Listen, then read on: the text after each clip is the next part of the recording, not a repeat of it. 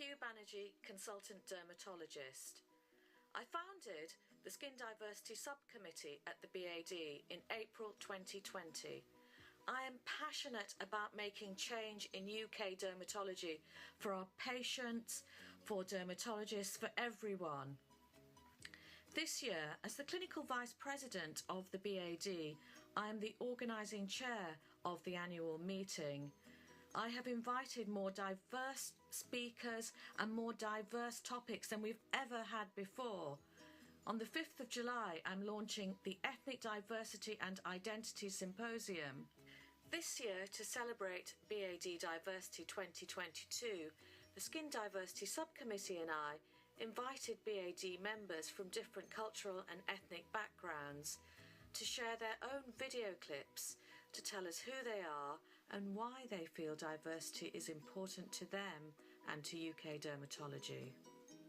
My name is Dr. Rosemary Akimisane and I'm a specialty doctor working in Basildon Hospital. I've been working in dermatology for 18 months and I'm excited to have joined this specialty at a time of innovation regarding skin of colour. This is important to me because as patients we strive to provide optimal patient care, and an integral part of this is having confidence in recognising and diagnosing skin conditions of all skin types.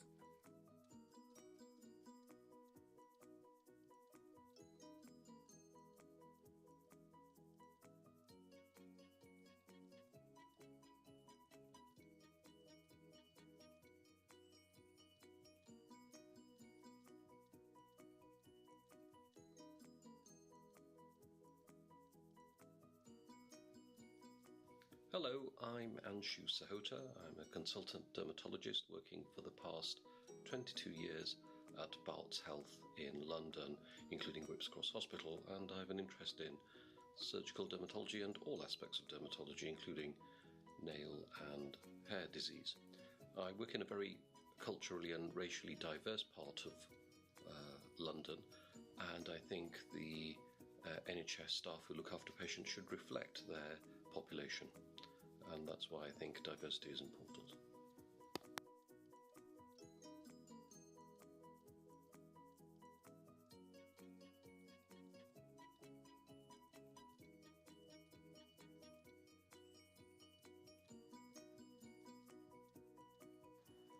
Hi, I am Archana Rao. I am a consultant dermatologist and I have trained and work in London. Previous to that, I have trained in dermatology in Mumbai. I think diversity is key to our society, as our strength lies in our differences, not our similarities.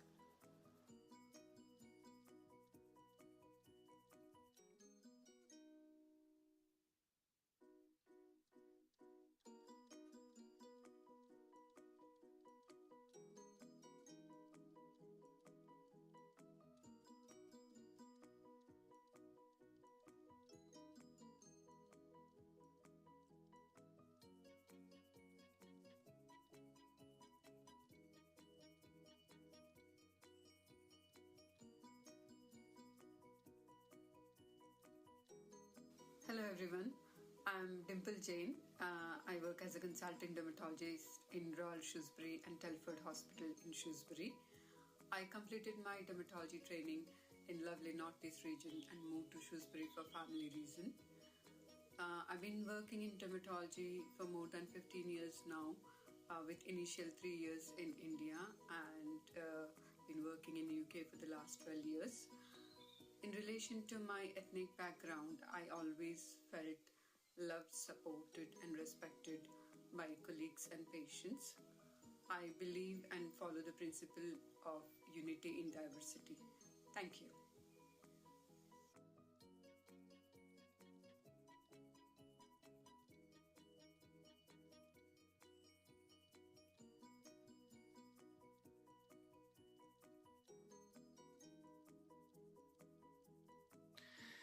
My name is Wal Hussain. I'm a consultant Mohs surgeon here in Leeds. I've been here for 11 years.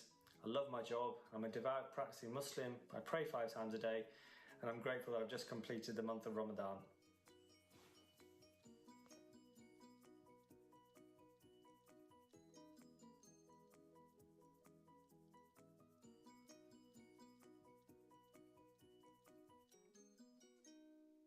Hi, I'm Dr. Marissa Taylor. I'm a consultant dermatologist in the Greater London area, and I look forward to seeing you at the BAD 2022 in Glasgow.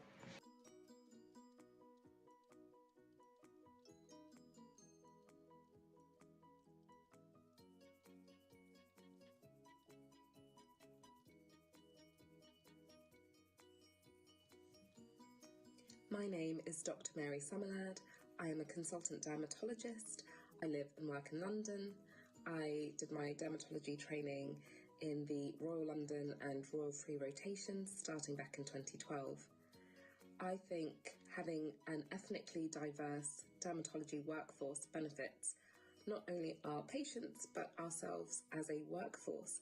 It helps us have diverse ideas and support innovation and improvement in services.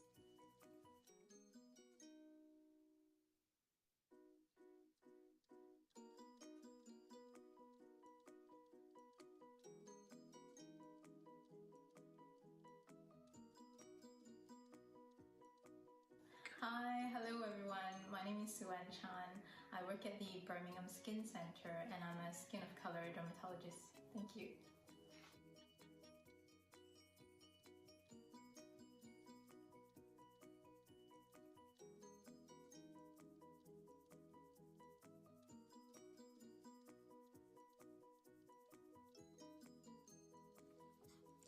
My name is Ure Eke and I'm a consultant dermatologist and Mohs micrographic surgeon working in the West Midlands area. I completed my dermatology training in 2013 and subsequently completed my fellowship in Mohs surgery in 2015. Diversity is a wonderful opportunity that can bring people of different backgrounds and cultures together to inform and enrich our practice, but not just in dermatology, but other aspects of life.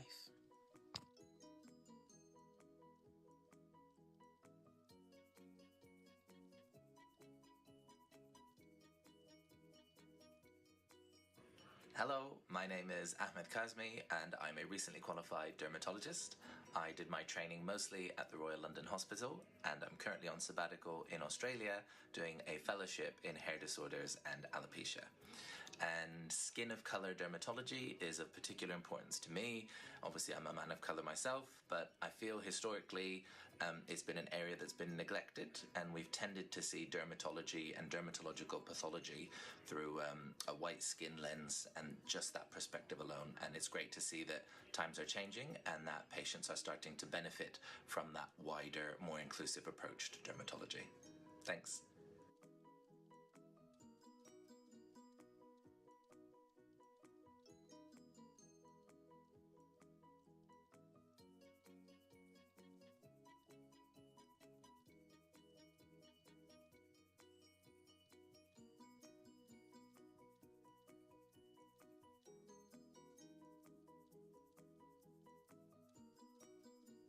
My name is Dr. Emma Amarful and I'm a dermatology registrar working in London.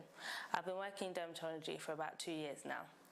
I believe we should all acknowledge and appreciate difference within society, especially within medicine. It's super important we all take steps to understand diversity and how it affects the world we live in.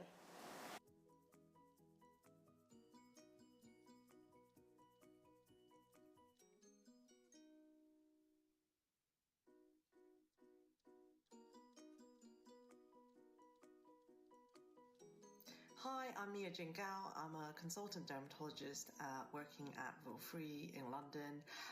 To me, diversity is about recognising everyone's different and the value those differences bring.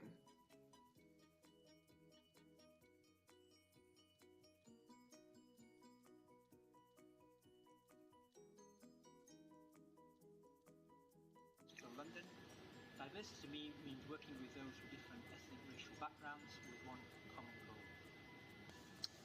Hi, my name's Dr. Manuel Lamptey. I've been a doctor for the last 5 years, but I've been working with the dermatology team at King's the past couple of months. Diversity to me means embracing different cultures. Hello, I'm Emilia Duarte Williamson, consultant dermatologist. I've been a dermatologist for more than 20 years and worked in many places around the country, but have been in King's for the last 3 years. As you can clearly see, the dermatology team at King's reflects the diversity of the population we serve, which is South London and even the London population. Thank you.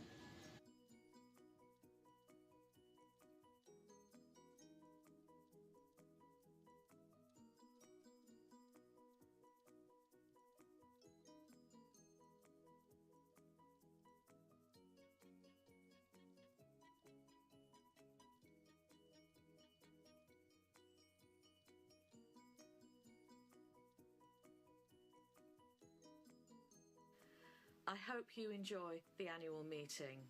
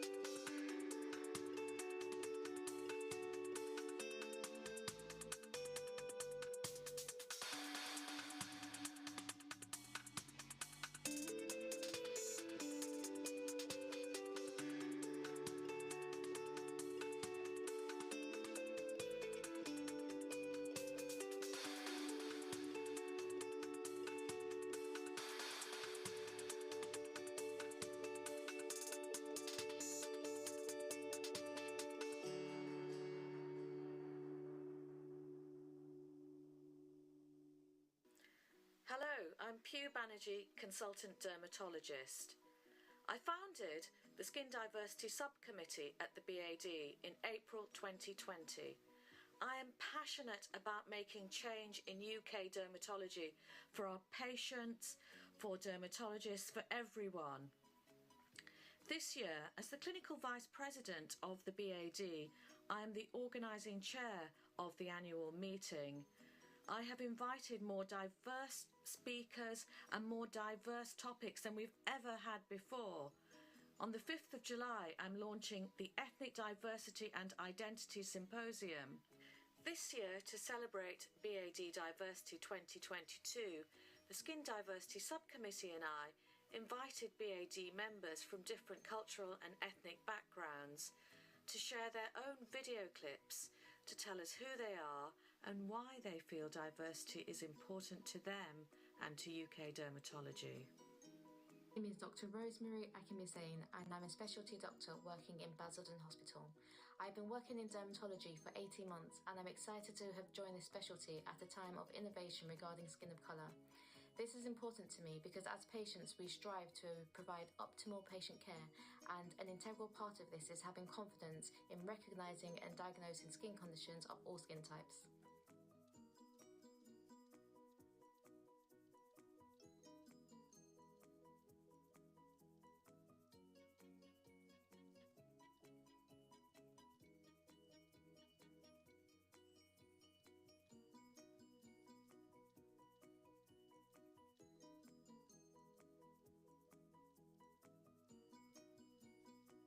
Hello, I'm Anshu Sahota. I'm a consultant dermatologist working for the past 22 years at Barts Health in London, including Whipps Cross Hospital, and I have an interest in surgical dermatology and all aspects of dermatology, including nail and hair disease. I work in a very culturally and racially diverse part of London, and I think the NHS staff who look after patients should reflect their population. And that's why I think diversity is important.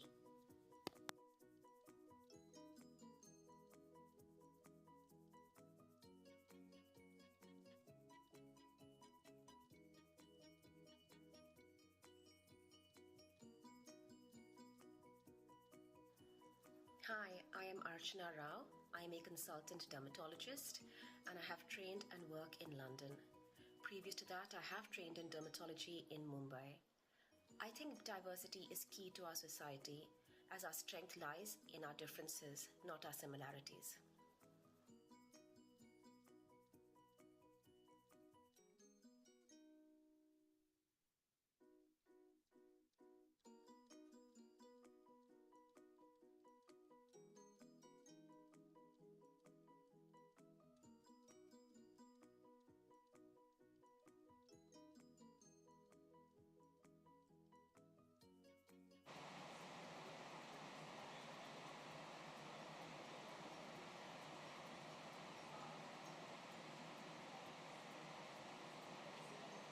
Hello everyone, I'm Dimple Jain.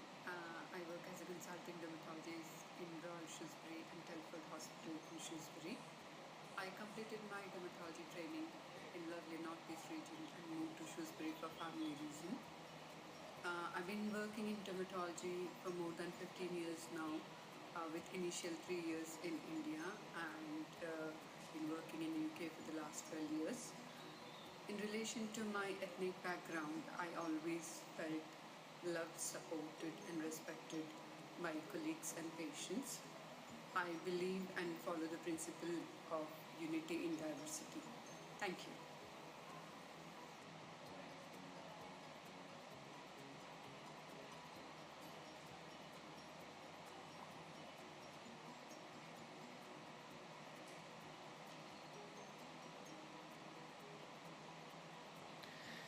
My name's Wal Hussain. I'm a consultant Mohs surgeon here in Leeds. I've been here for 11 years. I love my job. I'm a devout practicing Muslim. I pray 5 times a day, and I'm grateful that I've just completed the month of Ramadan.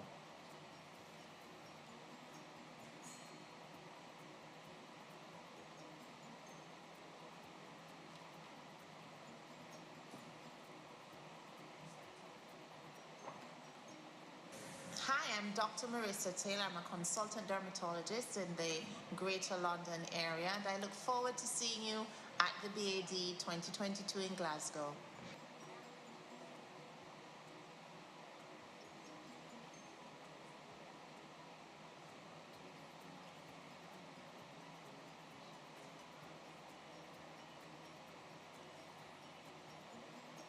My name is Dr. Mary Summerlad. I am a consultant dermatologist. I live and work in London. I did my dermatology training in the Royal London and Royal Free rotations starting back in 2012. I think having an ethnically diverse dermatology workforce benefits not only our patients but ourselves as a workforce.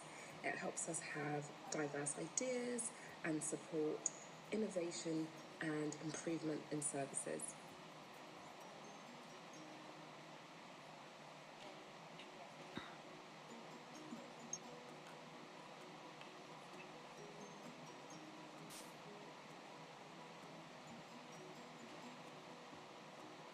Hi, hello everyone. My name is Suan Chan.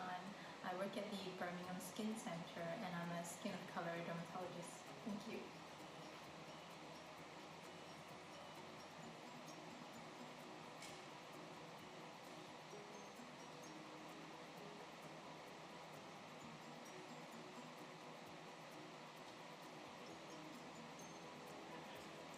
My name is Ure Eke, and I'm a consultant dermatologist, a Mohs micrographic surgeon working in the West Midlands area.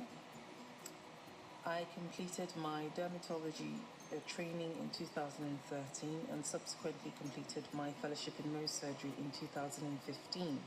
Hi, Olga, you okay? Diversity is a wonderful opportunity that can bring people of different backgrounds and cultures together to inform and enrich our practice, but not just in dermatology, but other aspects of life. Can you hear me, Olga?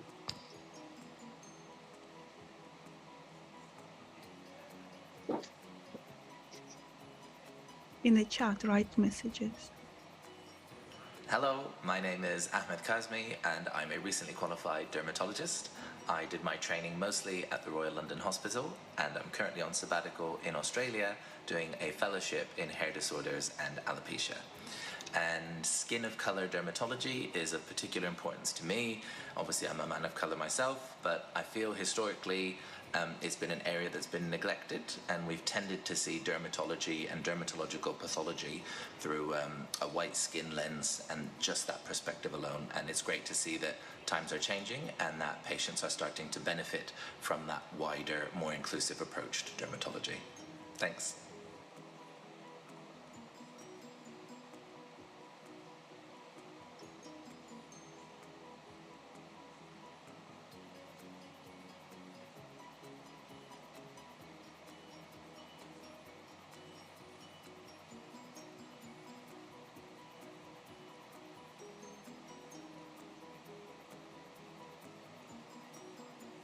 My name is Dr. Emma Amorfo, and I'm a dermatology registrar working in London. I've been working in dermatology for about 2 years now. I believe we should all acknowledge and appreciate difference within society, especially within medicine. It's super important we all take steps to understand diversity and how it affects the world we live in.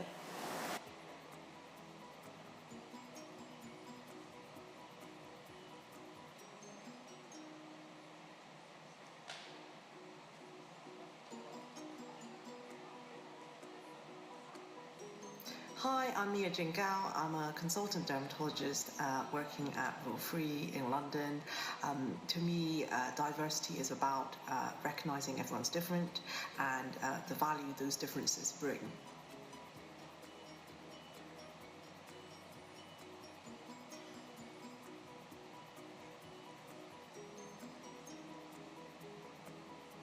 From London, diversity to me means working with those with different ethnic racial backgrounds with one common goal. Hi, my name's Dr. Manuel Ante. I've been a doctor for the last 5 years, but I've been working with the dermatology team at King's the past couple of months. Diversity to me means embracing different cultures. Hello, I'm Emilia Duarte Williamson, consultant dermatologist. I've been a dermatologist for more than 20 years and worked in many places around the country, but have been in King's for the last 3 years. As you can clearly see, the dermatology team at King's reflects the diversity of the population we serve, which is South London and even the London population. Thank you.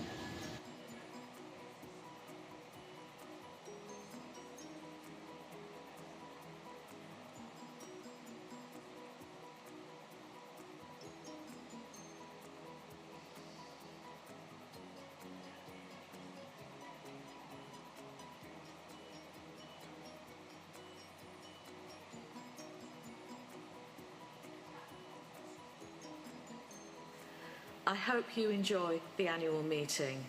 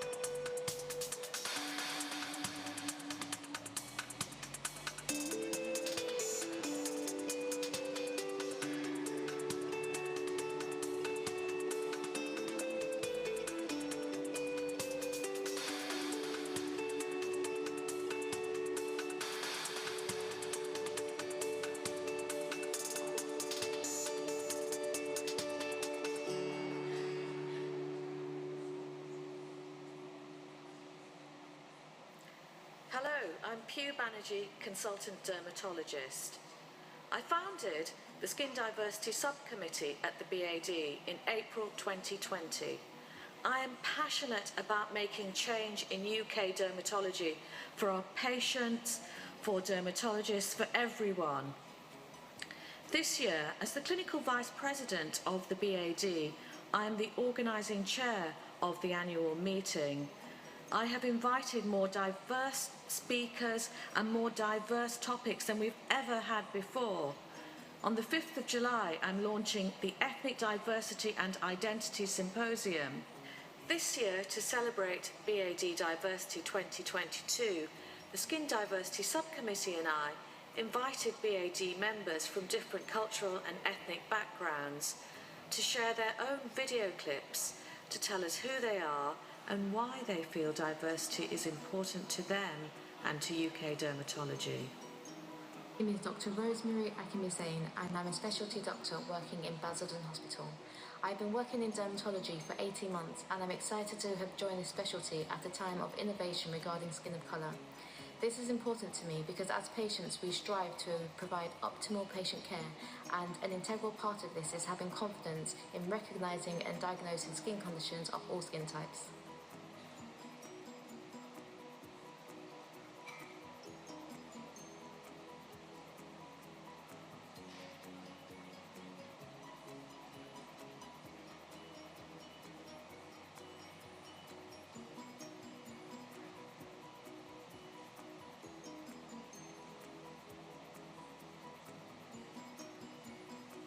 Hello, I'm Anshu Sahota. I'm a consultant dermatologist working for the past 22 years at Barts Health in London, including Whipps Cross Hospital, and I have an interest in surgical dermatology and all aspects of dermatology, including nail and hair disease. I work in a very culturally and racially diverse part of London, and I think the NHS staff who look after patients should reflect their population. And that's why I think diversity is important.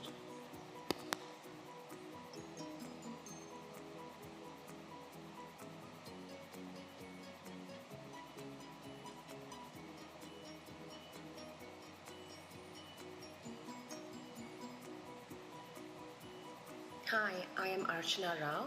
I am a consultant dermatologist and I have trained and work in London. Previous to that, I have trained in dermatology in Mumbai. I think diversity is key to our society, as our strength lies in our differences, not our similarities.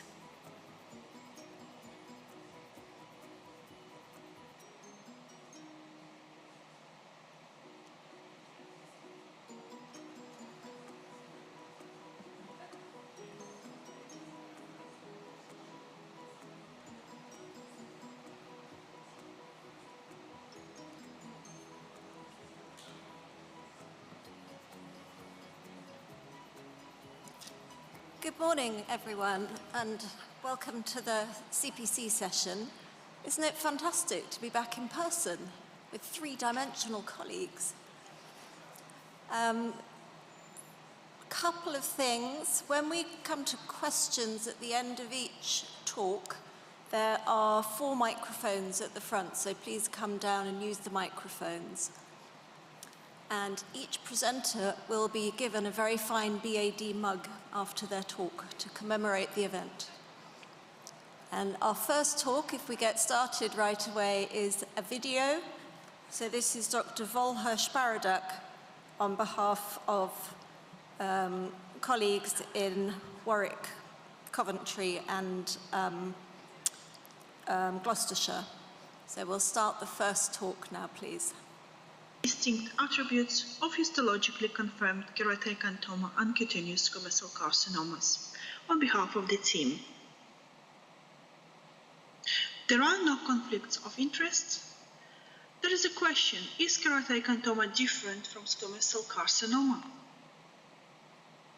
Surprisingly, few references to detailed and comparative clinical pathological aspects of keratoacanthoma and squamous cell carcinoma in the literature.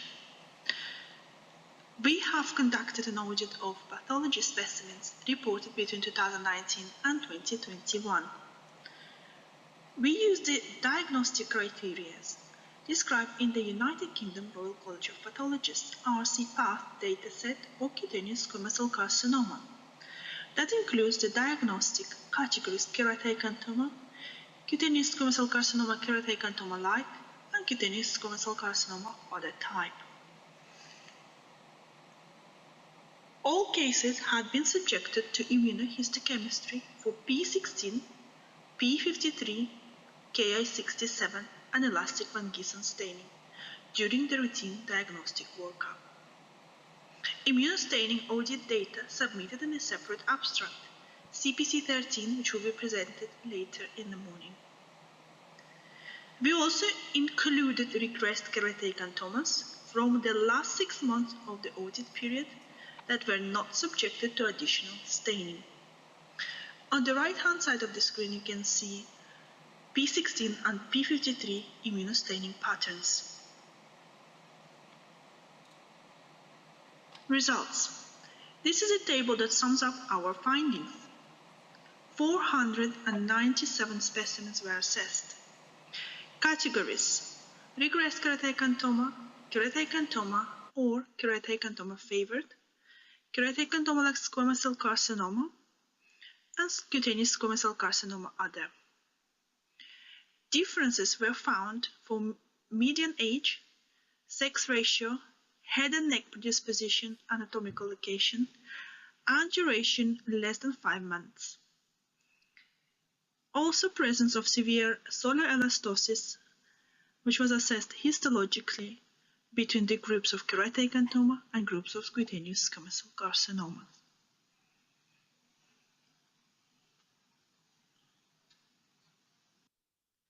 Squamous cell carcinomas were mainly found on the head and neck, 72 to 80%. Substantial male predominance. Slightly older age, median age of 82 years. Frequently associated with severe solar elastosis, 59 to 71%. Keratoacanthomas were mainly found on the limbs, some on the trunk, and uncommonly on the head and neck, only 11 to 20%. Slightly younger age group, median age was 76 years. Slight female predominance. Keratoacanthomas were rarely found on sun-damaged skin, 3 to 15%. Conclusions. Keratoacanthoma are clinico-pathologically distinct from squamous cell carcinoma, even when the latter are keratoacanthoma-like. Greater clinical care should be taken in the diagnosis of a suspected keratoacanthoma on severely sun-damaged skin. Surprisingly, few studies have documented similar findings. There are 2 photographs of a young man presented with a rapidly growing, smooth-surfaced nodule with keratotic center, typical for a keratoacanthoma on the nasal ala.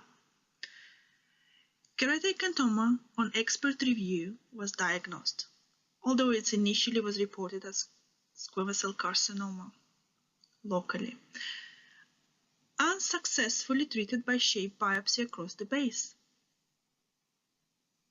Muir-Torre syndrome was suspected and subsequently confirmed, following the correct diagnosis of keratoacanthoma.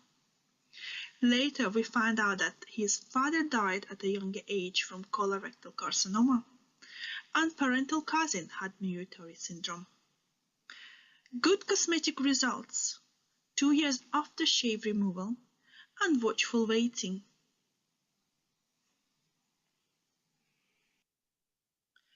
There are our references. Thank you very much for your attention.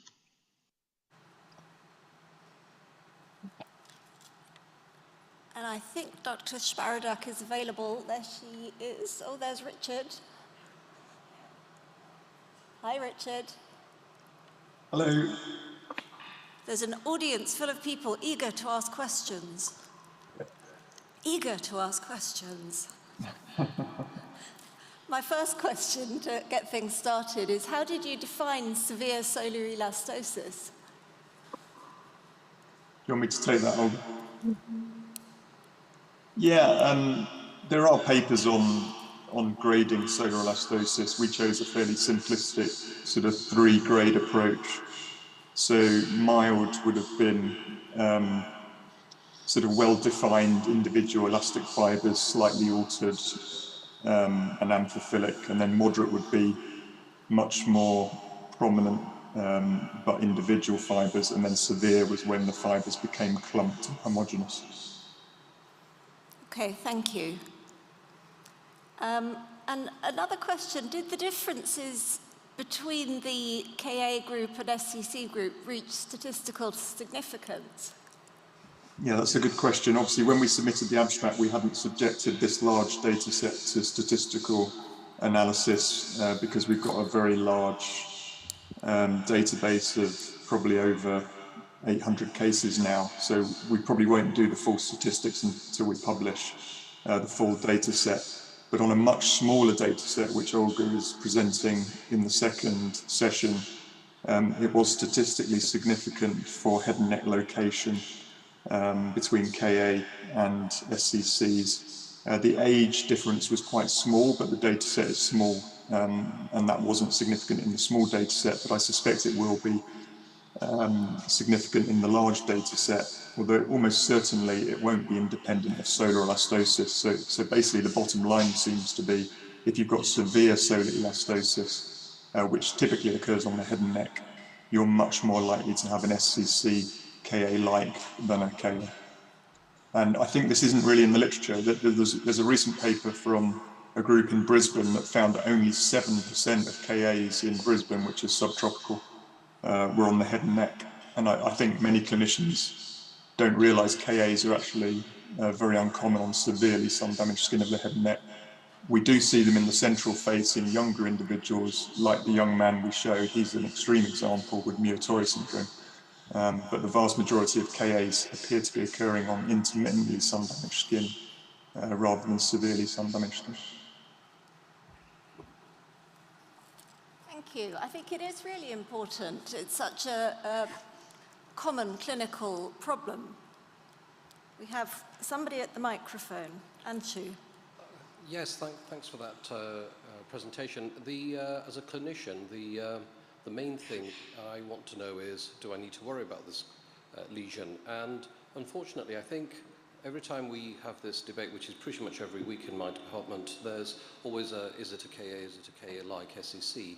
And because the default position is to remove it, because the consequences of not removing it are worse for SCC than KA, do you think this could actually help to avoid surgical excisions in patients? I mean, how does this translate to the clinic?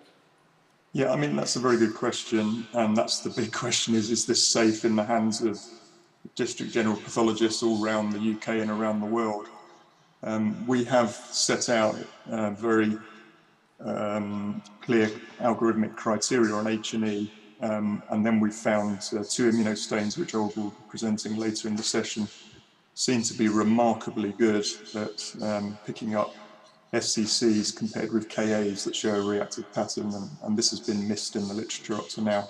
So I think the most crucial patient is the one with the KA on the central face with venous or perineural invasion, such as the young man shown in the last slide, and who we need to make a diagnosis of Muir-Torre syndrome. So those are really the critical patients. So if you've got a suspected KA on the central face and you think it may be a KA and not an SCC, I personally would suggest referring it to somebody like myself, an expert, who can make the diagnosis. If you're going to excise KAs in the early growing stage on the limbs or the trunk, it's not that big a deal. In Australia, they do a very deep curette on the vast majority, and most of that's done in general practice in Australia. So, we're lucky in Warwick to have mainly excision specimens, but we feel we've moved the diagnostic goalposts now to a much greater degree of confidence for those few patients with lesions at critical anatomic locations where you may want to adopt watchful waiting. But you will find that international experts throughout the world are not experienced in making the distinction between KA-like SCC and KA, so I would take a cautious approach and make sure you've got a pathologist that is up to speed with the new paradigm, which is the use of these immunostains. Thank you. Salim. Thanks, so Richard. Last question. This is Salim here. Just to go a bit more onto the clinical aspects. First question was about KA duration. What was the longest length of history that you felt was compatible with a KA? Because I think you touched on it can be quite varied, and it's not necessarily a short history. And the other question was, are there any other clinical characteristics that came on looking at those photographs that might suggest we have a KA rather than SCC? For example, the profile of the lesion. Any other clues for the clinician? 95% of the KAs grow quickly, Salim. So, and typically we see them excised between sort of 8 and 12 weeks. So if a lesion is longer than 12 weeks or 3 months, I'd be a bit nervous about it if it wasn't already clinically regressing, and I think that would be a concern. But obviously, I have reported KAs that have been there for more than 6 months and still have persistent proliferation. So I think there's a small group of tumours that may have partial mutations or mutations in other genes. Just like Spitz paradigm, there's going to be a spectrum of KA-like lesions that maybe have a wild type pattern for these two tumour suppressor genes, P16 and P53, but may have some other mutation. But obviously, if a lesion's continuing to grow at 6 months, we wouldn't be watching and waiting. We would be removing that lesion. And of course, you've got the potential occasionally for malignant transformation. So as you know, I always say this is something for experts and people that know all the caveats in the potential pitfalls. So we wouldn't just carry on watching a lesion beyond 3 months. Probably we'd want to remove it, particularly if it wasn't obviously regressing. Sorry, you were asking for clinical pointers. I think the very rapid growth is highly typical, sort of moderate to mildly sun-damaged skin, typically. And they don't tend to have a horn above the dome shape of the lesion, so that would be a bit of a, I mean, I've not got statistics on that, but I think that's quite uncommon. So we will look at all of our clinical images. We've probably got 300-400 in the database now with clinical images, so that will be one of the next stages to see if we can help clinicians even more with sort of nuances. But the bottom line for this talk is that KAs generally are uncommon on severely sun-damaged skin, so always be very cautious on severely sun-damaged skin. Great, thank you very much. So we'll see you two later, but move on now to case number 2, an unusual case of rash secondary to the COVID-19 vaccine. Dr. Celebi, on behalf of colleagues from Derby. Good morning. My name is Dr. Alex Gunn, and this is Dr. Perrin Celebi. I'm presenting a case on behalf of Dr. Ran Hawari and Dr. Tanya Blaika, unusual case of rash secondary to the COVID-19 vaccination. Here are conflicts of interest. Our case is a 50-year-old male Caucasian who presented with a widespread pruritic rash associated with fevers and rigors, and this was preceded by sore throat and myalgia 4 days earlier. Clinically, he had a widespread macular-papular rash associated with a fever of 38 degrees, as well as a tachycardia of 95 beats per minute. On closer inspection, the rash on the shins appeared petechial, and on the trunk, there were vesicular papular lesions circled here. On the face, there was a pustular eruption as well as central edema, and there was erosion on the lips as well as the genital area, not pictured here. A full blood count showed a raised white cell of 19, eosinophilia of 2.6, deranged kidney and liver function, ALT of 590, and deranged clotting. We stopped the potentially offending medications, so allopurinol and enalapril, although these were not new for him. A septic screen was negative, an acute liver screen and hepatology review did not find anything of significance. COVID-19 screen was negative, including lateral flow and PCR. And on further exploration of his vaccination status, he had had the Pfizer booster jab just 2 weeks prior to the onset of the rash. Interestingly, he had 2 doses of AstraZeneca vaccination previously with no complication. So here's everything on a timeline, and in the middle you can see he had the Pfizer vaccination in November of last year, and 2 weeks later developed sore throat and myalgia, followed by a morbilliform rash, followed by fevers, rigors, and ulceration of the mucosa. We favor the diagnosis of DRESS secondary to the Pfizer vaccination. We also consider differentials of SJS secondary to the vaccine or COVID-19 infection. We treated this with topical steroid as well as emollient, and he made a full recovery without requiring any systemic immunosuppression. On histopathology, there was evidence of basal vacuolization with a superficial dermal inflammatory infiltrate, and there was also mild perivascular inflammation with no evidence of spongiosis, hyperkeratosis, or fibrinoid change. On closer power, we can see that the inflammatory infiltrate was largely consisting of lymphocytes with scattered neutrophils, but no eosinophils and no apoptotic bodies or necrosis, making DRESS or SJS unlikely. This is a picture largely seen with viral exanthematous rashes. On immunohistochemical staining, it was evident that the predominant lymphocyte type was CD8 positive T cells. At time of preparing these slides, there was 2 similar documented cases in the literature. Case 1 was of a morbilliform rash 48 hours following Pfizer vaccination, which was treated with oral prednisolone.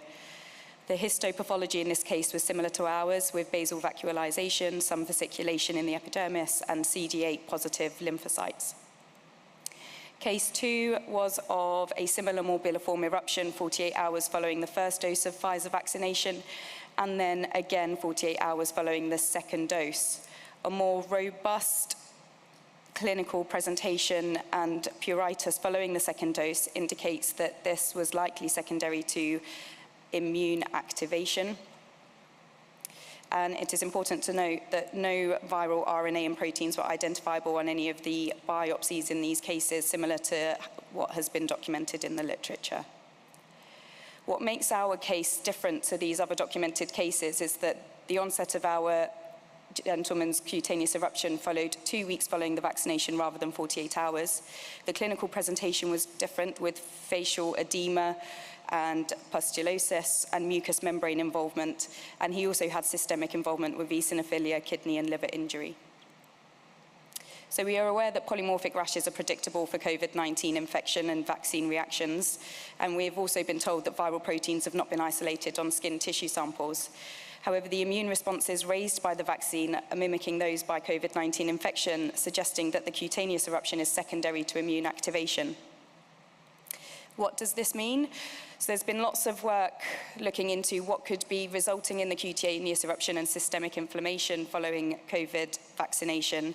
And there's been lots of theories proposed, but they essentially all end up in this cytokine storm where NF-kappa B is translocated to the nucleus, releasing a multitude of pro-inflammatory cytokines, bringing lots of thoughts to the future. So if our patients are getting morbilliform or other eruptions following the COVID vaccination, does this imply a protective immune response to COVID-19? And if so, should they be receiving the second dose of the vaccination, or would giving them a subsequent dose increase their risk of recurrence of cutaneous and systemic inflammatory disease? These are our references. We thank you for your attention and would welcome any thoughts and questions.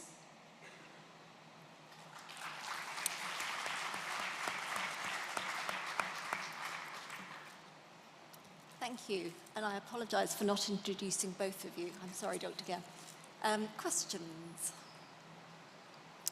First, I wondered if you'd tested for other viruses. No, so we had done a brief infective screen, and as part of the hepatology review with the deranged liver function test, they had done quite a substantive viral infective screen, which was all largely negative. Okay, thank you. Harry Monk. thank you very much, both of you, for a very interesting and important presentation.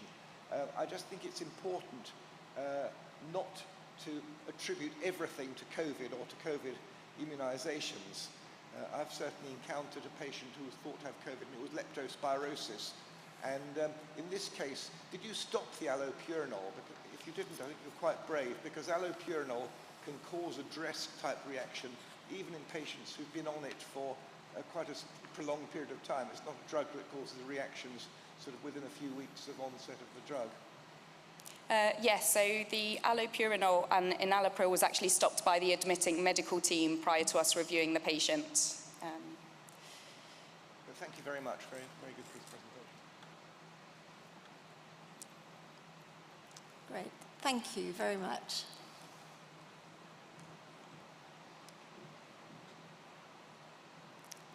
And our next case is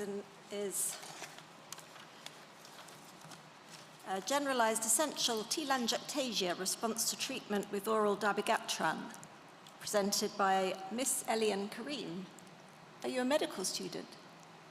Good morning. So I'm Dr. Anna Ascott. I'm an ST3 dermatology trainee in Sussex, and I'm presenting our case of generalized essential telangiectasia responding to oral dabigatran on behalf of Dr. Arjuda Woolens, and we have no conflicts of interest to disclose. So our patient is a 52-year-old Caucasian female. She presented in 2013 with mild asymptomatic telangiectasia to the dorsum of both feet and ankles. The rash was worse in winter than in summer, but she had no signs or symptoms of Raynaud's. She was systemically well, she had no medical history, and she had no family history of telangiectasia. Blood tests were entirely unremarkable, including inflammatory markers, an autoimmune screen, immunoglobulins, anticardiolipin antibodies. Biopsies from representative areas showed prominent telangiectasia, superficial dermal vessels, but there was no evidence of vasculitis. The deep dermis and the subcutis were normal. She represented in 2017 as the rash had progressed to her thighs and forearms. Blood tests were again unremarkable, and she was diagnosed with generalized essential telangiectasia. She had 5 cycles of intense pulse light to representative areas, but she found this very painful. It was only partially effective, and the area subsequently recurred. She represented again in 2021 as the rash had progressed to cover almost her entire body surface, but sparing her head and neck. Although the rash was asymptomatic, it was very distressing for her in its appearance and hugely affected her quality of life. Blood tests were again unremarkable, as was an ultrasound of the arterial and venous systems of the lower legs. Biopsies were similar to before. On the left, on H&E, you can see that there's some superficial, thin-walled, dilated vascular channels. And on the right, on PAS stain at higher power, you can see there's some subtle hyalinization, but this is not circumferential around the vessel, and therefore not consistent with cutaneous collagenous vasculopathy. So generalized essential telangiectasia and cutaneous collagenous vasculopathy are 2 clinical conditions that are clinically indistinct but are diagnosed on histopathology. We started our patient on doxycycline as there had been some case reports of this being effective, but she felt quite unwell with this, with recurrent thrush and nausea. She developed paroxysmal atrial fibrillation around this time and saw a cardiologist who started her on oral dabigatran, which is a direct-acting oral anticoagulant. Within a month, the telangiectasia began to fade, and you could see a few months down the line that it was quite a dramatic improvement. She had a cardiac ablation procedure, and her dabigatran was subsequently stopped. Within 2 to 3 months, the telangiectasia began to recur. For completeness, we performed a thrombophilia screen, and the results of this were non-specific, and our hematologists felt not clinically significant, but we are repeating this. Generalized essential telangiectasia is a rare idiopathic disorder. It usually presents in the 4th decade of life, usually affecting Caucasians and females. It normally starts in the distal lower limbs before progressing to the trunk and the upper limbs. It doesn't affect mucosal surfaces. and we don't understand the etiology or the pathophysiology. There are very few treatment options. Vascular laser therapy is treatment of choice. However, this can be costly, painful, and variably effective. There are case reports of treatment with oral doxycycline. However, this is not effective for our patient. Our patient is keen to restart dabigatran, and we've agreed to recommence this for her. To summarize, to the best of our knowledge, there's not been any reported cases of treatment of either generalized essential telangiectasia or cutaneous collagenous vasculopathy with anticoagulation. And given our patient's striking and rapid response to oral dabigatran, this could be a novel treatment option for this distressing disease. Thank you. Any comments would be greatly welcome.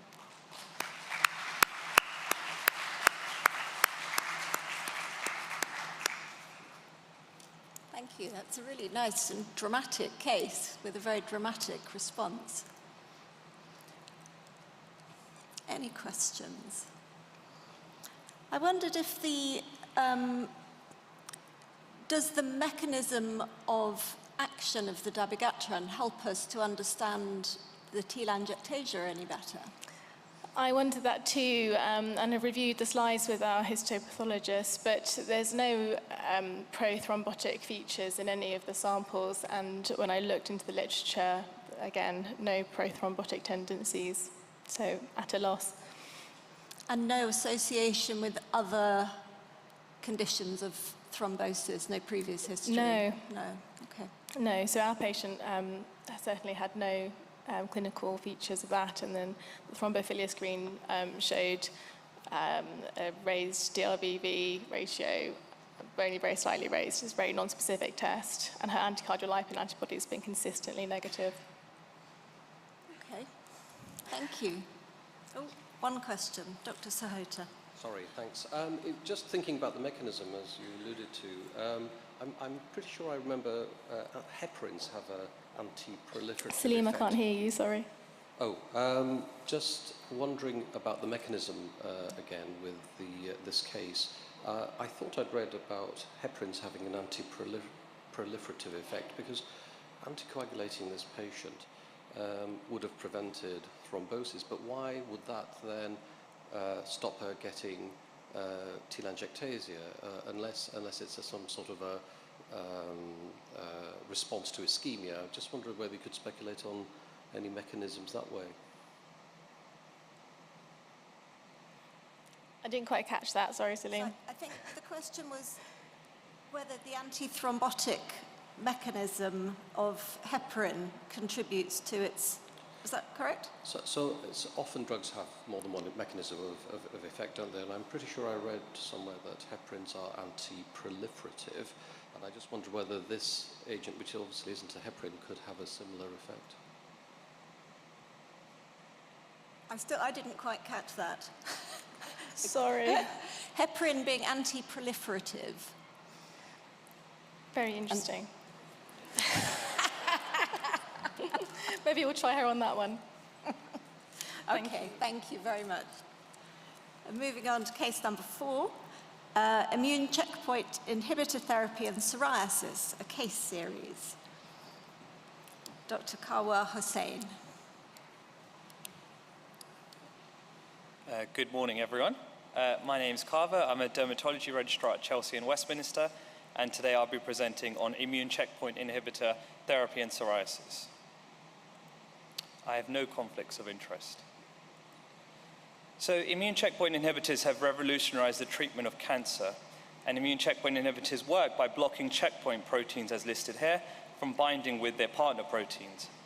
This prevents the off signal from being sent and allowing T cells to kill cancer cells.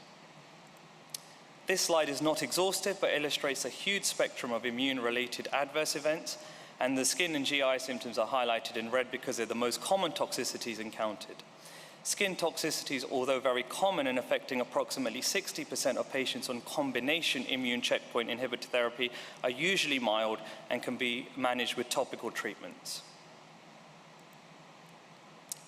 Immune checkpoint-related cutaneous events can occur in various phenotypes, as represented here in this table. The literature reports that psoriasiform rashes tend to occur within 3 weeks of commencing immunotherapy, and immune checkpoint inhibitor-induced psoriasis is a relatively rare immune event. This slide highlights the common terminology criteria used for adverse events used in oncology to grade skin reactions with increasing body surface area involvement and symptomatology with a higher grade of reaction. And I will now present our case series. So we had 6 cases, 3 female and 3 male, of checkpoint inhibitor-related psoriasis, which were identified retrospectively over a 3-year period between 2018 and 2021.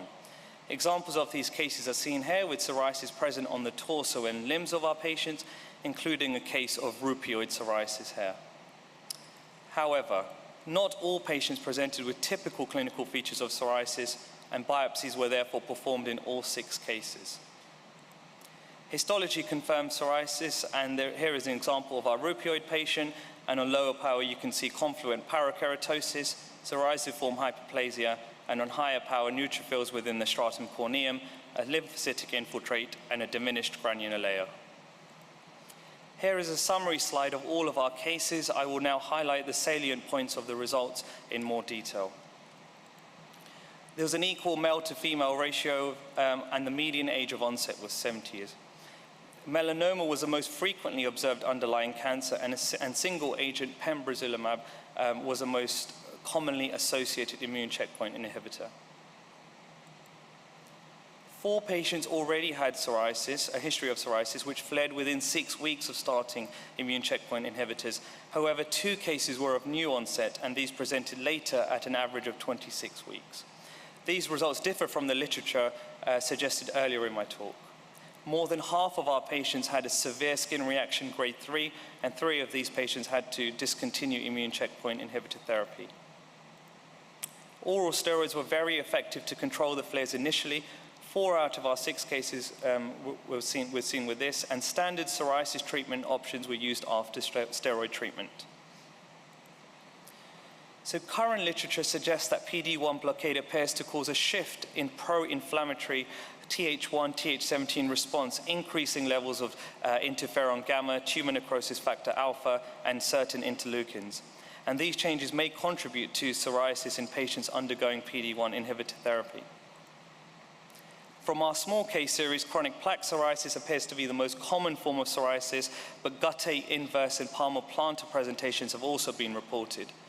50% of our cases had to discontinue immune checkpoint inhibitor therapy, and flares of psoriasis appear to be more common and appear earlier in those who have a history of psoriasis.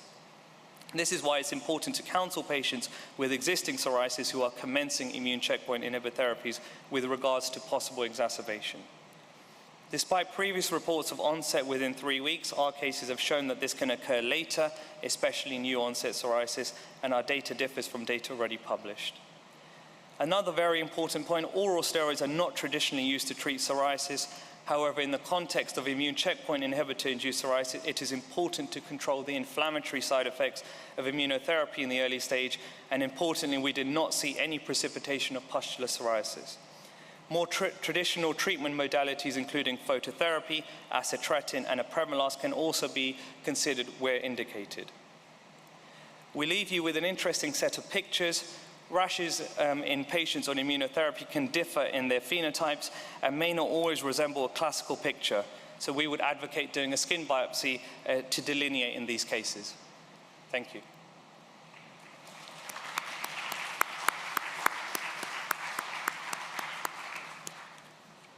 Thank you. Really nice presentation. How did they come to be given steroids? So they were initially seen on oncology and then referred to dermatology when we made the diagnosis, and they weren't responsive to topical treatments at the time. And that's one of the when we see the immune-related events, we know that steroids are very effective, especially in the early phase. Quite a brave decision to give steroids to somebody with psoriasis, but clearly effective in this case. Yes, and this is one of the points we wanted to highlight, was especially in the early phase, it is important to get on top of the inflammatory effects from the immunotherapy, and then more traditional treatments would work for psoriasis. Thank you. Claire Fuller. London. Sorry, Carver, I should have asked you this previously, but how in your experience, it was a brilliant case series, and thank you. In our experience, or your experience, how long does it take to get better once you stop the checkpoint inhibitors? So it's a very good question. It's very variable, and we can see patients who have very resistant dermatoses, especially on the lower limbs, which we see quite commonly. So it can take months to fully resolve. And given that the itch is one of the most severe symptoms, do you find that you have to give steroids, bearing in mind that obviously it's controversial in psoriasis, for longer than you would really wish to? Or do you just introduce the other agents? So I think it's very much dependent on each patient, but we do tend to try and wean off as soon as we can, as soon as we do see a response. And we use roughly between 0.5 milligram to 1 milligram per kilogram. And Jana, last question. I was going to ask about the whether you notice any eosinophilia with any of your cases, given it was a drug-induced pattern, and also whether there's scope to reduce the dose of the checkpoint inhibitors in these patients. Sorry, I didn't hear that. Whether you can reduce the dose of the checkpoint inhibitors to get through the eruption, and whether there's any eosinophilia in the cases that you demonstrated. So we had no eosinophilia in our cases. I'm not sure about the dosage of the checkpoint inhibitors themselves. I'd probably have to check with an oncologist. Louise is coming. To the rescue. Glad I got my trainers on. Basically, you interrupt rather than reduce the dose, because you can't reduce the dose of the checkpoint inhibitors because they're a standard dose. So that's what we did we do in a lot of patients actually with these more severe skin toxicities. Interrupt and then get them under control and then try and reintroduce. Great. Thank you very much. Excellent case. Thanks. Thank you. So taking us on to our next case, plasma cell mucositis, presented by Dr. Gregory on behalf of colleagues in Liverpool.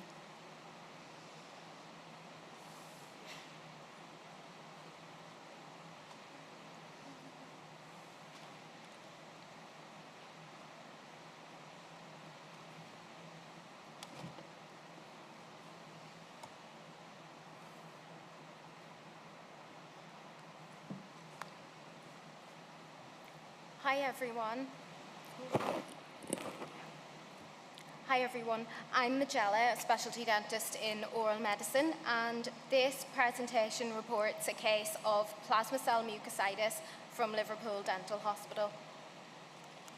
I do not have any conflicts of interest to declare. So a 40-year-old man was referred to the oral medicine department regarding a burning mouth. He had recently been diagnosed with subcorneal pustular dermatosis and had developed significant cervical lymphadenopathy, which was under investigation by haematology and oral and maxillofacial surgery. The patient reported a 10-month history of burning sensation in his mouth, in addition to oral ulceration. Upon examination, there was widespread cervical lymphadenopathy. Oedema of the bilateral buccal mucosa was evident, with fissuring of the posterior right buccal mucosa and tongue. There were signs of healing oral ulceration and mild desquamative gingivitis, in addition to slight lip swelling. On the basis of clinical examination, the differential diagnosis at this stage included orofacial granulomatous and plasma cell mucositis. A number of special investigations were performed. Biopsies of the right tongue and right buccal mucosa showed active mucositis. Subsequent biopsy of a nodular lesion, which the patient then developed on his right tongue, as seen in the photograph, showed appearances consistent with plasma cell mucositis. Histopathology. Low magnification shows hyperplastic epithelium with spongiosis, elongated retiridges, and parakeratosis. The subepithelial layer contains a dense mixed inflammatory infiltrate. High magnification of the inflammatory infiltrate shows a predominance of plasma cells with scattered lymphocytes and eosinophils. An excisional biopsy of a left level 3 neck node was originally reported as in keeping with lymphoma, but subsequently re-reported as reactive. A subsequent excisional biopsy of another lymph node from the right neck also showed non-specific reactive changes, and lymphoma screening investigations were reported as normal. Relevant findings from blood tests revealed positive hepatitis B core antibody, raised IgG, but normal serum IgG4 levels. The patient later reported swallowing issues and nasal crusting of blood was noted. ENT confirmed inflammation of the pharyngeal and nasal mucosa. The oral lesions were initially treated with topical benzodiazepine, triamcinolone and nystatin. A reducing course of oral prednisolone failed to confer much benefit, but a subsequent course resulted in a marked improvement with consideration of systemic medication currently deferred, and the patient remains under review. Most recently, the patient no longer requires the triamcinolone mouthwash and is using Flixinase mouthwash up to 3 times daily when required, with benzodiazepine as needed. So a bit about plasma cell mucositis. It is a rare, benign plasma cell proliferative disorder of the mucous membranes and is of unknown etiology. It can affect the esophagus, nasopharynx, oropharynx, hypopharynx, larynx and nasal mucosa, as well as the oral cavity. It is usually chronic, and symptoms can include persistent hoarseness, sore throat, dysphagia and chronic cough, in addition to oral pain. Clinical appearance can be very varied and may include florid erythematous mucosa, often with nodular or cobblestone surface changes. Papillomatous velvety or granular changes may also be present, and erythema and swelling of the attached gingiva can also occur. Management of plasma cell mucositis is without consensus, with many cases resistant to treatment. Usually aimed at achieving symptomatic relief, management can range from topical and systemic steroids to immunosuppressants, including methotrexate and mycophenolate mofetil, amongst others. Dapsone may also be considered. In the instance of this presented case, immunosuppressant treatment, if indicated, will require antiviral therapy with guidance from infectious diseases. Surgical intervention is occasionally indicated to treat associated complications of plasma cell mucositis, such as tracheal strictures. So this case reports the wide range of clinical presentations of plasma cell mucositis and illustrates the diagnostic and management challenges requiring multidisciplinary input across many specialties. Thank you.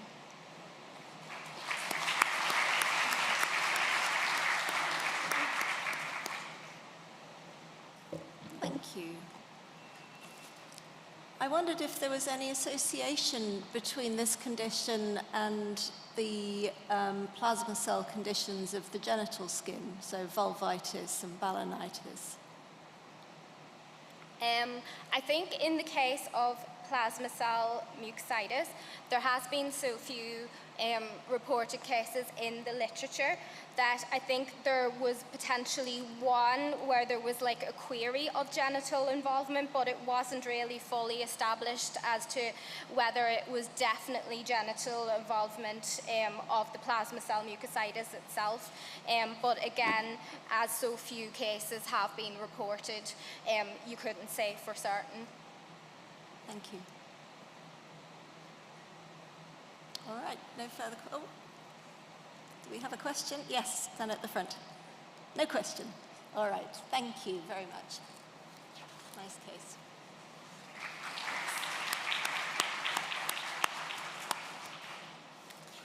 So moving on, our next presentation is one of cutaneous metastases from triple-negative lobular breast cancer in the contralateral breast. Dr. Lisa O'Higgins.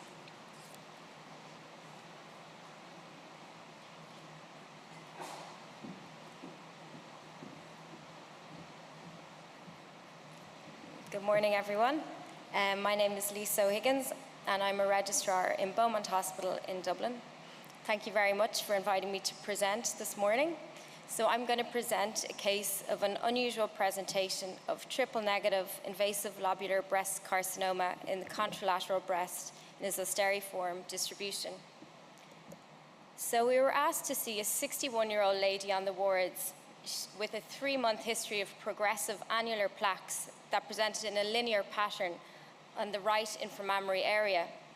So she said they started as a small number of lesions which enlarged and then coalesced. She said they were generally asymptomatic. She reported occasional mild discomfort, but otherwise they did not bother her. We were asked by her oncology team to see her, and they raised a query of herpes zoster. So of note, she had a background history of triple-negative invasive lobular breast cancer on the left breast. This was treated in 2012 with completion mastectomy, axillary node clearance, and chemotherapy and radiation therapy. Unfortunately, she subsequently developed bony metastases requiring further radiation in 2018 and 2020. Of July of last year, she had a mammogram, and this was normal. It showed her left mastectomy, but normal breast tissue in the right breast. However, 4 months later, she was admitted and a diagnosis of brain metastases was made, and we were asked to see her with regard to these lesions. So on examination, this is what we saw. We saw multiple erythematous annular plaques in a zosteriform distribution underneath the right breast. They had a central yellowish hue, and they were firm to palpation. There was nil else of note on full skin examination.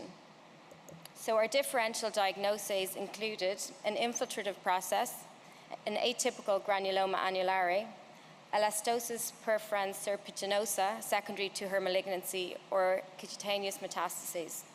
So we took a 4mm punch biopsy of the lesion, and histology showed a normal epidermis, but sheets, rows and small nests of cells with eccentrically placed, sorry, the arrows aren't working there, nuclei with some perineural infiltrate, but no significant pleomorphism. So an immunohistochemistry staining was performed, and a GATA3 stain was used, which is sensitive and specific for breast carcinoma and urothelial carcinoma. And this stained positive in the tissue sample. E-cadherin was negative, which is indicative of an invasive lobular carcinoma as opposed to an infiltrating ductal carcinoma. Estrogen receptor, progesterone receptor, and HER2 receptors were all negative, so this fits with the diagnosis of triple-negative invasive lobular carcinoma. So cutaneous metastases has a frequency of 1 to 10% amongst all metastatic disease. However, breast cancer is the most common malignancy to metastasize to skin, and it comprises 30% of all skin metastases. However, where our case is different is that the majority of breast cancers that metastasize to skin are infiltrating ductal carcinoma, making up 70%, and lobular carcinoma accounting for approximately 15%. And also the most common location of cutaneous metastases is the ipsilateral side to the primary disease. As well as that, the most common features are papules and nodules, accounting for approximately 80% of cutaneous metastases from breast cancer origin. Telangiectatic carcinoma accounts for approximately 11.2%, erysipeloid carcinoma for approximately 3%, oncoresk carcinoma for 3%, alopecia neoplastic for 2%, and zosteriform pattern for less than 1%. So in terms of learning points, this is a rare presentation of cutaneous metastases of a triple-negative lobular carcinoma of breast cancer origin in a zosteriform distribution on the contralateral side to the primary disease. It demonstrates the varied clinical manifestations of cutaneous metastases, and it highlights the importance for dermatologists to consider cutaneous metastases where there is any atypical lesion and a high suspicion for a malignancy or a background history of malignancy. Many thanks for your attention.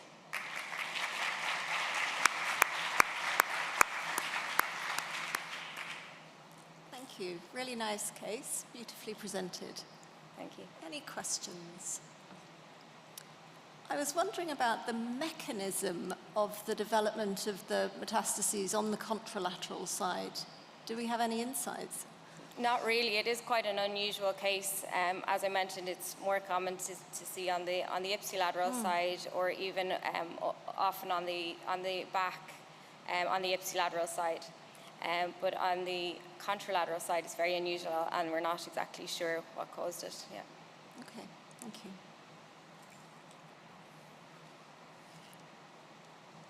Okay. Great. We'll move on. Thank you very much.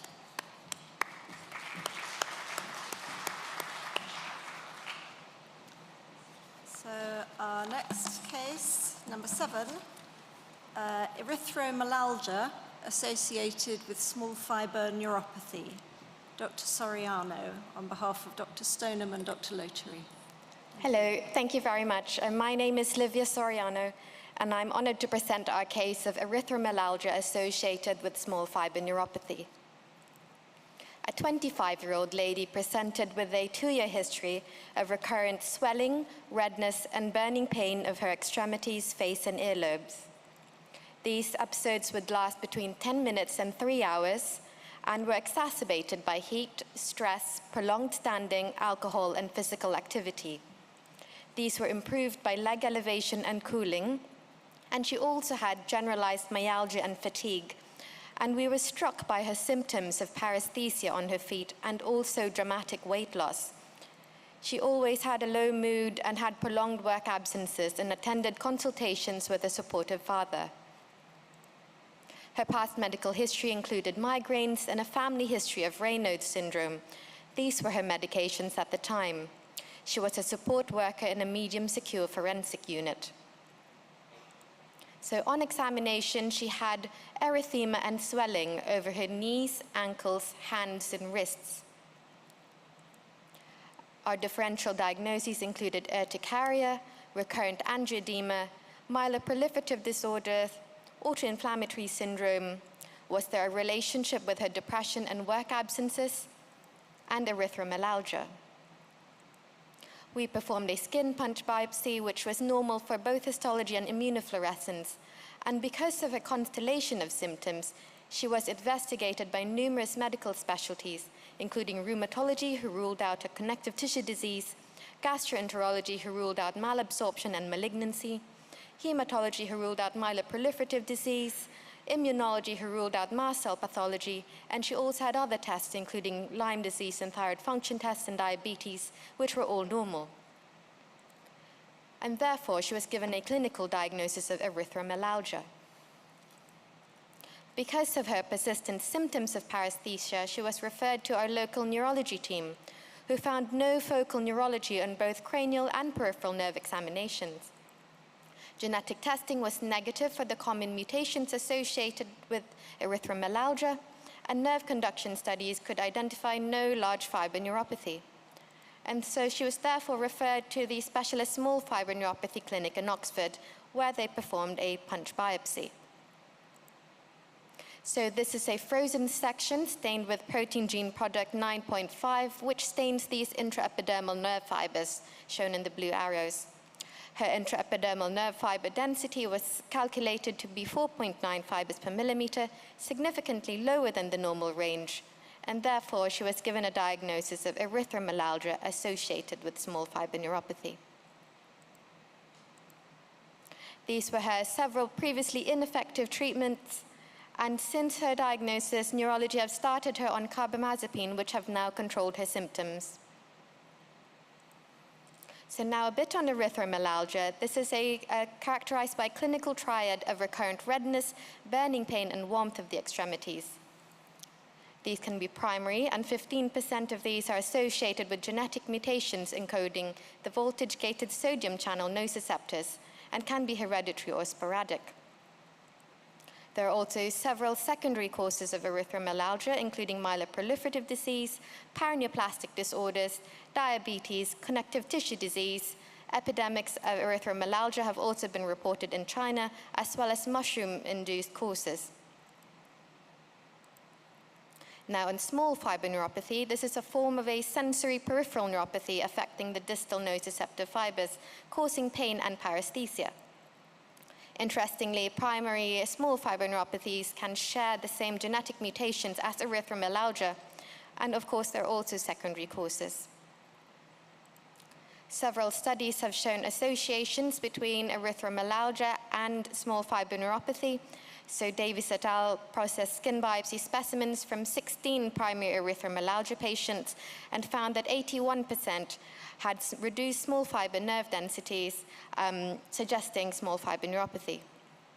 And a more recent study on 33 erythromelalgia patients found small fiber neuropathies in 70% and large fiber neuropathies in 30%. So our case illustrates the important role of the dermatologist in the clinical diagnosis of erythromelalgia and the importance of investigating both for primary and secondary causes, and perhaps consider referring to our neurology teams if there are significant symptoms of paresthesia. And with the right diagnosis and the right treatment, our patient is now back to work and able to lead a normal life. Thank you for your kind attention.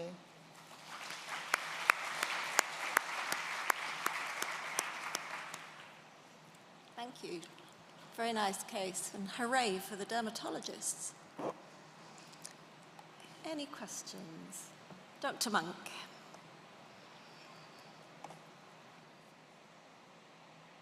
A strikingly similar case, almost identical, was presented at the RSM recently. I think it may have been the same patient. I'm not sure people there were convinced that there was erythromelalgia, although we're very pleased to hear that she's all getting better with the diagnosis of the sensory neuropathy. I'm not sure if anyone else here was present at the RSM who might remember the discussion better. Yes, this was the same case. Weren't convinced it was erythromelalgia, I don't think. Can you repeat that, please? I'm not sure that the audience was convinced that there was erythromelalgia. There was that clear evidence of the sensory neuropathy. But although I don't think purely a sensory, just as having a sensory neuropathy would give you the redness and the swelling. You would have the pain, but I'm not so sure whether the redness and the swelling would be usual symptoms. Is the audience convinced? Do we think this is erythromelalgia? I think I'm convinced. Yeah. Sorry? It's very hard to hear with the fans, I agree. Just one question. Did you ever find a cause for her dramatic weight loss? No, is the answer. We couldn't identify it, but she was still within, so she was overweight, obese, so she's now within a normal weight, and she has been in touch with the dietitians to help. Okay, thank you. We had a case of primary erythromelalgia in a family that we presented from St George's with Professor Mortimer, and these families would always come in the height of winter in flip-flops because of the pain and the redness, and that's often a diagnostic clue when you walk them into the outpatients into your clinic room. And this patient had confirmed SCN9A gene mutation and responded to gabapentin and carbamazepine. So I agree. I think this is a atypical form of erythromelalgia with a small fiber neuropathy. And I think it's good that you've persevered in finding this. Thank you. Thank you. I think it's important that, so about 15% of primary erythromelalgia has a known genetic mutation. So perhaps, and there are sporadic cases as well. And usually inherited erythromelalgia is autosomal dominant. So it's not to say, maybe when technology gets better in the future, maybe we would be able to find more genetic mutations or alterations in association. Sorry, quick question. Sorry. From your literature review that you have done, how frequent have you passed through facial erythromelalgia? So the mostly limbs. Lovely. Thank you. Thank you very much.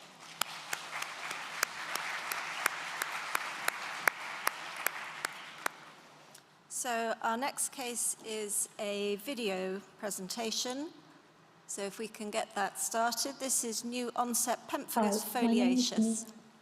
I'm a specialty doctor in dermatology, and today I present a case of pemphigus foliaceus following COVID-19 vaccination on behalf of my colleagues in the dermatology department and histopathology department of Nottingham University Hospital's NHS Trust. There are no funding sources and no conflict of interest to declare. The patient in this case was a 62-year-old lady with no previous history of a skin disease. She had developed an erythematous itchy rash on her chest, back, scalp since early March 2021. This has then significantly worsened, affecting all over her body in mid-May 2021. She didn't have any systemic symptoms. There was no past medical history, drug history, or family history of note. Physical examination in June 2021 showed an extensive scaly scalp. She had erosive annular erythematous plaques on her face, similar erosive annular erythematous plaques on her trunk and limbs. She had a large confluent erosive annular plaque on her back. No mucosal involvement was present. At this point, the clinical differential diagnosis included pemphigus vulgaris and foliaceus, cutaneous lupus erythematosus, impetigo, 4S, herpes simplex, dermatophytes, or psoriasis. A set of investigations were started for her, including a skin biopsy. This showed subcorneal acantholysis and blister filled with neutrophils. The epidermis was infiltrated by a large number of neutrophils. The IMAP staining showed intercellular IgG in the epidermis in a chicken wire-like pattern. And based on the clinical and histopathological findings, the diagnosis was confirmed as new-onset pemphigus foliaceus. But what was the trigger for pemphigus in a healthy middle-aged lady with no previous background of skin or autoimmune disorders? On further questioning, she reported that she had received the first dose of AstraZeneca vaccination on 26th of February 2021. The rash had started early March 2021, within a few weeks. She had received the second dose of AstraZeneca vaccination on 14th of May 2021. The rash had significantly worsened in mid-May 2021, within a couple of days. Pemphigus foliaceus is a life-threatening blistering disorder caused by autoantibodies against desmoglein 1. It causes cutaneous involvement only with subcorneal acantholytic blisters. The triggers for pemphigus foliaceus could be any agents which induces T helper 2 immune response, effector B cell promotion, dysfunction of regulatory response, or induction of acantholysis. Therefore, any drugs, disease, vaccines, nutrients, pregnancy, stress, or environmental factors could be triggers. AstraZeneca COVID-19 vaccination is an adenovirus vaccine which generates antibody and cellular immune response against the spike glycoproteins of COVID-19 virus. But what are the mechanisms for AstraZeneca vaccine-induced pemphigus foliaceus? The main proposed mechanism is that a hyperimmune reaction in genetically predisposed individuals with eventual formation of antidesmoglein antibodies might cause pemphigus foliaceus. However, an alternative hypothesis is that vaccine components could act as foreign antigens, resulting in a cross-reaction with pemphigus antigens. In this table, you can see the cases of pemphigus vulgaris and pemphigus foliaceus started following different types of COVID-19 vaccines reported over the past 2 years. In conclusion, the close association of COVID-19 vaccination with the acute onset of pemphigus in our patients, as well as the exacerbation following subsequent administration of the vaccine, is more than a coincidence. This is supported by a probability score of 8. And although a direct pathological link between the COVID-19 vaccines and the onset of pemphigus is not yet identified, continued observation and documentation of true adverse events of the vaccination is essential. Thank you for listening. I'm happy to take any questions or comments.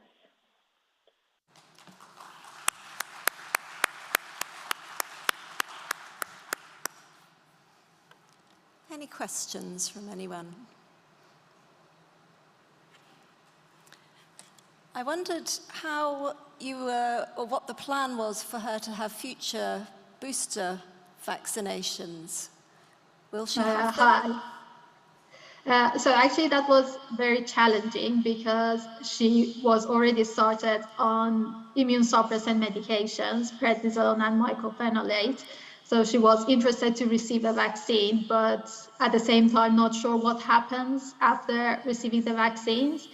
And therefore she hasn't received any further doses, and she's just waiting for more research and the answer to this question whether it's safe for her to receive a further dose of vaccine or possibly another type of vaccines, for instance Pfizer, Moderna, or any other type of the vaccine.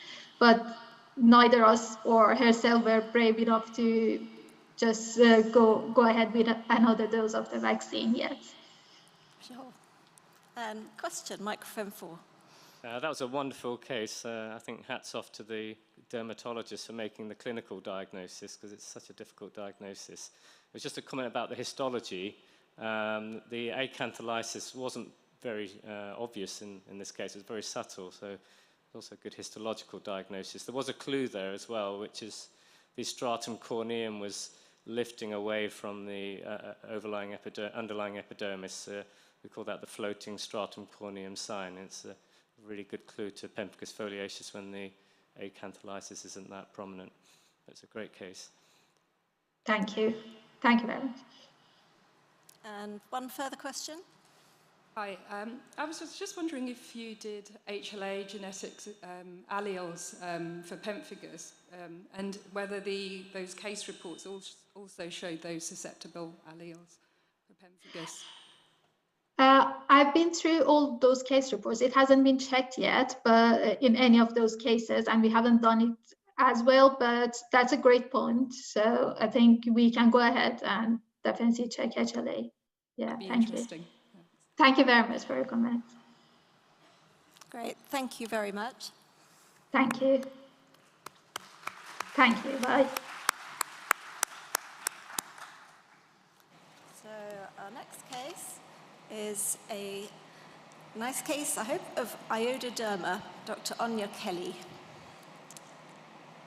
Good morning, everyone. My name is Dr. Kelly, and today I'm presenting a case of iododerma, a contrasting diagnosis on behalf of myself, my consultant, Dr. Jana Nakanaraja, and the Kingston Hospital team. So our patient was an 86-year-old lady who was admitted to the emergency department with acute shortness of breath, and she was treated for presumed heart failure with intravenous furosemide, and this was her only new medication during her initial hospital stay. She had a past medical history of hypothyroidism and atrial fibrillation, for which she was on rivaroxaban and levothyroxine only, and these were her only long-term medications. On day 5 of her hospital admission, the dermatology team were called as she developed these hemorrhagic and purulent, painful bullae on the dorsal aspect of her hands that you can see here. She also had lesions on her face, which were more nodular and purulent, and here you can appreciate a nodular purulent lesion on the left cheek with an erythematous base, on the left nasal ala, the right cheek, the left cutaneous lip, and she also had early erythematous plaque on the cutaneous chin. So over the course of 72 hours, these lesions evolved rapidly and began to discharge copious amounts of purulent fluid. And this left behind these large crusted lesions, and this was causing some difficulty for our patient breathing due to obstruction of the nasal airway. On removal of the crusted plaques, you can appreciate a large vegetative, purulent, friable plaque which was painful and bleeding to touch. The other lesions on her face had also evolved, and she had lesions in the ear and across the scalp. And so our differential diagnosis at this point was initially Sweet syndrome due to the hemorrhagic bulla. However, our patient had no fevers, no arthralgia, no mucous membrane involvement. We also considered pyoderma vegetans, pemphigus vegetans, deep mycoses, and cutaneous metastases. And so we did some blood workup, all of which were normal, but for a raised CRP and a mildly raised creatinine. She had a normal serum protein electrophoresis, immunoglobulins, ANA, ANCA, and a sterile bacterial and viral swab. She had a CT scan in the 24 hours prior to the onset of her lesions, which was completely normal. And so we took a punch biopsy from the dorsal aspect of her hand, and here you can appreciate some ortho and parakeratosis, and the main abnormality is this subepidermal bulla with an infiltrate around it. And looking at higher power, you can appreciate that this is a neutrophilic infiltrate, which is forming these microabscesses. And there are some scattered eosinophils and lymphocytes also. Here is a vessel amongst the neutrophilic infiltrate, and you can appreciate that there's no vasculitis. She also had a direct immunofluorescence, which was negative, and a tissue culture was negative. And the tissue was stained for bacteria and fungi, and these were completely negative. So putting this all together, we've got a patient with these large vegetative and fungating plaques with a neutrophilic infiltrate forming microabscesses and histopathology. And this occurred 24 hours after a scan. And so this led us to think about the contrast used in the scan. And so we paid a visit to the radiology department, and indeed they were using iodine for their contrast. And so we diagnosed our patient with a possible iododerma. We did some urine iodine, serum iodine, and iodine creatinine ratio, and indeed these were all raised. And just to put this in context, the normal half-life of iodine is 2 hours, and our patient had these checked a week after her contrast scan. We treated our patient with IV methylprednisolone, reducing down to oral prednisolone with steroid gastric protection and bone protection. She also had topical Dermavate and Dermal 500 soaks. And of course, we counselled her to avoid iodine in the future. And this is our patient at 14 weeks, and you can appreciate a good improvement. And initially, her response to steroids was quite slow, and again, this pointed away from a possible Sweet syndrome. We rechecked her urine, serum iodine, and iodine creatinine ratio at this time, and these were all back to normal. Unfortunately, recently, our patient was admitted to the hospital again with a collapse in the middle of the night, and she had a CT contrast head without taking into consideration her iodine allergy. She was diagnosed with an intraventricular hemorrhage, and again, a few days after her contrast scan, she began to develop these pustular plaques on her face, and you can appreciate these purulent and hemorrhagic bullae on her limbs. We repeated her iodine, and again, these were raised, but for a serum iodine, which was normal.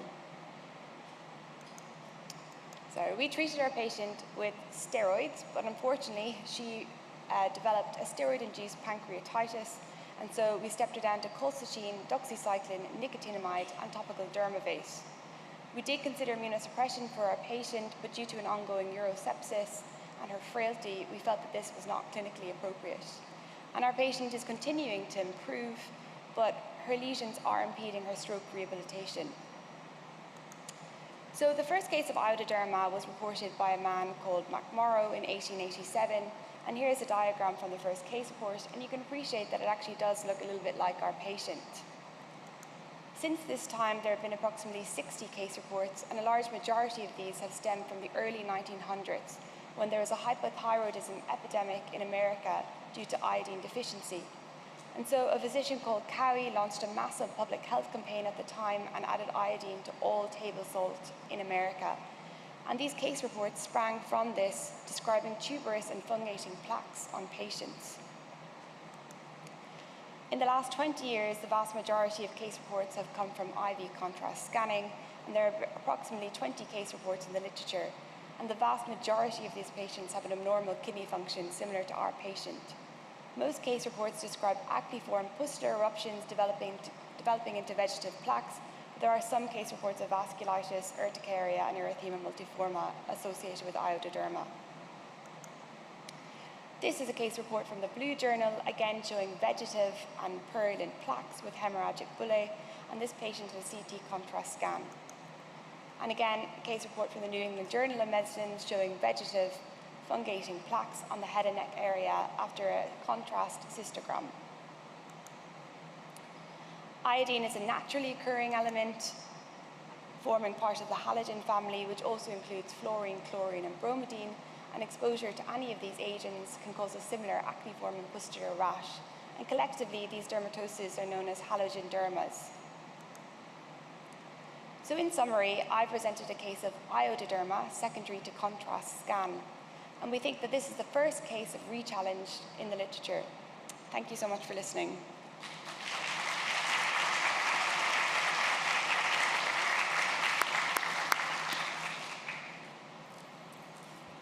Thank you. Really nice case. Well presented. Very dramatic. Dr. Sahota. Thank you for that. The second time she had the iodine contrast, I suspect she needed it for her medical purposes, but isn't dialysis an option to clear the iodine once she's had the contrast?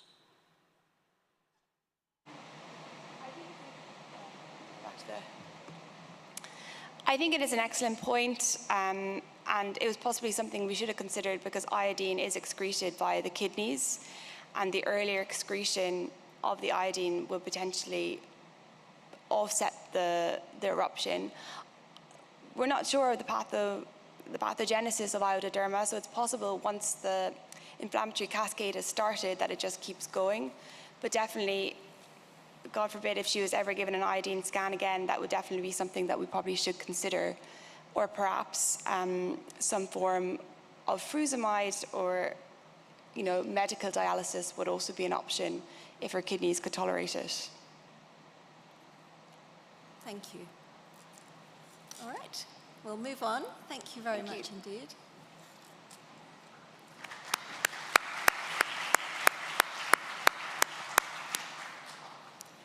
So our next case is a case of parvovirus triggering painful widespread livedoid vasculopathy. Dr. Lawton.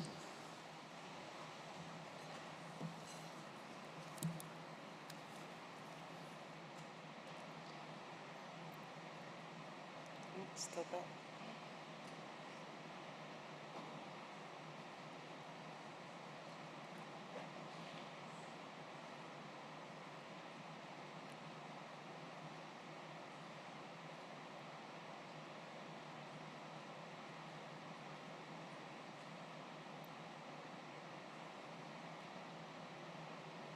Thank you.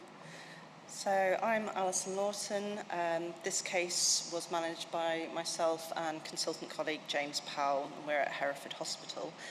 This is what we believe is the first reported case of parvovirus triggering a painful livedoid vasculopathy, and therefore potentially another virus causing hypercoagulability. No conflicts of interest.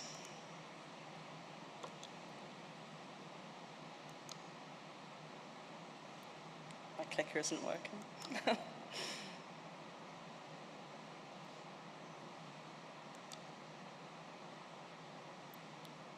Sorry.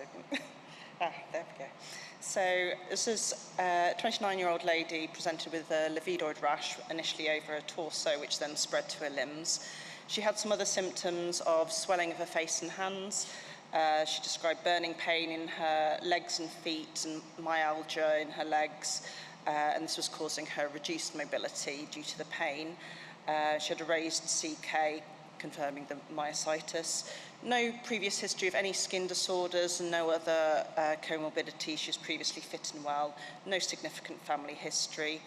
When asked if anyone in the family had been unwell recently, she reported that her young child had the slapped cheek of parvovirus B19. Next slide. So this is how she presented with it on her torso and on her limbs, which is more evident of the livedoid nature in the next slide. and just shows quite how dramatic it was for her. So she had a number of blood tests which showed some raised liver tests and some anemia. A lot of the blood tests she had were normal, apart from a CK. So ESR was normal, CRP slightly raised, but normal clotting, complement, cryoglobulins, negative autoimmune screen, myositis screen, thrombophilia screen were all normal. Anticardiolipin IgM was weakly positive, but that was viewed as essentially normal.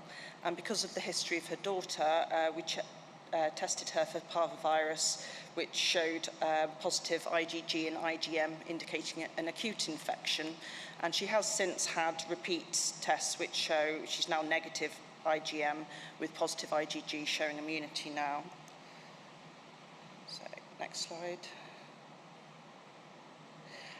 Due to the other symptoms she was experiencing, she had EMG and nerve conduction studies, which were normal, MRI of her thighs, which showed the edema consistent with diffuse myositis. She also had abdominal ultrasound and CT chest, abdomen and pelvis, which was normal, a barium swallow, which was normal because she reported some described swallowing difficulties. And actually, our initial biopsy report didn't seem to show much. There was no obvious vasculitis. There was some perivascular lymphocytic infiltrate, but reported as no thrombosis. Next slide.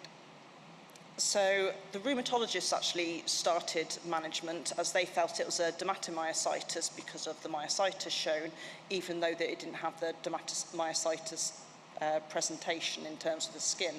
So they started on high-dose oral prednisolone, which did reduce the rash and helped ease some of her pain, although she was also on a variety of strong analgesia for that as well. They then added in azathioprine and titrated that up. Next slide. And then reducing down the prednisolone unfortunately caused a flare in her condition, so the rash increased with ecchymoses and ulceration. So we took things back to the histopathologist and said this isn't really fitting, and wanted to review the histology. And it was when it was reviewed, they did actually identify at the deep edge of the biopsy an organising thrombosis in a single blood vessel. So this was confirming our thoughts of a thrombotic vasculopathy, i.e. a livedoid vasculopathy. We did also test for evidence of parvovirus in the skin, which there wasn't.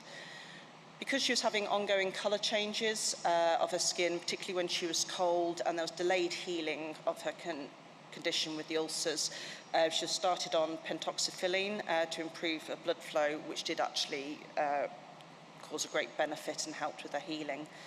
So the next slide will show how extensive her rash was and how it ulcerated. So this is a young woman with quite marked ulceration over her knees. Moving on. So livedoid vasculopathy, it's a non-inflammatory thrombotic disease with occlusion of the dermal small vessels. And it is rare, but usually associated with systemic autoimmune disorders or coagulation abnormalities. And if these aren't confirmed, then it's often referred to as just being idiopathic. However, looking at case reports, there are very few cases which were viewed as idiopathic, which were as widespread or severe as our case.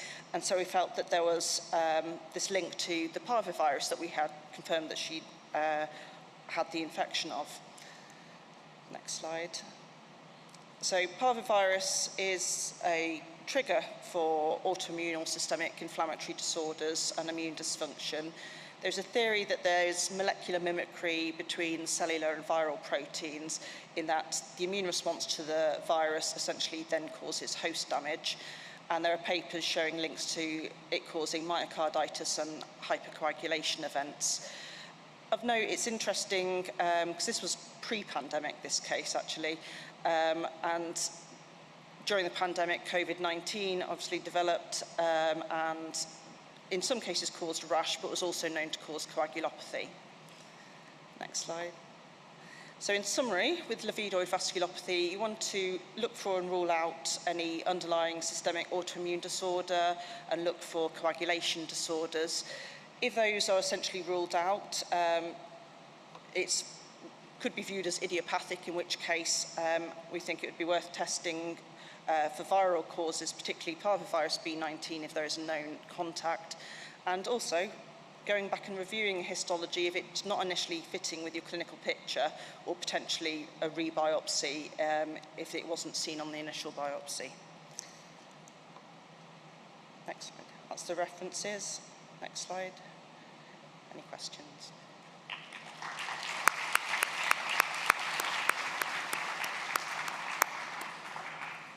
Thank you. Another really dramatic case there. We're running a bit late, so perhaps if we move on, you're spared questions if nobody has any. But, oh, we do have a burning question. We have two, sorry, quick ones.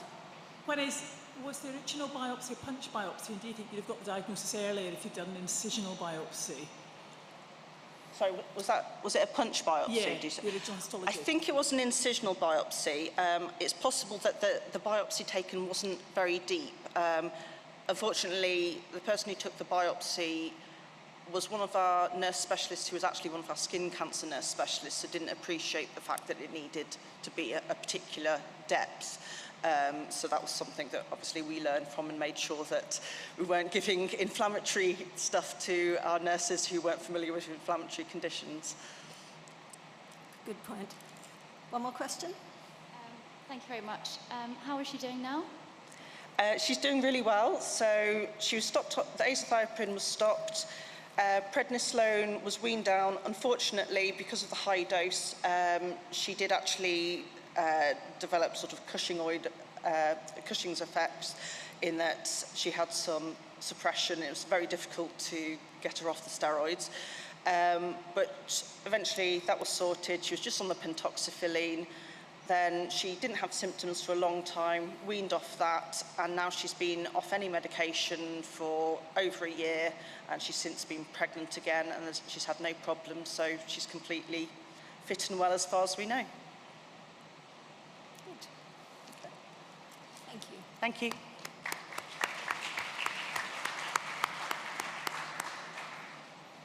So our next case, bromoderma in a patient with COPD, Dr. Pierre. Thank you.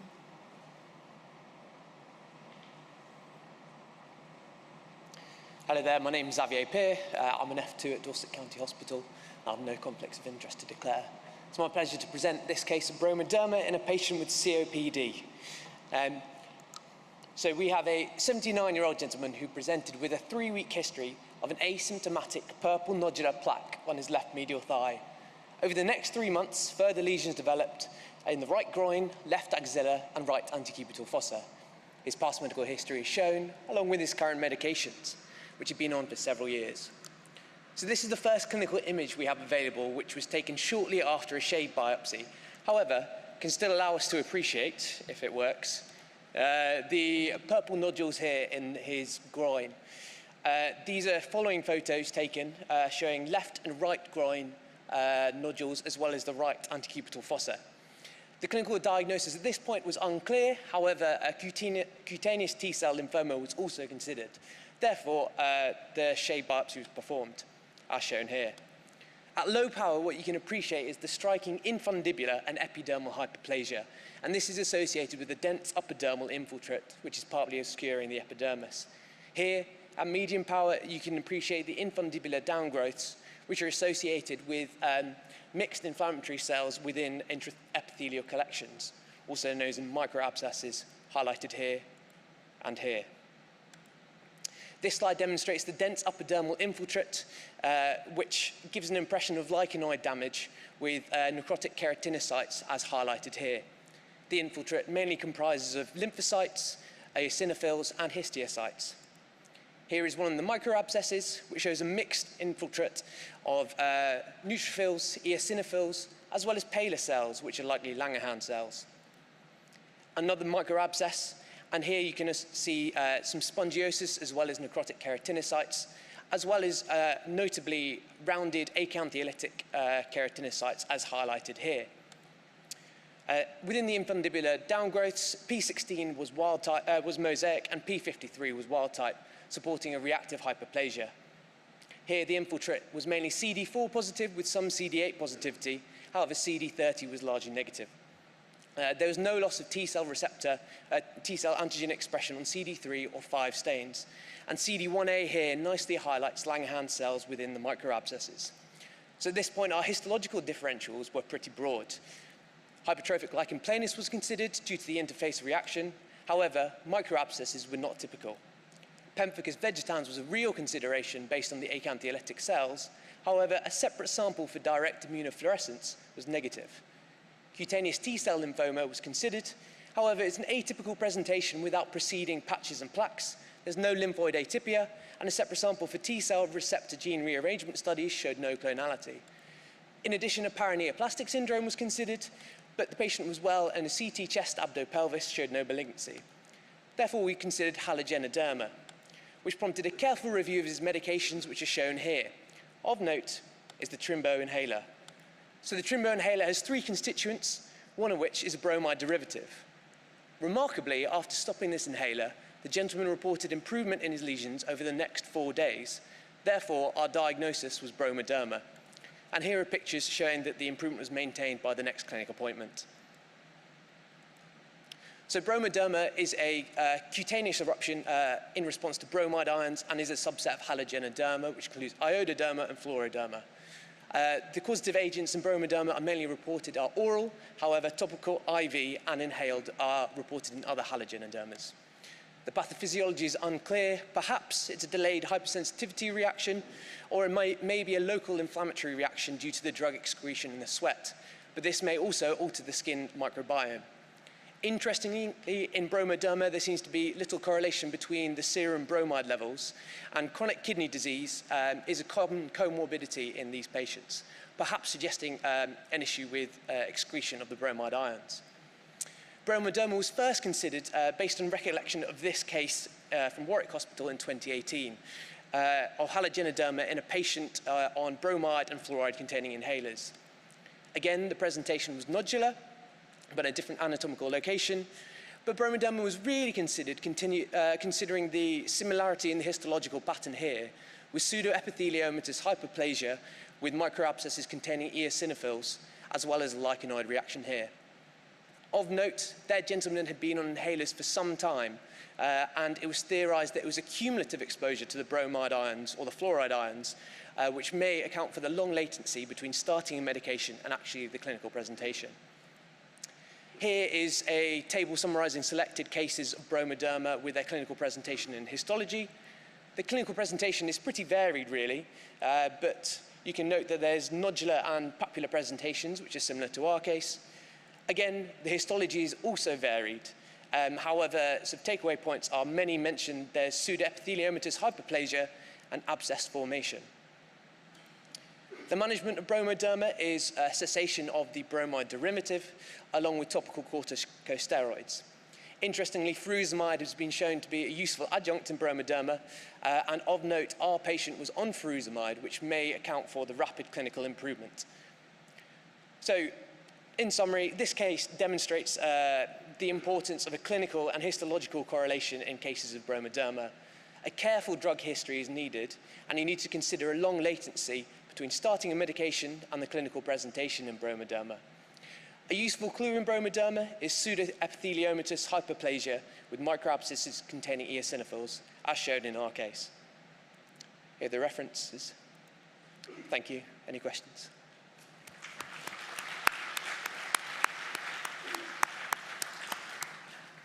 Thank you. Really nice case.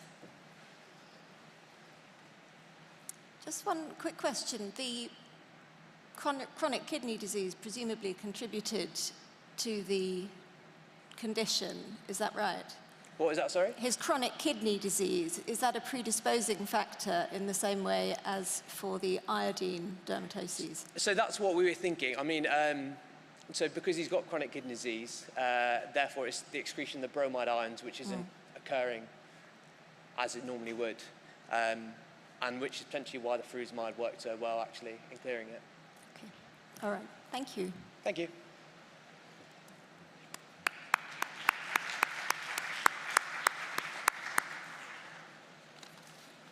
And Next case, number 12. Alopecia due to chronic graft versus host disease. Dr. Pierce.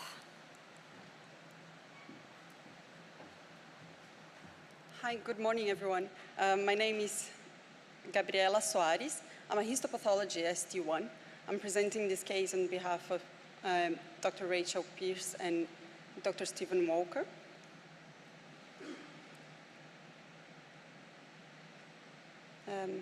So it's a case of scarring alopecia due to chronic graft versus host disease. This is the background of our patient. He's a 24-year-old male patient who was diagnosed with classical Hodgkin's lymphoma in 2014. He was then treated with chemotherapy and radiotherapy to all sites.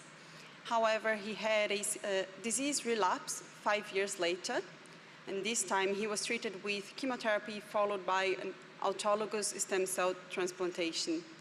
1 year after this first relapse, he had a second disease relapse in PTLD, and this time he was treated with rituximab, followed by an allogenic stem cell transplantation.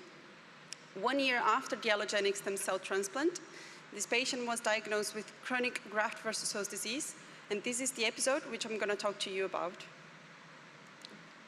So this patient came to the dermatology clinic at USLH with a 1-year history of a gradual onset hair loss, and he had on examination a non-scarring pattern of hair loss, mainly on the vertex and frontal scalp. This is a close-up photo of his scalp. On full examination, he had skin xerosis, he had follicular papules in the trunk and limbs, and he had no mucosal lesions, and he had no history of atopy. This is a close-up photo of his axillary area. So this patient had a scalp biopsy, which I'm going to show you the histopathological findings now. This first section is a horizontal section of the scalp biopsy. It's a section at the level of the mid-dermis, and we can appreciate at the low-power view that there is a preservation of the follicular sebaceous units. Also, there is a perifollicular lymphocytic infiltrate. In this higher power view, we can see the lymphocytes infiltrating around the hair follicles, and this was seen in the upper and lower dermis, and nearly all of the hair follicles were involved. This is an even higher power view, where we can see the lymphocytes infiltrating the hair follicle, and we can also see follicular spongiosis. This next section is a deeper section, where we can see the lower dermis and the subcutis. Again, we can see a perifollicular lymphocytic infiltrate, but we can also see a perifollicular lamellar fibrosis, and we can see the stelae, which are encircled.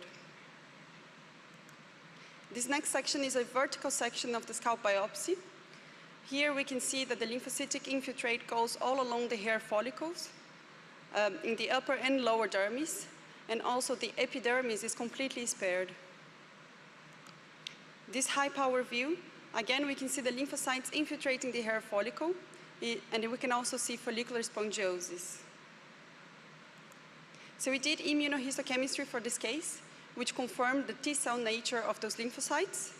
And I put here the CD3 because I think it highlights quite nicely the panfollicular involvement of this lymphocytic infiltrate and how it involves the whole of the hair follicle. So we diagnosed this patient with scarring alopecia due to chronic graft versus host disease. He was then started on a kinase inhibitor, and he received ruxolitinib 5 milligrams twice daily. These photos are from his follow-up appointments 5 months and 8 months after the start of the treatment. Just to talk very briefly about chronic graft versus host disease, the presentation is usually from 3 months up to 1 year after the hematopoietic stem cell transplantation. And the presentation can vary from mild to severe, and it can be debilitating and long-lasting. And it is thought to be induced by a donor T-cell damage to the recipient target organs, but it could also be a B-cell activation and production of autoantibodies. And the skin is the most commonly involved organ, but we can also have abnormalities in the hair and in the nails. We can also have involvement of other organs like the liver and the GI tract. This is a recent review article by Marks DH, where they suggested a classification of those patients into 4 different patterns of hair loss. And as a conclusion, we present a case of chronic graft versus host disease causing scarring alopecia in a 24-year-old male patient who was treated for his relapsed Hodgkin lymphoma with an allogeneic stem cell transplantation. And microscopically, we've seen a predominantly spongiotic pattern with perifollicular lymphocytic infiltrate going all along the hair follicles, including the bulbs.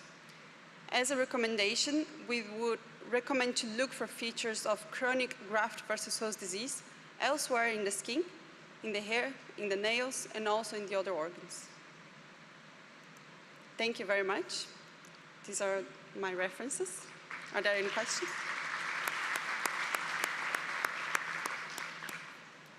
Thank you. Nice case. Any burning questions? Okay. We'll spare you. All right, thank you. Thank you.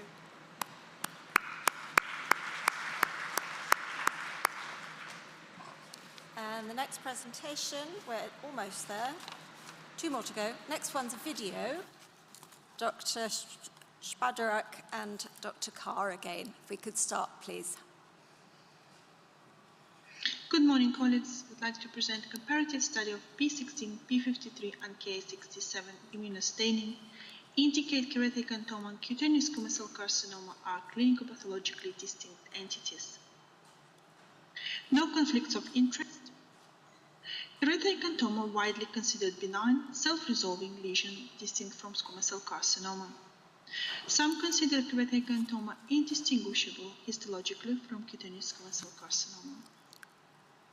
Published studies indicated utility for P16, P53, Ka67 immunohistochemistry, the assessment of Ka and SCC. P16 was null in 31 to 90% of cutaneous squamous cell carcinomas. P53 showed a graded peripheral accentuated pattern in keratocontomas, but frequently a more haphazard arrangement in SCC. P53 null has been reported in 70% of cutaneous SCC in one study, but is not mentioned in most studies. Ka67 showed a peripheral pattern in keratocontoma, but frequently a more haphazard arrangement in cutaneous squamous cell carcinoma. Methods P16, P53, and Ka67 were used routinely in the diagnostic workup of many proliferative keratocontoma, Ka like SCC, and SCC of other type. We retrospectively audited the cases and include here excision biopsies in which a diagnosis of Ka like SCC, and SCC other was strongly favored on H&E according to criteria laid out in RC path minimum dataset for reporting Ka and SCC. P16 immunostaining pattern. Reactive, mosaic 26 to 90% of epithelium A, B, C, and D slides. Aberrant mosaic in 1 to 25% of the epithelium, E and F. Highly aberrant cytoplasmic only, G and H. Null, I and J. Nuclear only, K. And block positivity 90% of epithelium strong, diffuse, L. P53 immunostaining pattern, reactive, peripheral graded, moderate to strong nuclear positivity in 5 to 50%, A and B, aberrantly low, moderate to strong in 5%, aberrantly high, but graded more than 50%, moderate to strong, but weaker in central areas, D. Highly aberrant, weak only, C. Block more than 70% positivity, moderate and strong, E, and now F. Immunostaining pattern for Ka67. Ka67 peripheral only pattern staining that is highly congruent to the pattern of P53, showing a reactive pattern. Aberrant pattern of Ka67 is aberrant thickened proliferative zone more than 3 cells thickness, extending to squamous mid-zone. Results shown in this table, we assessed 25 keratocontomas, 37 Ka like SCC, and 44 SCCs. Despite small size of a dataset, there were statistically significant differences for sex ratio, head and neck location, duration less than 21 weeks, and median duration, see abstract CPC1 for larger dataset. Keratoconoma show P16 typical mosaic pattern, more than 25 to 90% of neoplasm area, and P53 peripheral graded pattern, up to 50% moderate and strong nuclear staining in 92% of keratoconoma, compared with 0% with KA-like SCC and 0% of cutaneous SCC.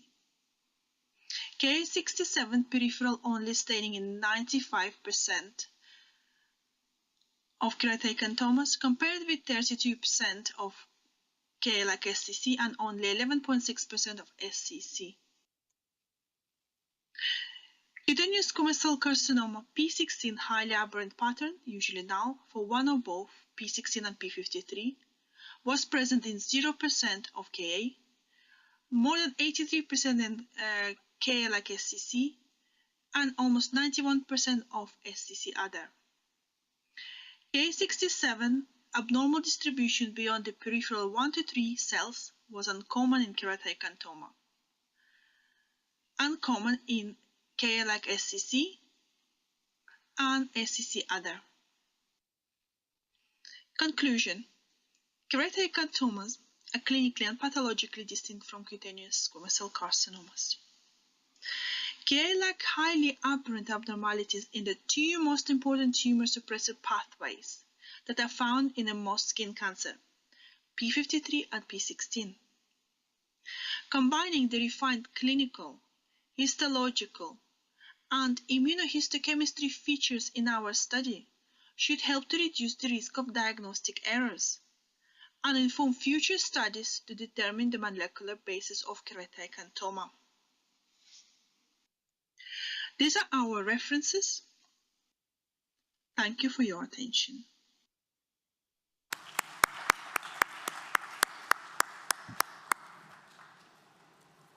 Thank you very much. Any questions? Perhaps one question. How do you envisage the results being useful in practice? I'll take the question if that's okay, Tor. This is a game changer, so if you want to make the diagnosis of KA, proliferative KA, you'll have to do these markers going forward. You'll have to learn the distinction between SCCs and KAs. It can be done if you've been trained, but as I implicated earlier or implied earlier, most international experts haven't been trained to make the diagnosis. So this is an absolute game changer, and we will now learn the molecular biology of KA. Presumably it's very analogous to atypical Spitz tumours. There'll be a group of relatively banal lesions that just regress spontaneously, and there'll probably be a group with P16 or P53 solitary aberrations, and then there'll no doubt be ones that are very good mimics and have been misdiagnosed by the likes of Ackerman, Whedon, probably myself, probably not infrequently in the past through personal experience. I mean, it doesn't happen very often, but we occasionally get it wrong, and then that makes us lose confidence. But I'm sure we'll find in those lesions there'll be additional molecular signatures like TERT promoter abnormalities, exactly analogous to the Spitz paradigm. So basically the world has moved on. We're now looking at these lesions with immunohistochemistry, which is pretty sensitive and specific for SCC. And we're just going to learn much, much more over the next 5 years about the molecular biology. So yeah, this is a game changer. If you can carry on just calling them all SCCs, but that will be against the flow. I'm the responsible author for the next WHO for KA, and I've proposed it to be a benign or low risk lesion with a very high risk of misdiagnosis. And it's important, as I said in the earlier talk, to be absolutely fully aware of all the caveats and pitfalls, because international experts have done this very badly in the past. I think we can improve dramatically, and this paper, when it's published, hopefully will give you the key to the next step, like the Fosbury flop in the high jump. Fantastic, thank you very much. Tor, sorry, may I say something, Tor? Oh, sorry, Salim. Yeah. I just wanted to sort of reiterate what Richard's saying here. I've started using his markers now in Dorset, and this should be part of every evaluation of every of these lesions. You know, are they KAs or SCCs? Every laboratory, every pathologist should be employing these stains on these cases. This should be done up and down the country. You know, we can sort out and distinguish KA from SCC histologically, even on small specimens. There are always going to be caveats, you know, whether it's a partial biopsy, you're seeing the whole lesion, but we can basically sort these out now with simple immunohistochemical stains in the majority of cases. So this is probably one of the most important presentations of the meeting, I think. Thank you. And one more quick question.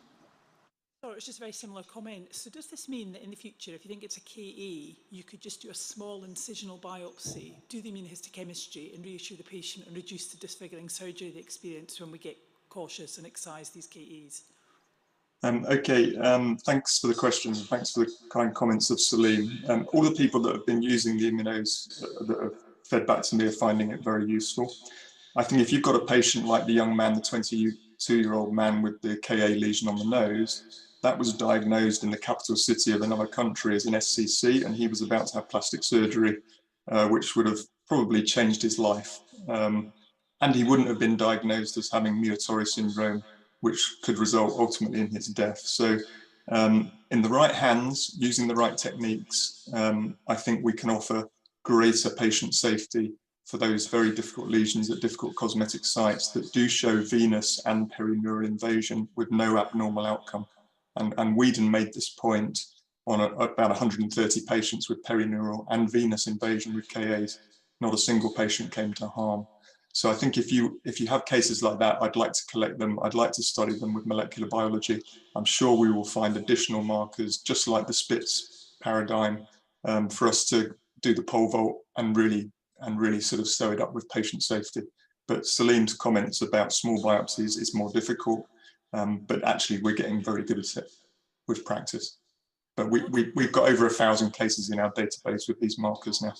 And they're also useful in all other skin cancers and benign tumours. I mean, we couldn't publish all the information that we've got on these markers. They're very common markers present in every lab in the country. And if you think about it, somebody with severe skin damage has already got mutations in P53 and P16. These are tumour suppressor genes. They're not going to produce tumours when they're knocked out. So when you develop the driver mutation, if you've got a pre-existing P53 or P16 knockout, you're going to have an SCC. And that's why, I'm almost certain that's why we've got the severe sun damage association that we presented in the earlier talk. And it's exactly the same paradigm in nevoid melanomas. They occur on, they have P16 knockouts in about 70 to 80%, exactly the same as the SCCs that are KA-like in pattern. So I'm sure they will share driver mutations, but the difference is KAs have an intact tumor suppressor pathway and probably an intact TERT pathway, but that is yet to be studied in KAs. Remarkably, in this 2022, nobody's looked at that, but we know TERT promoter is abnormal in most BCCs and most SCCs. Does that answer your question? Yeah, it does. Thank you very much. And then moving on to our final presentation. Thank you, Thank Richard. you. Thank you. Presentation of Langerhans cell histiocytosis with transformation of myeloid leukemia.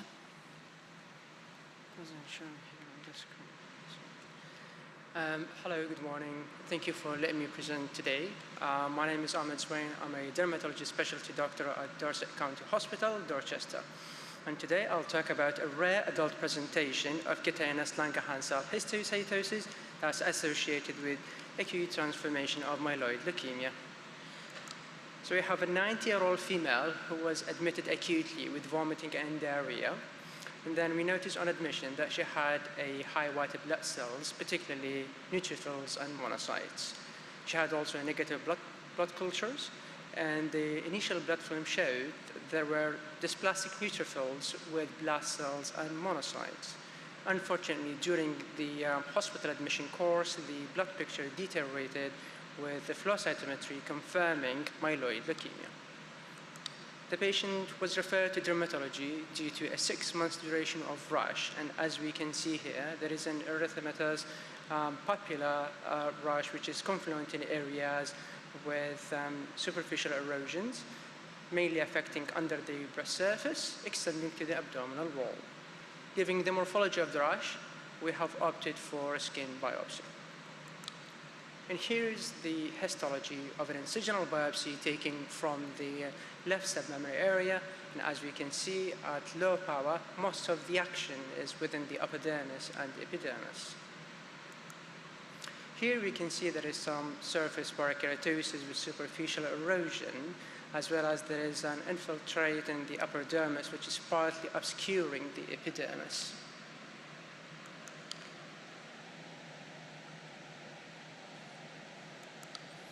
Here there is an epidermal spongiosis, and we begin to see that the infiltrate comprises of paler cells as well as eosinophils and lymphocytes. And here the paler cells are infiltrating and obscuring the epidermis. As we sometimes see in spongiotic disorders, there is an accumulation of inflammatory cells. This is including Langerhans cells within the epidermis, which can be referred as the flask sign. However, when we look more closely, we begin to appreciate that the epidermotropic paler cells are much more widely dispersed throughout the epidermis, as demonstrated here. And looking at the morphology of the cells at higher power, we can appreciate a reuniform nuclei and some resembling coffee bean with the nuclear grooves. And here is another field showing the nuclear grooves, as well as associated eosinophils. And occasional mitotic figures were noted, but overall there was no significant cellular pleomorphism. Now, at this point, we were suspecting Langerhans cells histiocytosis, given the morphology of the cells, as well as the epidermotropic nature. Therefore, we have opted for the following immunohistochemistry. As we can see here, immunohistochemistry for CD1A shows a high density of Langerhans cells, and here including the epidermotropic subpopulation. And here is the more specific marker, Langerin, which is clearly positive. Given the high density of the infiltrate, it was very suggestive that this is likely to be Langerhans cell histiocytosis. However, to further confirm the diagnosis and to distinguish it from reactive Langerhans cell hyperplasia, we have undertook an immunohistochemistry for BRAF V600E, and as we can see here, it is clearly positive.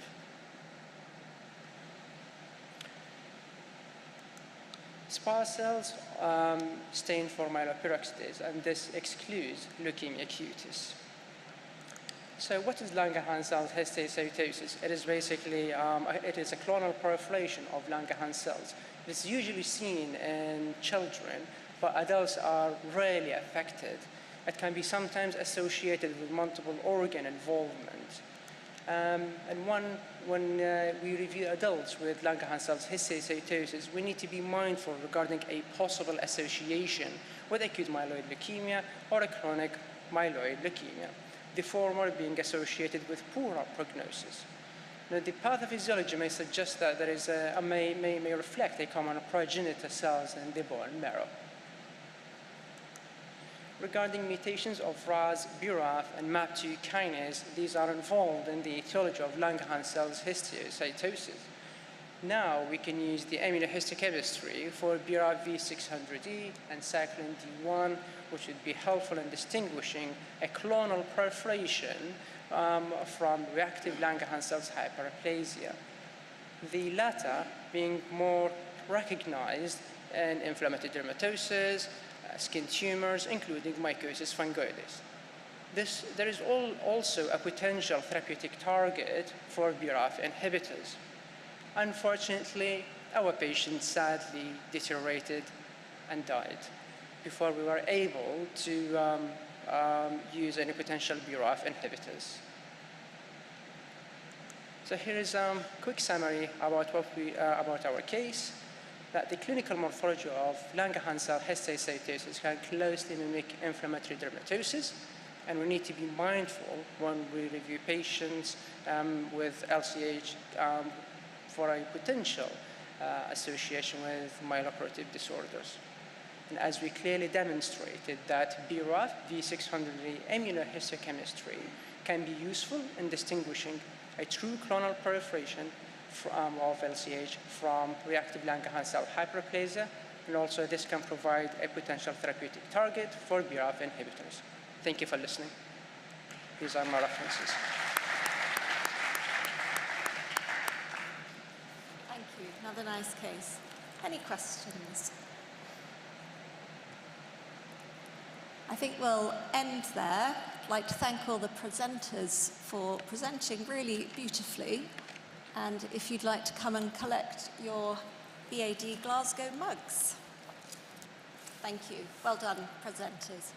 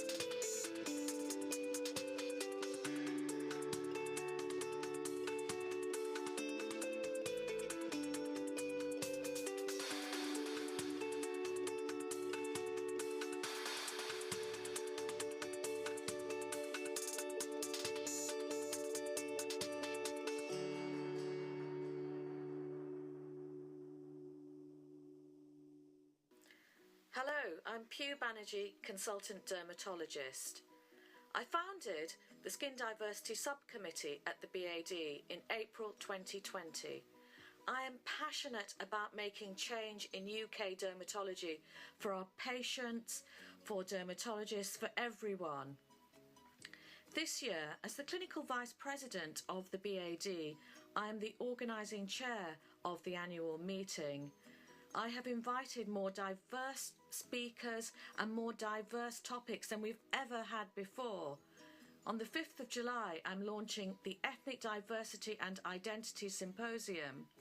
This year, to celebrate BAD Diversity 2022, the Skin Diversity Subcommittee and I invited BAD members from different cultural and ethnic backgrounds to share their own video clips to tell us who they are and why they feel diversity is important to them and to UK dermatology. My name is Dr. Rosemary Akimisane and I'm a specialty doctor working in Basildon Hospital.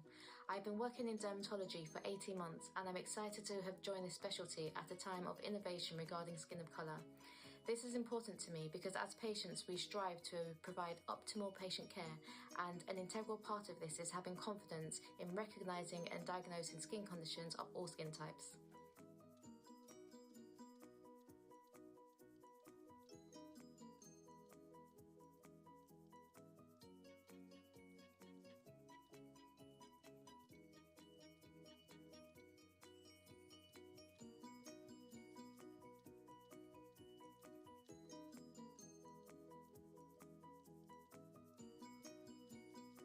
Hello, I'm Anshu Sahota. I'm a consultant dermatologist working for the past 22 years at Barts Health in London, including Whipps Cross Hospital, and I have an interest in surgical dermatology and all aspects of dermatology, including nail and hair disease. I work in a very culturally and racially diverse part of London, and I think the NHS staff who look after patients should reflect their population. And that's why I think diversity is important.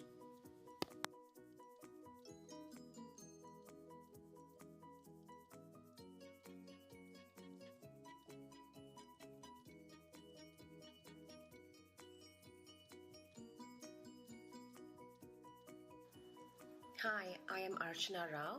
I am a consultant dermatologist and I have trained and work in London. Previous to that, I have trained in dermatology in Mumbai. I think diversity is key to our society, as our strength lies in our differences, not our similarities.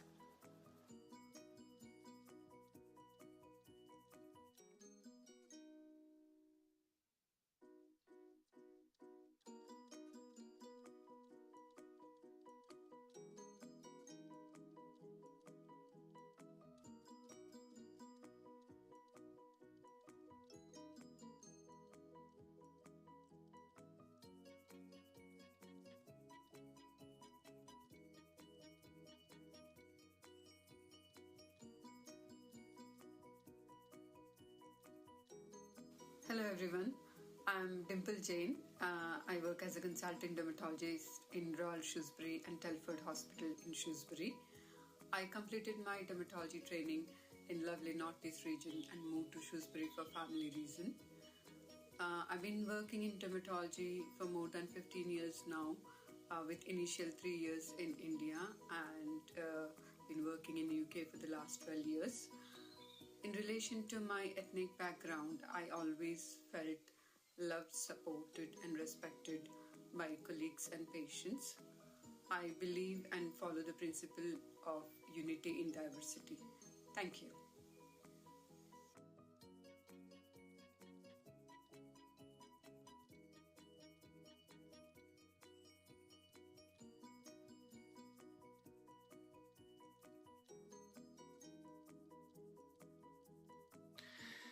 My name is Wal Hussain. I'm a consultant Mohs surgeon here in Leeds. I've been here for 11 years. I love my job. I'm a devout practicing Muslim. I pray 5 times a day and I'm grateful that I've just completed the month of Ramadan.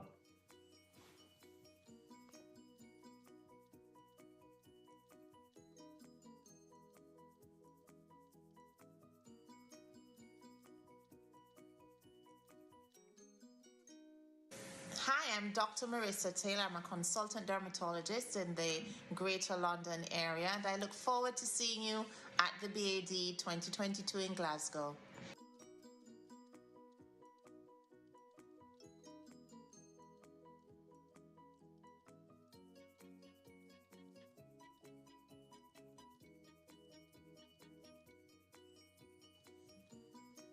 My name is Dr. Mary Summerlad.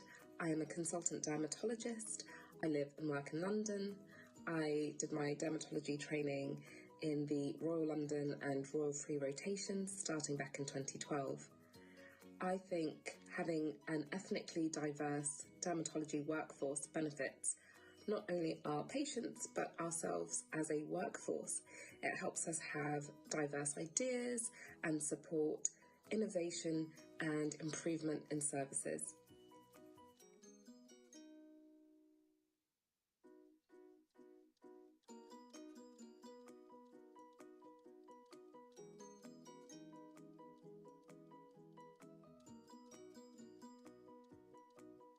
Hi, hello everyone.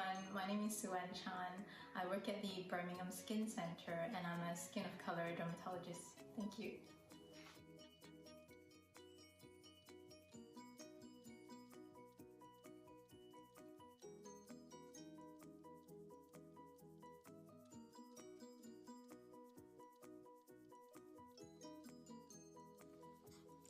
My name is Ure Eke and I'm a consultant dermatologist, a Mohs micrographic surgeon working in the West Midlands area.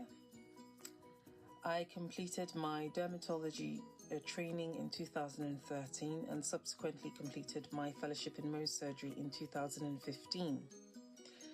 Diversity is a wonderful opportunity that can bring people of different backgrounds and cultures together to inform and enrich our practice, but not just in dermatology, but other aspects of life.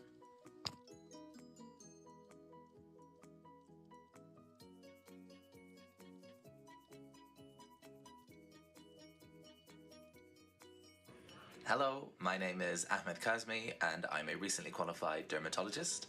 I did my training mostly at the Royal London Hospital and I'm currently on sabbatical in Australia doing a fellowship in hair disorders and alopecia. And skin of colour dermatology is of particular importance to me. Obviously I'm a man of colour myself, but I feel historically it's been an area that's been neglected and we've tended to see dermatology and dermatological pathology through a white skin lens and just that perspective alone. And it's great to see that times are changing and that patients are starting to benefit from that wider, more inclusive approach to dermatology. Thanks.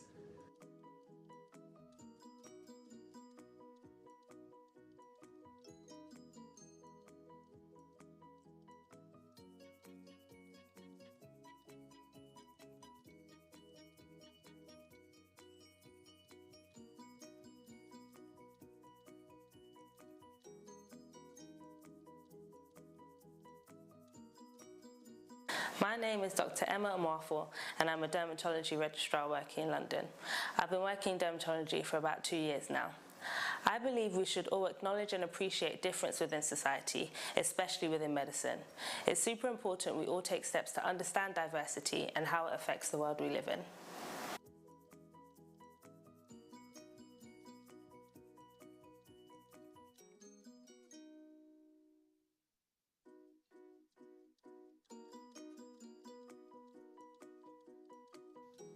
Hi, I'm Mia Jingao. I'm a consultant dermatologist working at Free in London. To me, diversity is about recognizing everyone's different and the value those differences bring.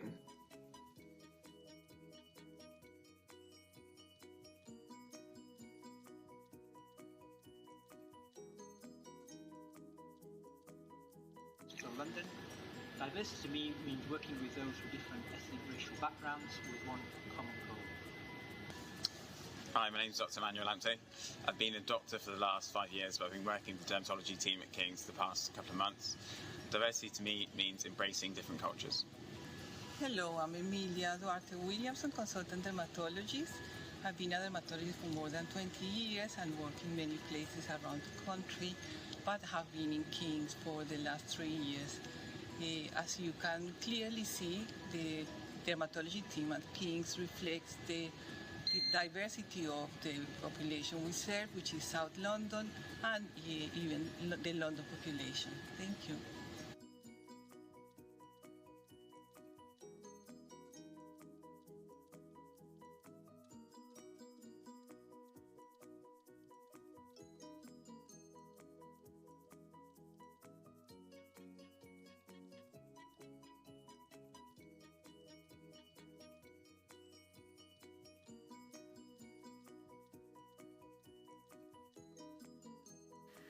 I hope you enjoy the annual meeting.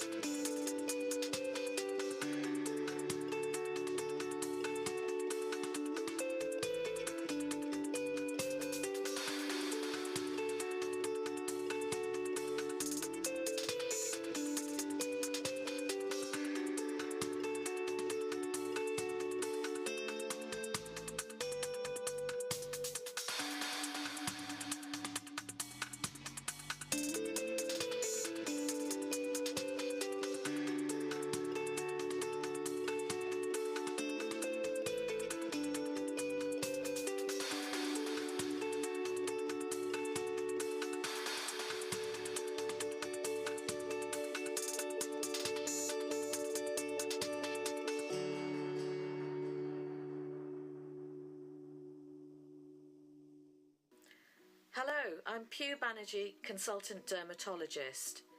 I founded the Skin Diversity Subcommittee at the BAD in April 2020.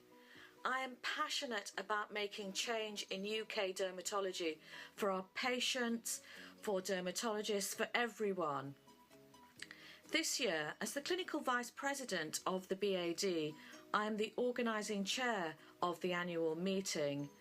I have invited more diverse speakers and more diverse topics than we've ever had before. On the 5th of July, I'm launching the Ethnic Diversity and Identity Symposium. This year, to celebrate BAD Diversity 2022, the Skin Diversity Subcommittee and I invited BAD members from different cultural and ethnic backgrounds to share their own video clips to tell us who they are and why they feel diversity is important to them and to UK dermatology. My name is Dr. Rosemary Akimisane and I'm a specialty doctor working in Basildon Hospital. I've been working in dermatology for 18 months and I'm excited to have joined this specialty at a time of innovation regarding skin of colour. This is important to me because as patients we strive to provide optimal patient care, and an integral part of this is having confidence in recognising and diagnosing skin conditions of all skin types.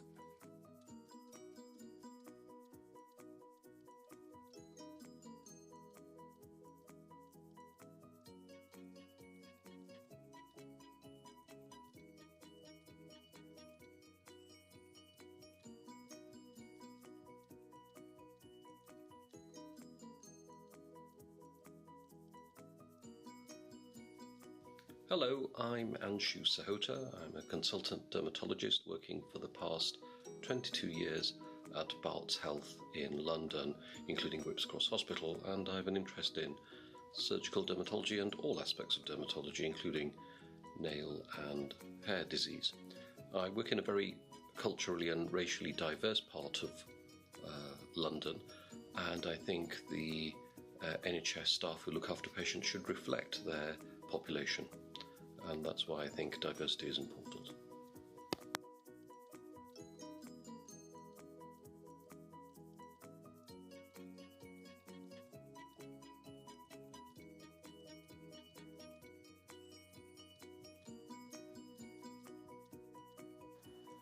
Hi, I am Archana Rao. I am a consultant dermatologist and I have trained and work in London. Previous to that, I have trained in dermatology in Mumbai. I think diversity is key to our society, as our strength lies in our differences, not our similarities.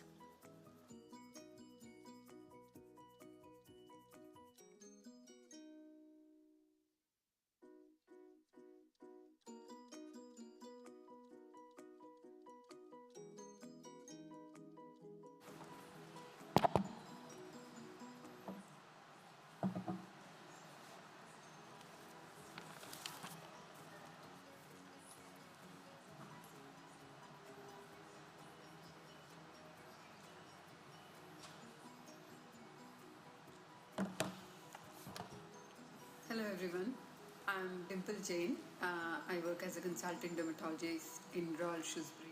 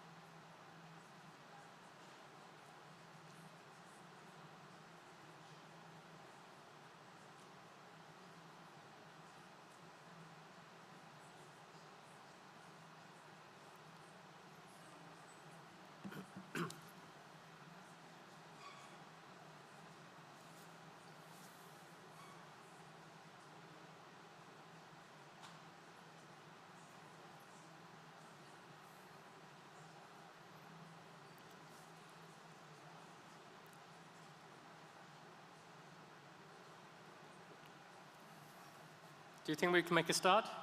Because we're over 11 o'clock now. Welcome to the British Society of Dermatopathology subsection, which is going to be running over into the afternoon as well. It looks like we've got a really nice program of interesting cases, and we also have the Neil Smith lecture as well from Dr. Colonge. So I'm going to suggest that we make a start, and we have our first speaker. Is it Dr. Lai speaking? Is that a face-to-face one or a video? Any information on that? Or is Dr. Lai here? It will be a video. Okay, thank you. My name is Belinda, and I am a Master of Philosophy candidate from the University of Sydney. I'll be presenting my findings from my research project entitled Getting the Whole Picture on Melanoma Diagnosis, investigating the effects of clinical images and dermoscopy report on the histopathology diagnosis of melanocytic skin lesions. I do not have any conflicts of interest to declare, and I'd like to acknowledge my supervisors for their ongoing support. As we all may know, the gold standard of melanoma diagnosis is histopathology. However, there is poor reproducibility and accuracy. Hence, in this study, we aim to assess the effects of clinical images and a dermatologist's dermoscopy report on the histopathology diagnosis of 49 melanocytic lesions amongst 4 expert dermatopathologists. The results will later be used as a reference standard for a larger diagnostic accuracy study. The cases were derived from an existing set from previous research led by Gerardo Ferrara and colleagues. These cases were selected from patients attending an Italian subspecialized dermatology clinic from January 2004 to December 2005. The blue table outlines the patient and lesion characteristics. Let's delve into the methods further. 4 dermatopathologists interpreted each case independently through an online platform. For each case, the pathologist provided interpretations under 3 sequential reading conditions. In the first reading condition, the digital histopathology slide, age, sex of the patient, and location of the lesion are shown. Next, in the second reading condition, the pathologists were able to see all the information provided in reading condition 1, and additionally, the clinical and the dermoscopy image of the case. Lastly, in the third and final reading condition, all the information provided in reading condition 2 and a dermoscopy report of the lesion was shown to the pathologists, as seen in this blue box. I'd now like to explain the Empath-DX classification. For every reading condition for each case, the pathologist assigned a histopathologic diagnosis using the Empath assessment tool. This is a scheme developed by Pete Korn and colleagues to organise skin lesions into 6 diagnostic classes ranging from 0 to 5 with suggested treatment recommendations. For example, Class 5 means that the lesion is at greatest risk for regional and/or distant metastases and will need a wide local excision and staging. Let's move on to the results. The analysis of the 49 cases are shown in these 2 colour-coded tables. The cases are labelled 1 to 50 at the top of the column. The Empath-DX class assigned by pathologists 1, 2, 3 and 4 are shown in rows per case. The table at the top demonstrates the Empath-DX class whereby histopathology was only available. The table at the bottom demonstrates the Empath-DX classes assigned when the dermoscopic images and the dermoscopy report were shown too. As you can see already, there is quite a bit of variability in the Empath-DX classes between pathologists themselves, and there are changes across the reading conditions. Looking at the bottom table where dermoscopy report was available, there was disagreement between pathologists in the Empath-DX class in 31 out of 49 cases. I want to highlight a few cases. Cases 22 and 25 demonstrate a situation where at least 2 pathologists upgrade their Empath-DX class when dermoscopy report was available. I'd also like to bring your attention to case 29, where there's great variability in Empath-DX class, ranging from 1 to 5 in the first reading condition. Lastly, I'd like to focus on the other cases 11 and 20, which also shows great variability in Empath DX class, and it would greatly affect the management of the lesion. Overall, 86% of the interpretations with the demoscopy report available didn't have a change in Empath DX class when compared to the first interpretations. However, when Empath DX class changes did occur, this happened mostly for lesions assigned to Empath DX class 2 in the first instance based on histopathology alone. I'd like to conclude my presentation by highlighting a few of the pathologist's comments on the slide here. Overall, in conclusion, it appears that providing clinical images and a formal demoscopy report may influence histopathology diagnosis. Thank you for listening, and I'd like to invite questions from the audience.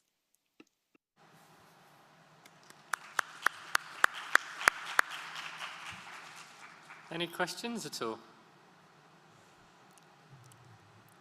Maybe I could ask the speaker.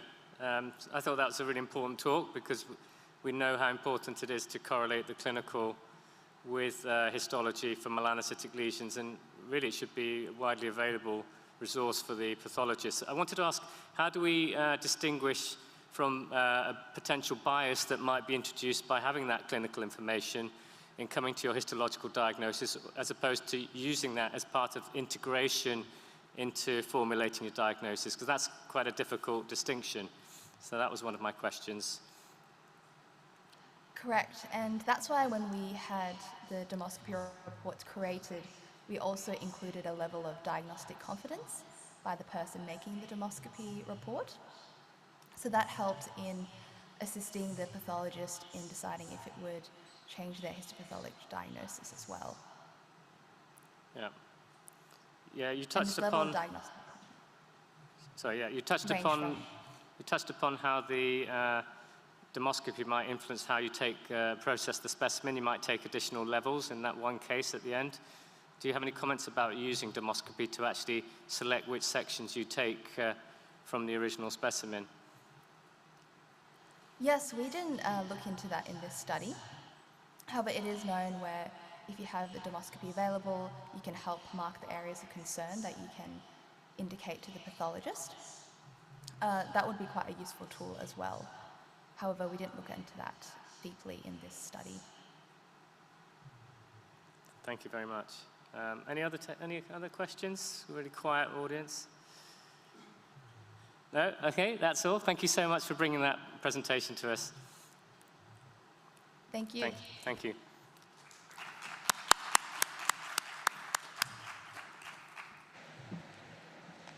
Hi, I'm Dr. Luisa Mota, consultant dermatopathologist, and I'm the current president for the British Society for Dermatopathology. It is an honor to introduce this year's speaker for the Neil Smith Lecture, Dr. Eduardo Calonge. Dr. Calonge completed his training in clinical pathology at the University of El Valle, Cali, Colombia. Following this, he completed 3 fellowships. The first one in dermatopathology in St. Louis, Missouri, under Dr. Daniel Santa Cruz, followed by a further fellowship in dermatopathology at St. John's Institute of Dermatology in London under Dr. Neil Smith and Professor Wilson Jones, and a third fellowship in soft tissue tumors under Dr. Chris Fletcher in London. After completing his postgraduate training, he was appointed consultant dermatopathologist at St. John's Institute of Dermatology, St. Thomas's Hospital in London in 1996. And he has remained in this post and became clinical lead in dermatopathology at this institution in the year 2005. He is an honorary professor at the Universities of Slovenia and Copenhagen, and he is also an honorary reader at King's College London. He's an honorary member of the Colombian Society of Pathology and the French Society of Dermatologists. Dr. Calonge's main interests are in dermatopathology and soft tissue pathology, and he has authored and co-authored many chapters in major dermatology and dermatopathology textbooks, including Rook Textbook of Dermatology. He has been involved in more than 300 peer-reviewed publications and has been co-editor and now main editor of McKee textbook, Pathology of Skin with Clinical Correlations. Since the 3rd edition, The 5th edition of the book was published in 2018, and the 6th edition is in preparation. He's a member of the editorial board of the WHO Skin Book and was twice member in the past of the editorial board of the WHO Soft Tissue Tumor Book. He's in the editorial board of a number of journals and is the CME editor of Clinical and Experimental Dermatology and co-editor for dermatopathology in the British Journal of Dermatology. He was president of the British Society for Dermatopathology from 2011 to 2014 and is now the chair of the Dermatopathology Working Group of the European Society of Pathology. Dr. Calonge was one of the 2 founding members of the Anglo-French-Belgium Dermatopathology Group 25 years ago. And for 25 years, he has organized 2 major dermatopathology courses, an annual update in dermatopathology and a 1-week residential course. He has delivered more than 1,000 lectures in the UK and abroad. Dr. Calonge has also generously opened his doors to numerous colleagues and has introduced many of us to the wonders of dermatopathology. His deep knowledge, work ethic, and enthusiasm have inspired dermatologists and histopathologists around the world to pursue a career exploring the dark arts of dermatopathology. Without further ado, please welcome our 2022 Neil Smith lecture speaker, Dr. Eduardo Calonge.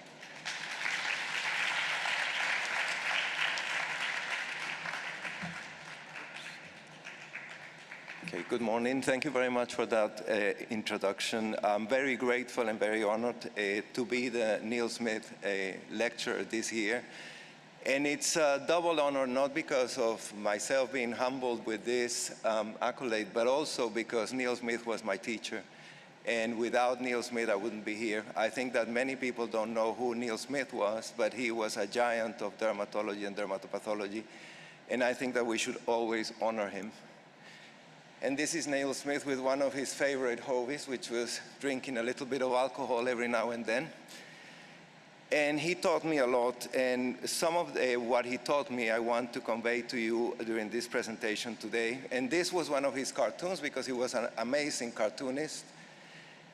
And he introduced this in a meeting of the British Society, the International Society of Dermatopathology in 1992, called Sherlockian dermatopathology. And it's that we have to become detectives to be able to diagnose, and often because we don't have all the pieces of the puzzle to reach a proper diagnosis. We know that clinical pathological correlation in dermatopathology is crucial. However, we neglect it. And there are many reasons for neglecting this, one of which is that when a biopsy is taken, we assume that for the patient to get the maximum benefit with regards to accurate diagnosis, and we need thorough and accurate clinical information, but this is not the case. And there are many reasons for this, and one of the reasons is that we're very busy, we have lots of red tape, and we also lack knowledge sometimes to know what the importance is about obtaining proper clinical information. The other problem is obtaining clinical photos and getting good clinical information from the clinician. And I was happy to see the previous presentation because we can see how it can be demonstrated that by obtaining good information, including clinical and dermoscopy, we can give the patient an adequate histological diagnosis, which is our main aim. What are the clinical shortcomings that we see in clinical pathological correlation? And it's very sad to say that in the UK and in many other countries, dermatopathology training for trainees in dermatology is almost non-existent. Our trainees go to our department or see slides once a week for 1 hour. That's clearly not enough. So they sort of grow up not knowing what the importance of dermatopathology is. The second that is a consequence of the first is that dermatopathology is often seen or perceived as another ancillary laboratory test that can be requested and interpreted with minimal or even no information. And clinicians, more often than not, do not see the need to share as much clinical information as possible, including clinical photos, with the dermatopathologist. I can see myself often chasing clinical photos to get this sort of piece of paper faxed with a black and white photo that nobody can interpret. So it is a major issue. What about the dermatopathology shortcomings from the point of view of pathology? And again, in the training in clinical dermatology for pathologists with interest in dermatopathology is limited. Pathologists with interest in dermatology or dermatopathologists do not often see the need to go to clinical pathological meetings. They don't attend them. I often see myself at the St. John's meeting of the Royal Society with my colleagues and nobody else from all the teaching hospitals in London. So it is a major issue.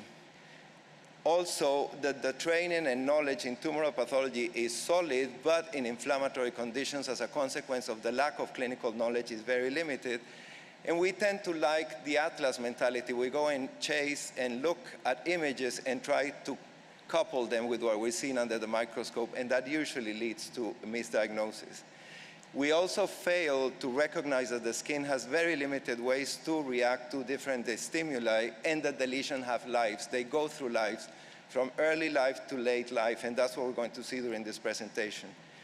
And finally, we often forget that descriptive reports with sound discussion can be as effective as providing a specific diagnosis.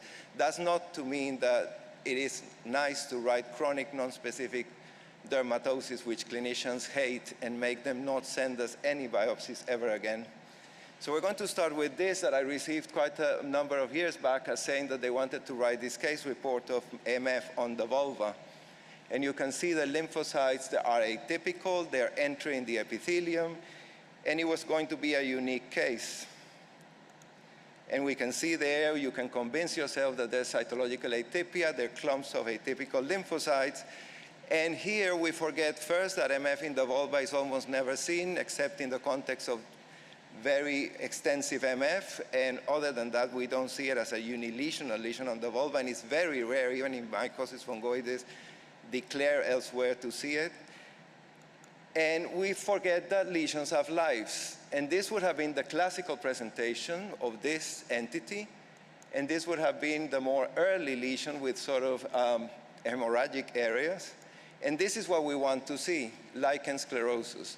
What I was showing you before was lichen sclerosus early stages mimicking cutaneous T-cell lymphoma. Beware the site, beware the clinical presentation. That's a message. And then the way that we fill the request forms, I don't think that it's done on purpose. It's just that we don't have time. We received this request form multiple phases, and that's it. And we said, well, we need to contact the clinician to see what that means, and then who sent the biopsy? The clinical psychologist. We don't know who that is anyways. And that was the sort of clinical, and we started looking at the biopsies, and we see this. There are lots of atypical lymphocytes going into the basal cell layer of the epidermis. They're clearly atypical.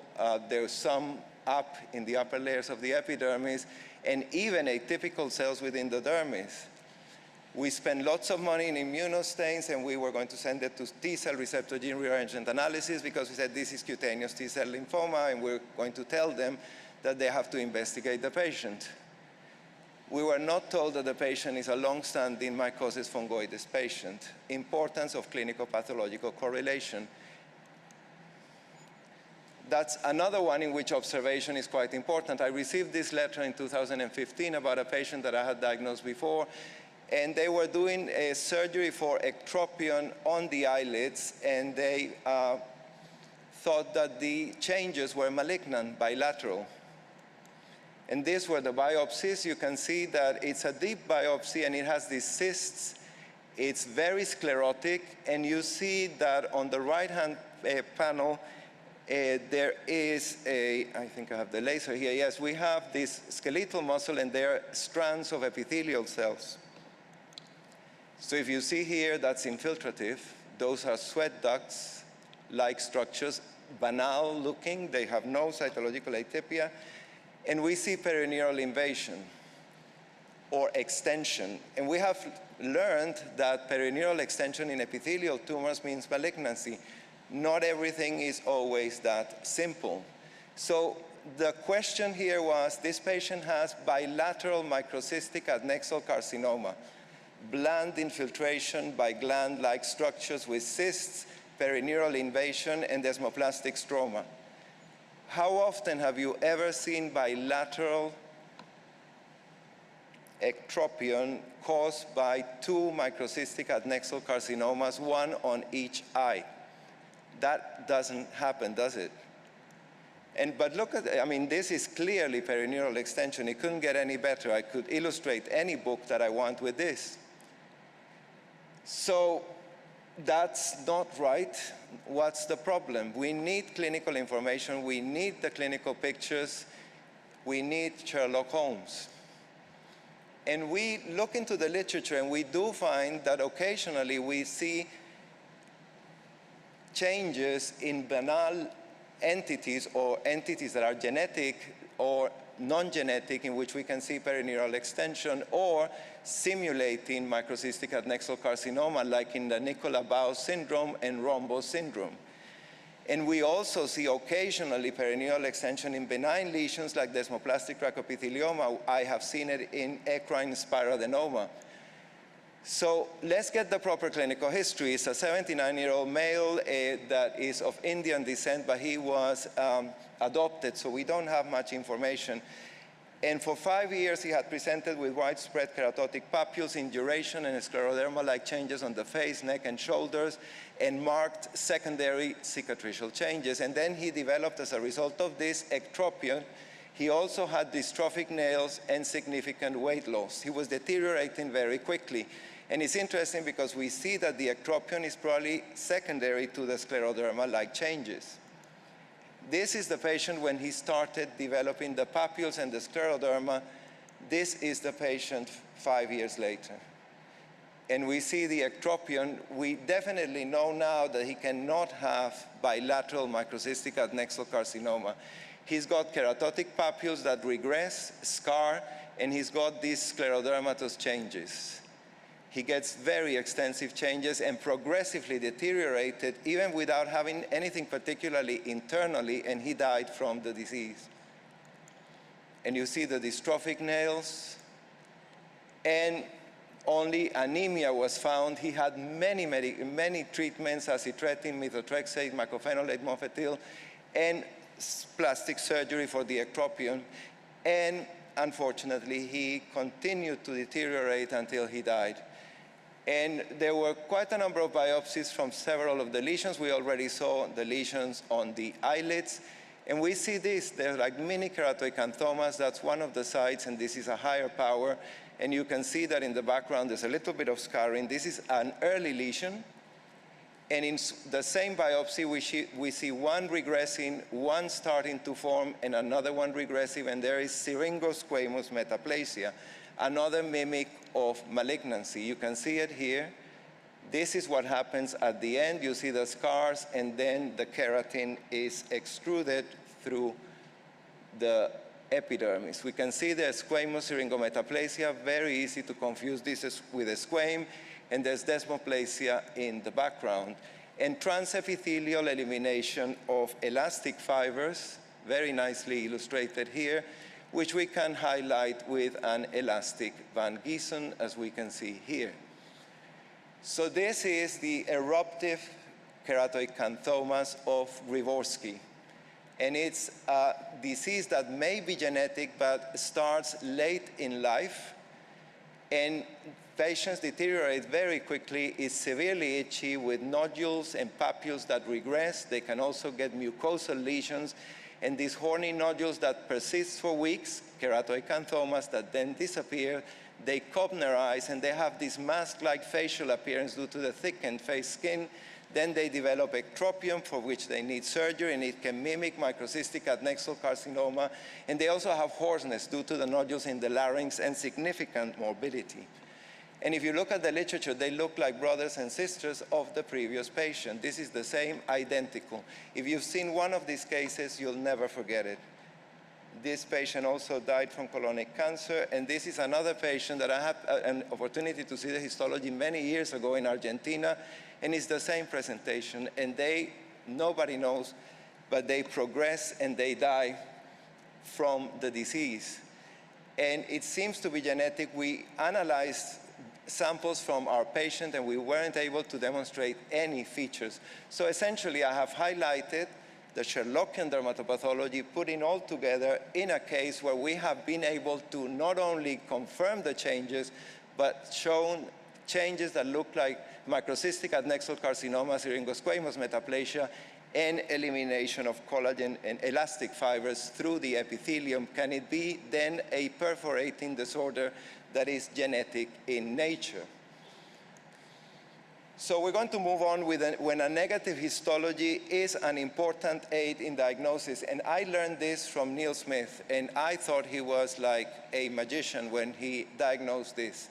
I couldn't believe how he was able to do it, and it's just because you know and you read and you see the history. This is a patient, and I have seen 7 of these cases, all undiagnosed.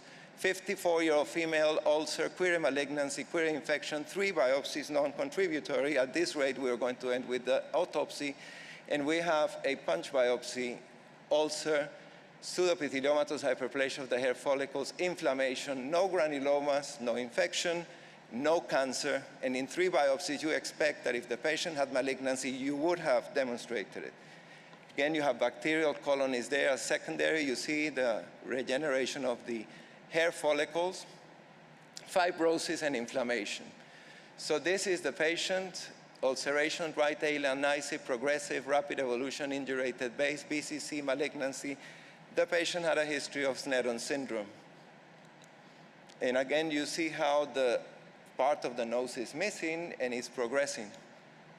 The other side is entirely normal. Case 2, ulceration left side of the nose and left inner canthus and scalp, query malignancy. Again, 50-year-old male, 5 biopsies were done, and they are the same. Extensive scarring, an ulcer, pseudoepitheliomatous hyperplasia, inflammation, no infection, no malignancy, no lymphoma, no squamous cell carcinoma, no BCC. Now let's go back to the history. Ulceration left side of the scalp, left asal nala, left eyelid, progressive, repeat biopsies to exclude malignancy, diabetes type 2, and he had a stroke a year before. We're seeing a pattern here. That's trigeminal trophic syndrome. And these patients have a cerebrovascular accident or damage during surgery or due to an infection, and they develop this. It's not anesthesia. They can't feel pain, but they feel a very unusual, unpleasant sensation, which makes them induce a dermatitis artefacta. They start picking and picking and picking and progressively destroy everything on their path. So we have one case with Sneddon syndrome explaining the problem, and the second case with a stroke. But we never bother to write these details. So it's a diagnosis when we don't have anything on histology that is of substance other than an ulcer, and by reading the clinical history, the details provided, we reach a diagnosis. And any of the branches or all the branches of the nerve can be damaged, like in our second patient, and only one in our first patient. And what they do is this progressively destroy the area involved by picking at it. And treatment is extremely difficult. That's another case that I diagnosed. They thought he had a malignancy. This patient had almost completely destroyed his face by the trigeminal trophic syndrome. There are many causes. It's usually ablation, CVA, tumors, infections. Before tertiary syphilis was important, not now, but leprosy and herpes can do that, and also trauma after accidents. So there's no harm in giving extra clinical information, no harm at all. It might actually lead to a diagnosis. So that's the differential diagnosis. It can cover the whole of Rook. So therefore, it's very important that we get proper clinical information. Let's start from carry on with a very important case from my colleague, Catherine Stefanato, who kindly allowed me to use it. It's a 36-year-old man, 36 noted, with a large 3 × 2 centimeter brown macula on the left temporal scalp. It was sent to her as a consultation as lentigo maligna. The first thing that you notice, you don't really get somebody age 36 with lentigo maligna, very uncommon. It happens if you have spent the whole of your life under the sun, but rare. This is the biopsy. There's very little in the way of solar elastosis, but there are definitely these nests with pigment incontinence, fibrosis, inflammation, and the cells do look quite tickled. So it is not completely, out of place to call it melanoma in situ. You're not going to call it lentigo maligna because it doesn't have much solar elastosis, but call it melanoma in situ. So what are you doing next? You're going to do immunohistochemistry. Melan A. So there are melanocytes, although melan A can give you false positives. Microphthalmia transcription factor, which is very nice in the epidermis because it's very specific for melanocytes, it doesn't stain keratinocytes, is positive. SOX10. The only one that was negative, interestingly, was S100. Just to show that they're not related to keratin, the nests are negative for cytokeratins. So if we have this, do we call it melanoma in situ? Of course we do. Right, not wrong. What do we need to see? Our clinical pictures. That's just to highlight the immunohistochemistry. And this is the diagnosis. It was called pseudomelanocytic nests, but I think they're probably true melanocytic nests as a result of a lichenoid tissue reaction that destroys the keratinocytes and leaves the melanocytes behind, and they get together and they look quite unusual. And this is the patient. This patient has dark skin from the south of Italy. This is not lentigo maligna. This is not melanoma in situ. But it was called that, and of course, clinicians believed the pathologist, and they were going to almost amputate the head of the poor patient. This is the area involved, and that was after protection from the sun. And essentially, I already explained what these are. I don't believe they should be called pseudomelanocytic nests, but melanocytic nests. They're true melanocytes. Interestingly, they seem to be negative for S100, and this is a very nice paper on the subject that suggests that they're authentic, and this is also from the paper. You can see nicely the stains, very similar to our case, and usually these patients have a lichenoid reaction like lichen planus actinicus, so a great mimic of melanoma in situ in the completely wrong clinical setting. The S100 negativity helps. The clinical and soluble adenyl cyclase immunohistochemistry for this is also helpful in establishing the diagnosis, as you can see here, which is negative and tends to be positive. So you see it in lichen planus actinicus and sometimes other lichenoid tissue reactions. So beware of the pseudo or true melanocytic nest as mimic of melanoma in situ lentigo maligna. This is another case in which patients not always tell us what they have been up to. This patient turned up to a dermatologist saying that she had this horrendous necrotic lesion on the right forearm, and she was very concerned. She was quite worried, with reason. And if you're a pathologist and see this and it's deeper, you'll immediately also get quite concerned because that looks like necrotizing fasciitis. But the patient was walking around, she wasn't dying, she wasn't in intensive care, but necrosis of everything, neutrophils everywhere, and nothing much more. So it's just a lump of necrotic, and the patient said it just developed suddenly. She was fine, she woke up, and then she started developing this ulcer. And you can see the extensive necrosis, neutrophils, debris, and then you say, well, what's going on? What's happening here? There should be an explanation. This is not necrotizing fasciitis. There's no vasculitis, there's no vasculopathy, thrombotic. What is the problem? And you have to start looking at the slide in great detail, and you see this. That doesn't look right. That doesn't belong to the skin. That's a little bit of vegetable, and the patient wasn't having her salad at the time that this developed, and it's quite deep. So what's happening there? The dermatologist had to confront and said, you must have been applying something. And then she finally said, yes, I had something on my forearm that I didn't like, and I found this wonderful product on the internet called Cansima, and I ordered a pot. I applied it, and that's how I ended with you, but I was very ashamed of saying anything. So, ulceration with suppurative necrosis related to black salve. And it's interesting because this is called cancer salve, and it was one of the ingredients that was used initially by Mohs when he developed his techniques. It says carotic, corrosive, and topical irritant, and it contains also zinc chloride, which is another carotic agent that is used as a debriding agent. And that's the mechanism of action, so essentially it stops everything and induces massive necrosis. And it's almost like going to Harrods. You can buy any sort of type of brand, some more elegant than others, more expensive, but they all cause the same damage. And people are crazy. They use them for whatever. Actually, in the USA, it was forbidden in 1950. And in 2013, because in Australia there was almost like an epidemic, they warned that it shouldn't be used. But people can get anything on the internet. We shouldn't forget that. And those are results of cansema.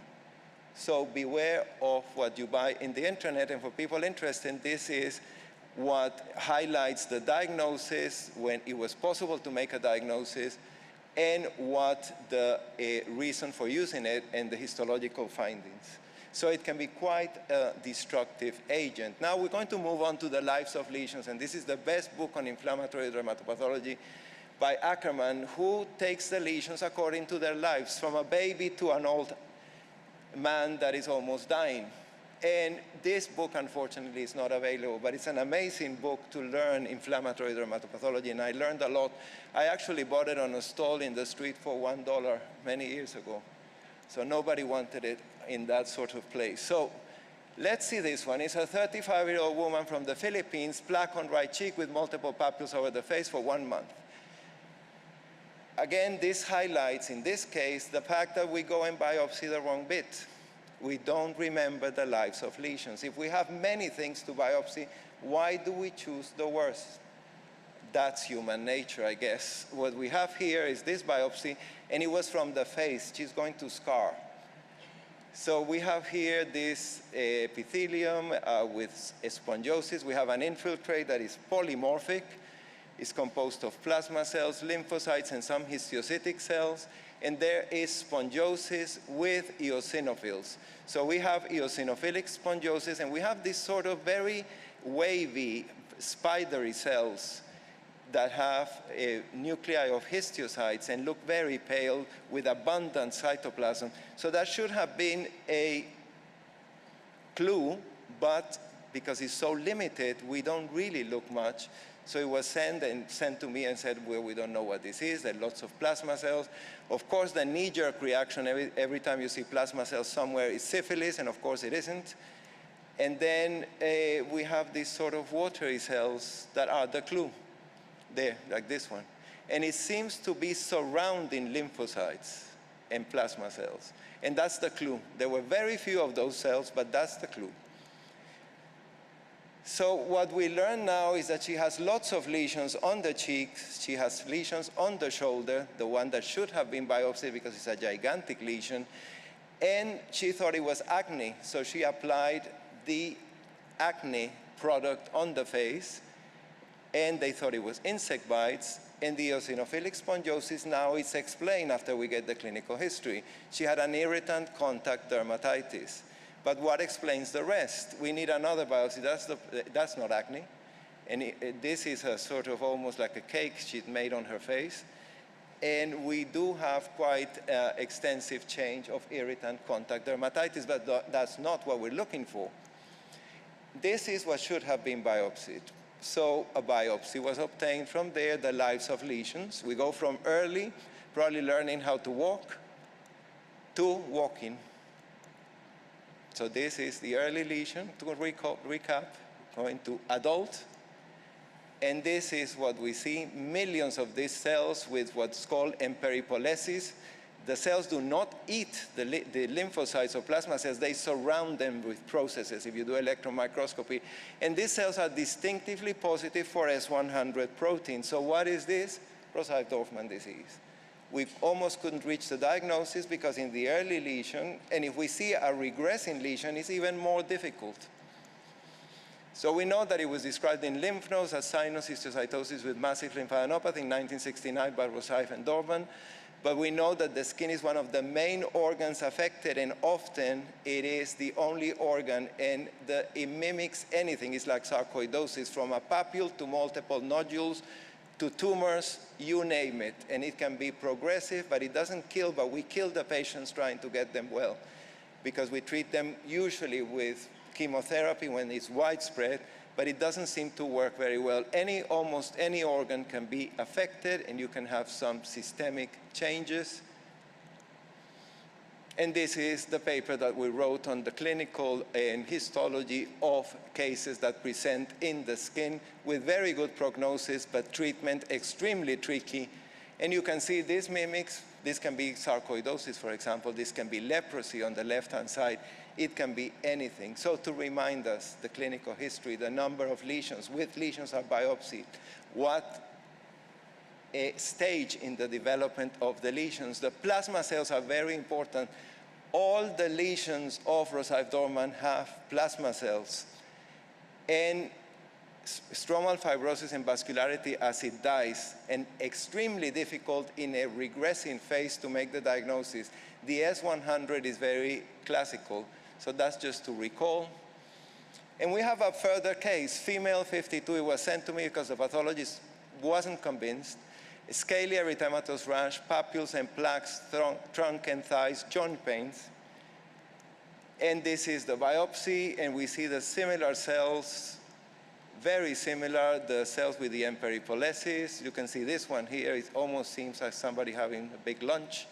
And then the S100 here. So we confirmed that this is Rosaif Dorman, but wait a minute, I just told you that plasma cells are always present, and these are absent. Why don't we have plasma cells? Because other cells like neutrophils, eosinophils are variable. Plasma cells, I don't recall seeing, other than this case, a case without plasma cells. So we need Sherlock Holmes again. We went back, the patient had a lymphoma, B cell had CHOP, and rituximab. Rituximab knocked out the plasma cells, and that's why we have a Rosaif Dorman without plasma cells. Now we move on to another one. That's the whole history that we received. 41-year-old woman, swelling on the left thigh, that's it, and they thought it was an angiosarcoma, and she was going to be referred to our unit. And then, she also had lesions on the abdomen, on the thigh. I don't know why that went there. Anyways, we have this picture here in which we have this hyperplasia of the epidermis. We have massive proliferation of vascular channels throughout. They look irregular, they look dilated. And if you see the vessels everywhere, completely disorganized in an infiltrative pattern that gets into the deep dermis. And you can see this is what's been described not specifically in angiosarcomas as dissection of collagen pattern, because the cells seem to be sitting on top of the collagen bundles. You can see here the extensive proliferation. The cells are slightly plump, not particularly atypical, but you do have cases of well-differentiated angiosarcoma that can be quite complex. You see the vascular channels everywhere, even within the arrector pilemos. And you can see them there. A little bit of atypia. There's no multi-layering, something that happens in angiosarcoma, and the proliferation rate was quite low.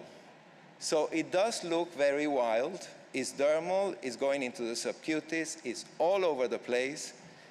Can it be a well-differentiated angiosarcoma? And we do have some means of showing. For example, Ki67 will be very, very low, almost zero, in a benign lesion, but it'll be proliferative in an angiosarcoma.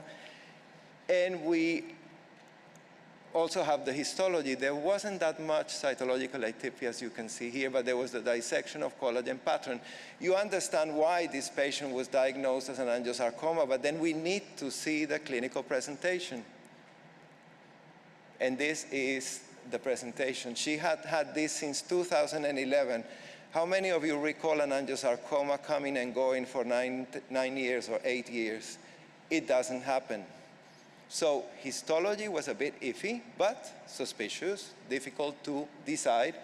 But this is what's given us the clue to say we need to see the clinical pictures. What's going on, because this patient has lesions that heal. She was morbidly obese, and mainly on those folds, on the thighs as well, she was developing these ulcers that then, with local measures, tended to heal. And then they did a few biopsies and finally decided that it was probably an angiosarcoma. So CD31 ERK to show the endothelial cells, and then smooth muscle actin. Almost every cell has a pericyte layer. Almost every vessel has a pericyte layer. You may see that partially in angiosarcomas, but not generalized. So that's quite important.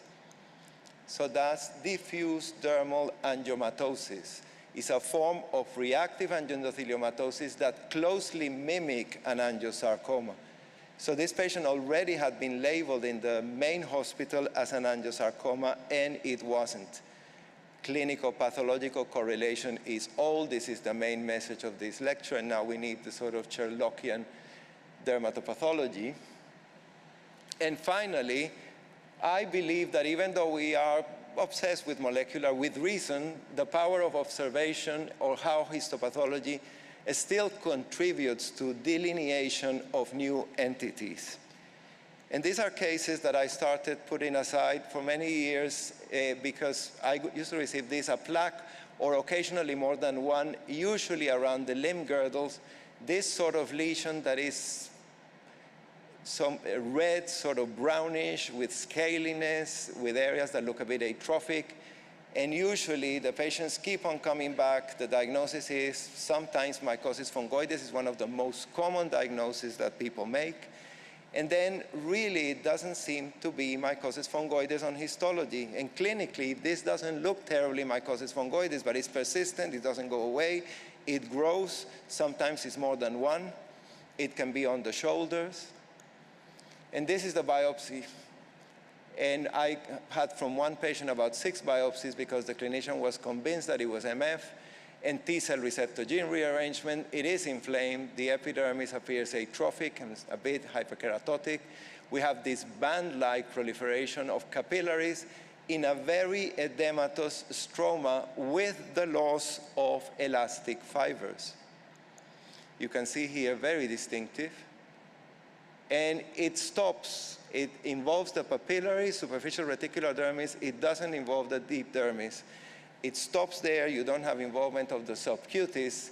And it reflects the plaque-like and the fact that they're often brown or red because they can have hemosiderin deposition. Very edematous stroma and a lymphohistiocytic inflammatory cell infiltrate. No cytological atypia. Very well-formed capillaries or venules. And you really don't have a reason to suspect that this is malignant, but what is it? That's the elastic stain showing complete absence of elastic, and then the pericytes with smooth muscle actin around every single vascular channel. Another patient, it looks like the sister of the previous one. I got that 2 years later, and I said, I've seen one similar. Send me the pictures, the same. This one looked a bit more worrisome for MF. So I think it's MF. Well, no, I don't think so. Let's do a biopsy. Exactly the same picture. It's a band-like proliferation of a capillary-like in an edematous stroma with atrophy of the epidermis, a bit of inflammation, complete loss of elastic fibers, and the smooth muscle actin. Another patient, it's the same. It just becomes boring because all the patients look absolutely the same. So it doesn't seem to be, it wasn't moving. So that's just to highlight several patients, all showing the same picture. And again, and this is what we have called poikilodermatous plaque-like hemangioma, which is a very close mimic of cutaneous T-cell lymphoma, mycosis fungoides. It's nice to make a diagnosis. What do you do about the patient? You can't go and remove that sort of thing that is big. Just reassure the patient, and it's happy ever after. And what we have here is the summary of the 12 cases we reported, and I have seen 5 cases more since And I'm glad to see that in the self-assessment yesterday, a further case of this entity was presented. So we do help the clinicians solve their problems. And I'm going to finish my lecture first thanking the British Society of Dermatopathology for this honor, Neil Smith, my teacher, and thanking you for your attention and highlighting again, clinical pathological correlation is all. Don't forget your clinical information. Thank you.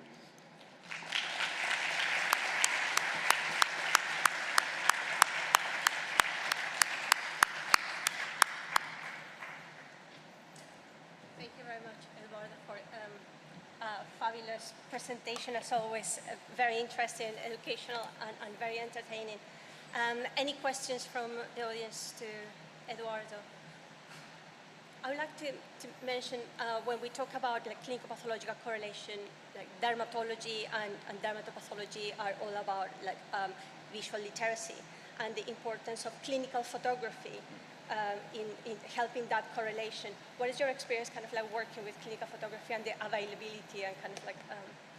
Yeah, I think it's a bit better, but from before, when it was free for all, we could get the clinical pictures, show them on a train and whatever we wanted. And now to very restrictive environment where we can't share anything. If we put a photo on a telephone, then we can go to jail, or the GMC can suspend us for 5 years. You know, it is quite daunting.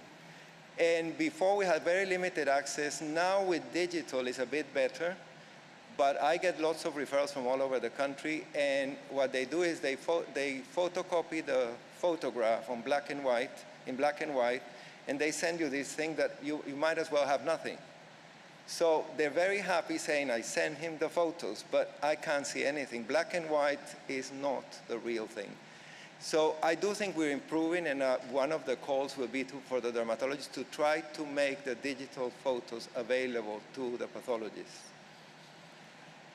Thank you. And every year, the British Society for Dermatopathology awards the Neil Smith Medal to celebrate the outstanding contribution of colleagues. And it is my honor and it is a pleasure to award you, Eduardo, this year's Neil Smith Medal. Thank you very much. Thank you. Thank you.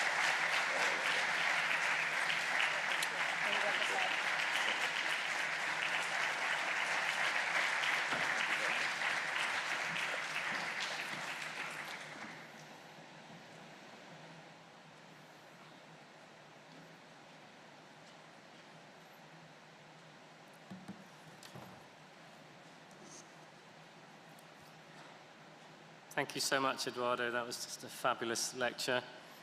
Those cases that he presented, for those of you that have the opportunity to sit with him at the microscope, that's like that every single session that you sit with him. The breadth of cases that he sees.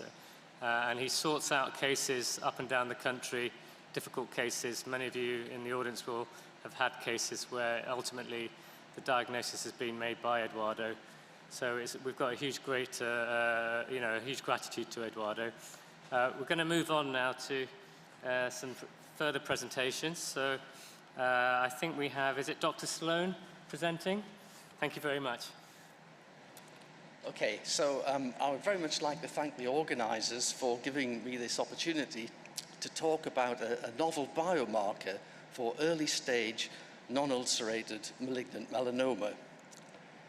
As we all know, cutaneous melanoma is an increasing global problem, predicted to increase by 60% by 2040, and currently over 90% of all melanoma diagnoses are AJCC stage 1 or 2, for which only less than 20% of patients progress.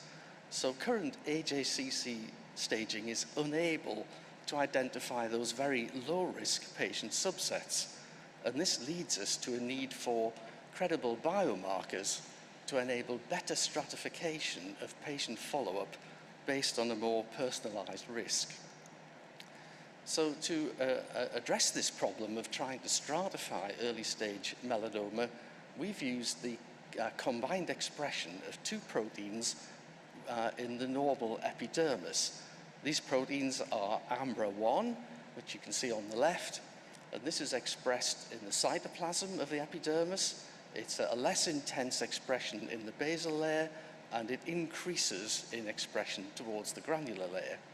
AMBRA1 is an autophagy regulator, and what it's doing there is enabling keratinocytes to recycle their nutrients in order to achieve normal differentiation. Loricrin is just a cornification marker, and in normal skin it appears as an intense band in the stratum corneum. And the way that the test is used is that we look for the maintenance or loss of these two proteins in the epidermis overlying the melanoma. So this is an interesting biomarker. It's working in the tumor microenvironment. It's not a marker that's looking at the melanoma cells themselves. In fact, we're looking at secondary changes in the epidermis. And the way that we have looked at the test is if we look at the left here, where we have a low-risk melanoma, we can see that AMBRA1 is maintained in the epidermis overlying. In the lower image, loricrin is maintained. And if either marker is maintained, we put that tumor into the low-risk group. But if we look at the melanoma on the right screen, in this case, both AMBRA1 and loricrin are lost, and that patient would remain at the at-risk group. In other words, the risk doesn't change from the AJCC stage risk. So that's how the test is used. And our very first study, which is published, looked at 379 cutaneous melanomas from the northeast of England. And using this algorithm of either AMBRA1 or loricrin maintained, we were able to discriminate a group with a genuine low risk. In other words, they showed increased disease-free survival, which I think you can see with the black line at the top of the Kaplan-Meier curve. And the test in this instance had a 98.3% negative predictive value against the greater number of patients that had both markers lost. And so this initial study suggested to us that this was a potentially very useful biomarker. So we've gone on now to look at in a much larger study. So these are the new data presented for the first time at BAD today. And we ascertained clinical cohorts from Melbourne in Australia and Buffalo in the US. So this is a total of 441 patients, 334 stage 1 and 77 stage 2 patients. And you can see from the, I hope you can see on the slide from the demographics, that superficial spreading melanoma is the greatest type, which was present in both cohorts. The approach to the study was that these cohorts were scored by 4 consultant pathologists with knowledge and training of reading AMLO, and they were blinded to the clinical outcomes which came with the specimens. After they did the scoring, consensus meetings were held, and also with an adjudicator who was able to reconcile any differences in interpretation. And this is just to show how the tests were actually done. So we used the normal epidermis at the margin of the melanoma as a beautiful internal histochemical control, the very best type of positive control you can have. So we look at the margin, we have normal AMBRA, normal loricrin in the top 4 images, and you can see in this case that AMBRA and loricrin are actually maintained in the, if I can just point, in the epidermis. So this tumor would go in the low risk group. In the central cartoon, you can see the normal margin, but here AMBRA is very much reduced, so that would be scored as lost. Loricrin is retained, 1 marker retained, that goes into the low risk group. And then in the third scenario, again, the margin's normal, but both markers are last. This is a tumor that would go in the at-risk group. And it was very gratifying when the data were unblinded, and we obtained a Kaplan-Meier curve very similar to the one that we'd seen in the early study. So we were able to identify 70 tumors with only 2 that progressed in the low-risk group, giving us a negative predictive value of 97%. and the 341 tumours remained in the at-risk group. It's important to say at this point that these biomarkers do not identify high-risk melanomas. They're not going to tell you which patient is going to get metastasis or progression. It only identifies a low-risk group, so it's a kind of rule-out test. What we think is actually going on in these patients in the red line is that they all actually have a melanoma with potential to progress, but excision is in fact a curative event in the majority of them. The high assay sensitivity that we got as well of 95% is in fact a very helpful statistic that demonstrates the power of this test to recognize low-risk melanomas. So in order to bring the AMBLO test into the NHS, well, we need to seek accreditation from NICE. And currently NICE has a three-stage process for accreditation. This marker actually has passed the first stage by winning the Advice Me Prize from NICE. And so the next step is to move to the MedTech Innovation Briefing, or MIB, and this must include some health economic analysis. So we're required to do a budget impact model to support the combined test, AMBLO, in a MedTech innovation briefing. The input for this were derived from NHS reference costs, a Freedom of Information request to 75 trusts and the scientific literature. And the model that was created assumes a step down from NG14 melanoma guideline follow-up, in which the stage 1s are reduced from 4 visits in year 1 to just 1 visit at the end of year 1, and for the stage 1B to 2B melanomas reduced from 16 visits over 5 years to just 4 annual reviews, and this group represents the greatest health economic benefit. Note that in this model, reductions in CT scans, sentinel lymph node biopsy and complications were also modelled with pathology costs included, and the model revealed that there was an average saving of £175.18 per patient if all tumours were assessed for AMBLO status and stratified into a reduced follow-up regimen. Note that the costs associated with reduction in anxiety, possibly the most important thing with such a test, societal impact, days off work, were not actually included in the analysis. I'm pleased to say that NICE accepted the MedTech Innovation Briefing, and it was published on their website in May of this year. And mirroring our own plans, they are suggesting that we should undertake a prospective observational clinical trial, because everything so far has been done in a retrospective cohort situation with blinding. It's quite robust, but we just need to evaluate whether this marker actually performs, how it performs in a hospital clinical setting. So we're about to launch a clinical trial of the product, and that then takes us to the third stage, which can be with a diagnostic advisory program or a technology assessment program. The latter of these is helpful because it actually comes with funding for the test, so we'll decide which route to go to with NICE to bring the test into the NHS.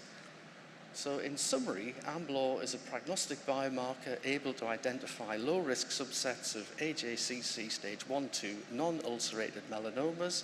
It's a simple immunohistochemical biomarker that fits seamlessly into the diagnostic procedures.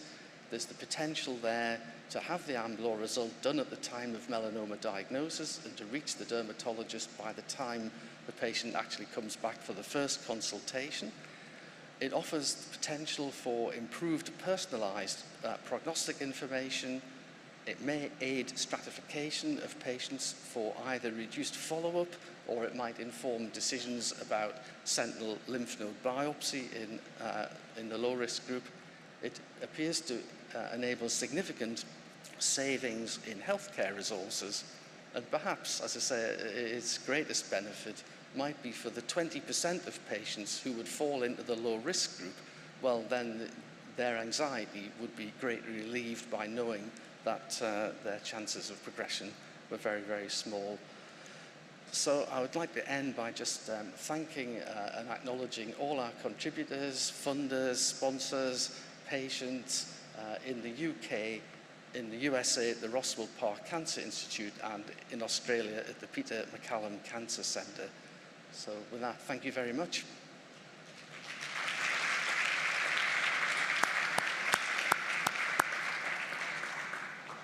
I'd like to invite any questions. Really interesting paper.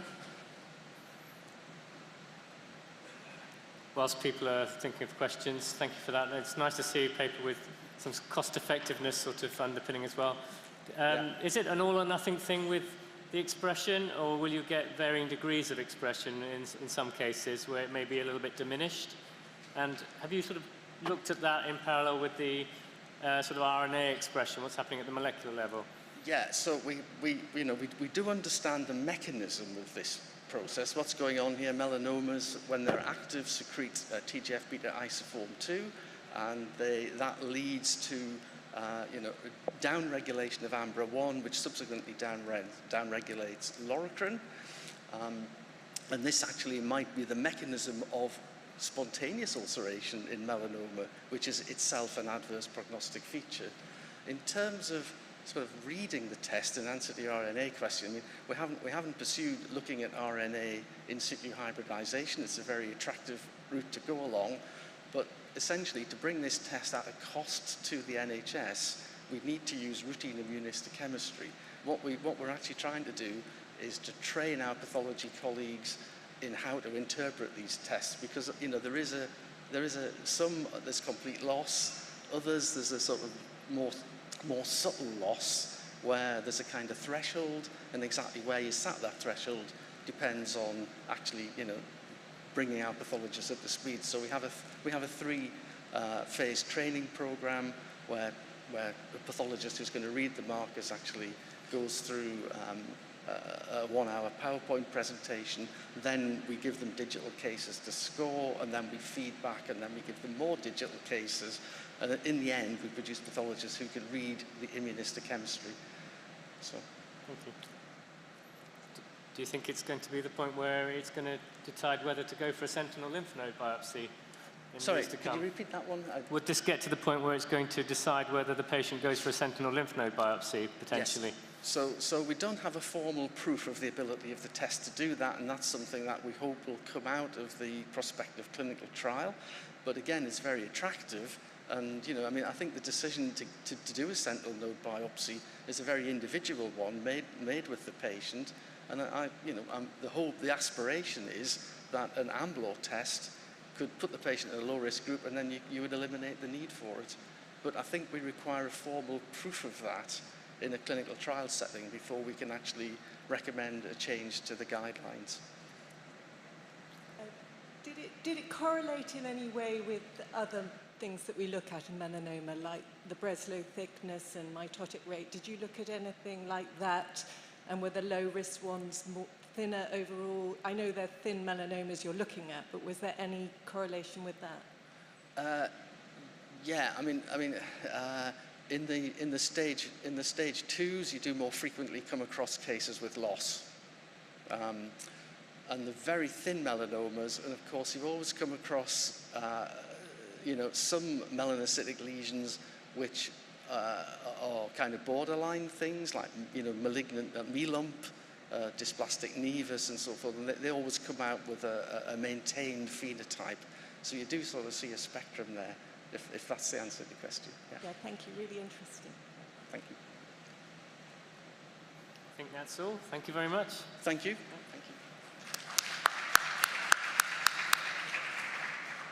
So unfortunately, I think we had one talk withdrawn, our next talk. So we've just got one more talk, as I understand it, before the lunch break.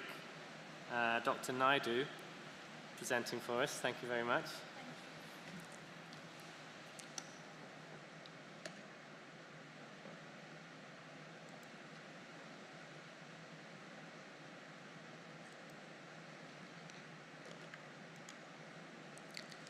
So I'm presenting a case of an elderly man with a relapsing and remitting inflammatory dermatosis. So this is a 78-year-old man who presented with a one-year history of a relapsing and remitting rash affecting his face, trunk and extremities. He was otherwise systemically well. He had a medical history of type 2 diabetes. He was on a number of long-standing medications.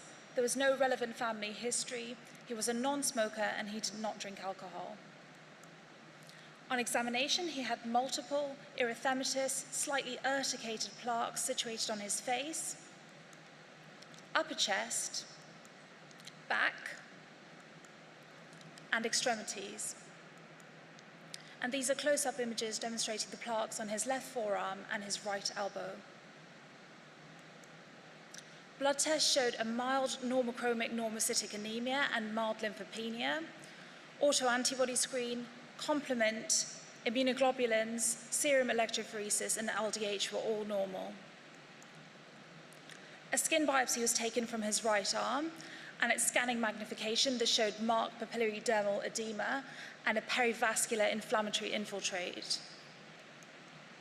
At higher magnification, there was a number of immature granulocytes and histiocytes, and no evidence of frank vasculitis. Immunohistochemistry was positive for both CD68 and myeloperoxidase. And this is a summary of the histology. And the histopathological features and immunohistochemical profile were felt to be suggestive of histiocytoid sweet syndrome. In view of his mild anemia and lymphopenia, he was referred to hematology. He had no weight loss, bone pain, or B symptoms. And in view of his normal LDH and normal serum electrophoresis, there was no evidence to support the presence of a lymphoproliferative disorder or myeloma. No further investigations were required, and they recommended monitoring in the community. He was initially treated with a reducing course of oral prednisolone with good response. However, he relapsed on attempts to lower the dose below 7.5 milligrams. He was started on dapsone 50 milligrams with partial response, but continued to get lesions on his face and trunk and required long-term low-dose steroids for maintenance. So 3 years after his initial presentation, he complained of weight loss, significant bone pain, and generalized myalgia. His blood test showed macrocytosis, pancytopenia, and serum electrophoresis showed a low level of an IgG lambda paraprotein. Bone marrow biopsy showed a neoplastic plasma cell population less than 10%, consistent with monoclonal gammopathy of uncertain significance, and some dysplastic features seen in erythropoiesis. He developed a progressive pancytopenia and required erythropoietin injections and became transfusion dependent. His dapsone was discontinued by cardiology due to breathlessness, leading to a significant relapse. He became increasingly prednisolone dependent, requiring up to 12.5 milligrams daily, and relapsed upon lowering the dose. And it remained challenging to identify a suitable steroid-sparing agent in the context of his hematological abnormalities. A unifying diagnosis was suspected following the identification of an association between treatment recalcitrant autoinflammatory disease and myeloid dysplasia, termed Vexus syndrome. Re-examination of bone marrow samples showed hypercellularity, multilineage marrow dysplasia, and vacuolated myeloid and erythroid precursors. Genomic sequencing revealed a somatic mutation in the ubiquitin activating gene UBA1, and this confirmed the diagnosis of Vexus syndrome. So Vexus syndrome was first identified in 2020 in a cohort of 25 men with late-onset autoinflammatory disease and myeloid changes. Novel mutations were identified in the UBA1 gene, which encodes for the master enzyme for cellular ubiquitination. The term Vexus is an acronym based on the key features of the syndrome. So vacuoles are seen in myeloid and erythroid progenitor cells in bone marrow aspirates. E1 enzyme refers to the ubiquitin enzyme, which is encoded by UBA1, which is an X-linked gene. Mutations in UBA1 are lineage restricted to myeloid cells and result in autoinflammatory disease. And these mutations are acquired later in life. So Vexus syndrome is a severe progressive disease, which is the clinical manifestations are a combination of rheumatological and hematological features. It predominantly affects men in the 5th to 7th decade, with the additional X allele appearing protective in females. Systemic inflammation affecting the lungs, blood vessels, skin, and cartilage result in a broad range of clinical manifestations, including alveolitis, vasculitis, neutrophilic dermatosis, and chondritis. Cutaneous manifestations are common, and 89% of the published cases have had skin involvement.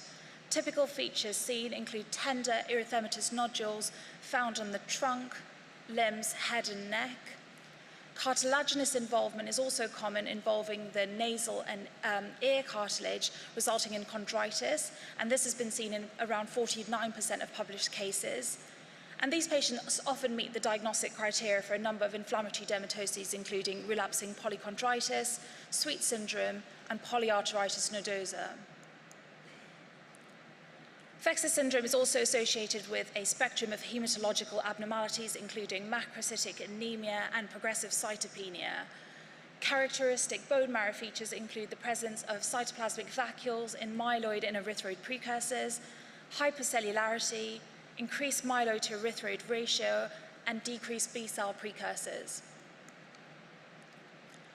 Progression to hematological disorders is also common, including myelodysplastic syndrome and plasma cell dyscrasias. A proportion of patients also developed thrombotic complications, including venous thromboembolism and arterial stroke. So Vexer syndrome is associated with significant morbidity and mortality. In the initial cohort, 40% of the patients died from either disease-related causes or complications from the treatment. High-dose steroids are effective, but relapse is common on tapering, and patients with Vexus are typically refractory to conventional steroid-sparing agents. Treatments that have been reported to be effective in the literature include azacitidine, JAK inhibitors, tocilizumab, and more recently, bone marrow transplantation has shown promising results and is potentially curative. So in summary, Vexus syndrome is associated with significant morbidity, and patients are often refractory to traditional steroid-sparing agents. Cutaneous involvement is common and includes neutrophilic dermatosis, vasculitis, and chondritis. A diagnosis of Vexus syndrome should be suspected in treatment-refractory inflammatory disease with associated hematological abnormalities. And given the fact that a high proportion of these patients have cutaneous findings, it's important for dermatologists to be aware of this newly described entity and refer patients for further investigations if required. Thank you for listening, and I'm happy to take any questions.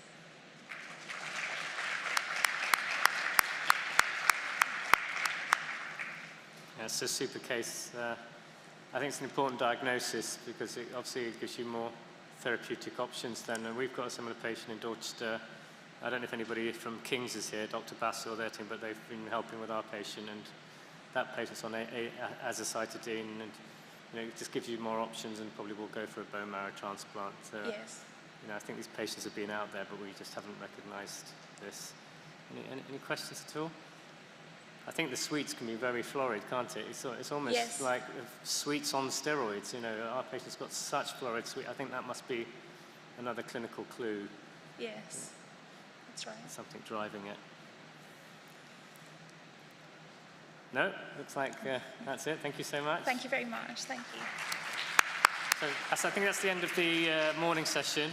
So lunch, and then for those that are coming back for the BSD afternoon session, it's 1:15. Lots of good cases. Thanks very much.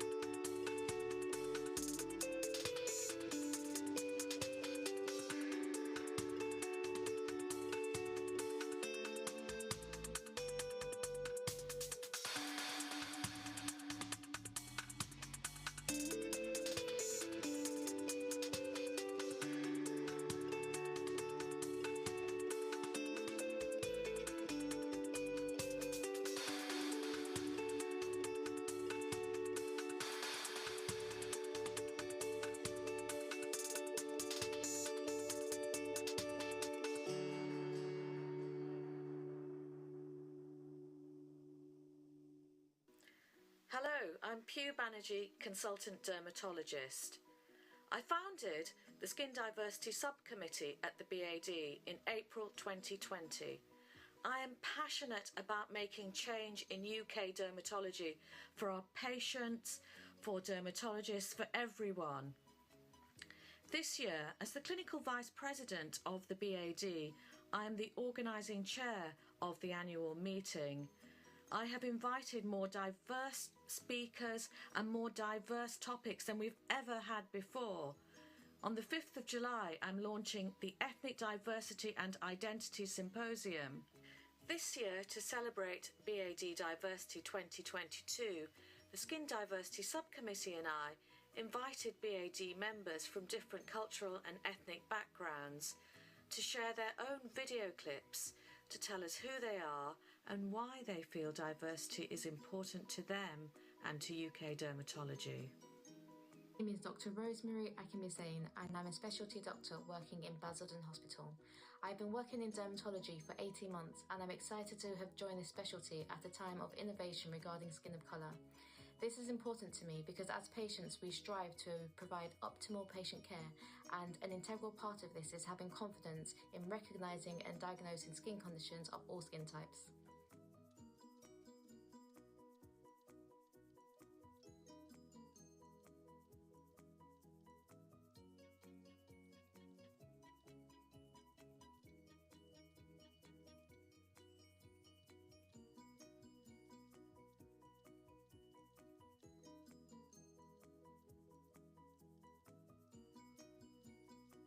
Hello, I'm Anshu Sahota. I'm a consultant dermatologist working for the past 22 years at Barts Health in London, including Whipps Cross Hospital, and I have an interest in surgical dermatology and all aspects of dermatology, including nail and hair disease.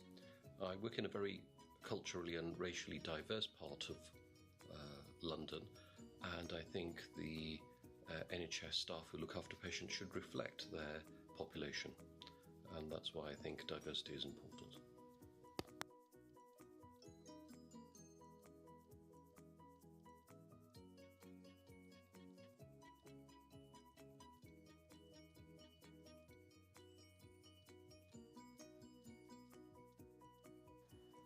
Hi, I am Archana Rao. I am a consultant dermatologist and I have trained and work in London. Previous to that, I have trained in dermatology in Mumbai. I think diversity is key to our society, as our strength lies in our differences, not our similarities.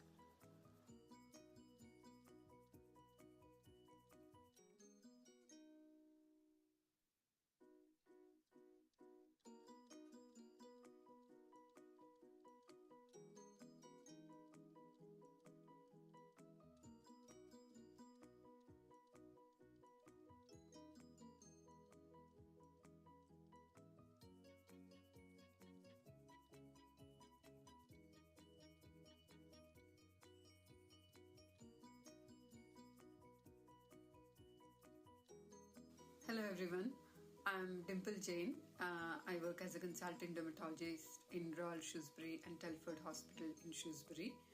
I completed my dermatology training in lovely Northeast region and moved to Shrewsbury for family reason.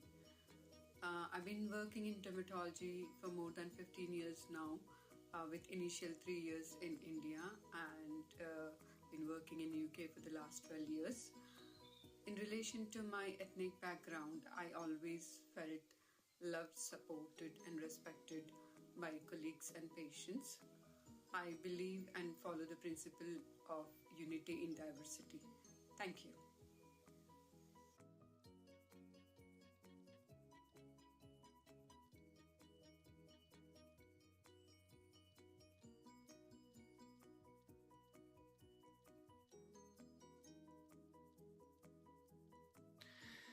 My name is Wal Hussain. I'm a consultant Mohs surgeon here in Leeds. I've been here for 11 years.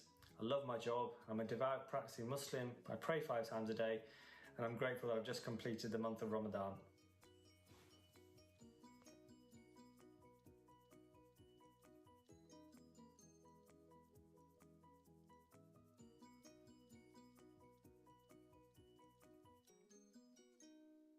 Hi, am Dr. Marissa Taylor. I'm a consultant dermatologist in the Greater London area, and I look forward to seeing you at the BAD 2022 in Glasgow.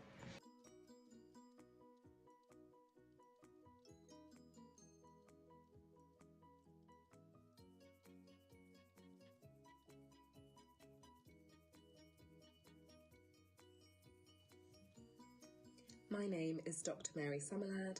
I am a consultant dermatologist. I live and work in London. I did my dermatology training in the Royal London and Royal Free rotations starting back in 2012. I think having an ethnically diverse dermatology workforce benefits not only our patients but ourselves as a workforce.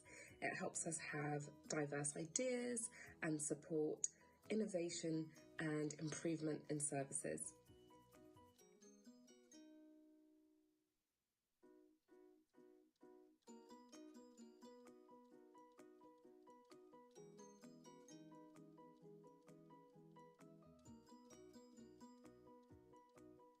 Hi, hello everyone. My name is Suan Chan. I work at the Birmingham Skin Centre and I'm a skin of colour dermatologist. Thank you.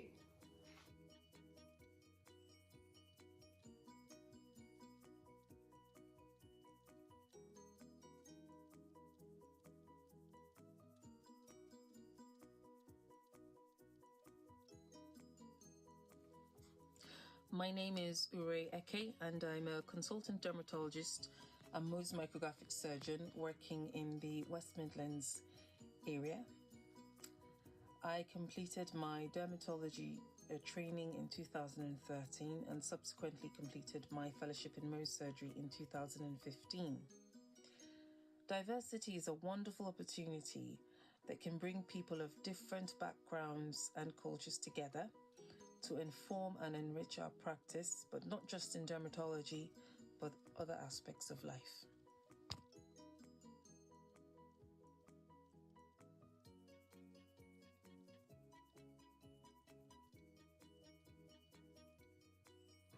Hello, my name is Ahmed Kazmi and I'm a recently qualified dermatologist.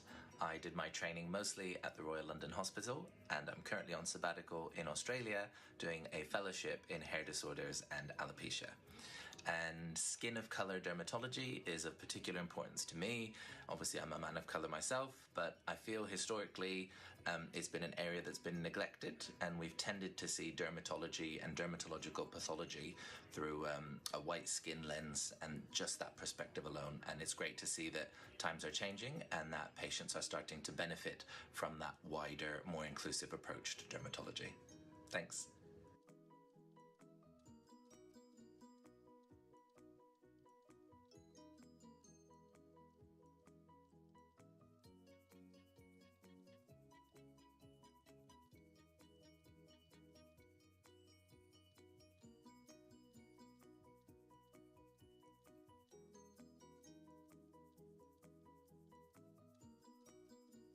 My name is Dr. Emma Amwafo and I'm a dermatology registrar working in London. I've been working in dermatology for about 2 years now. I believe we should all acknowledge and appreciate difference within society, especially within medicine. It's super important we all take steps to understand diversity and how it affects the world we live in.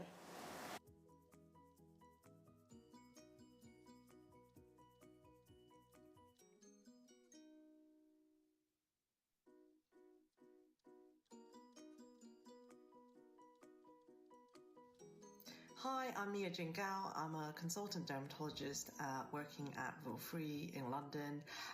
To me, diversity is about recognizing everyone's different and the value those differences bring.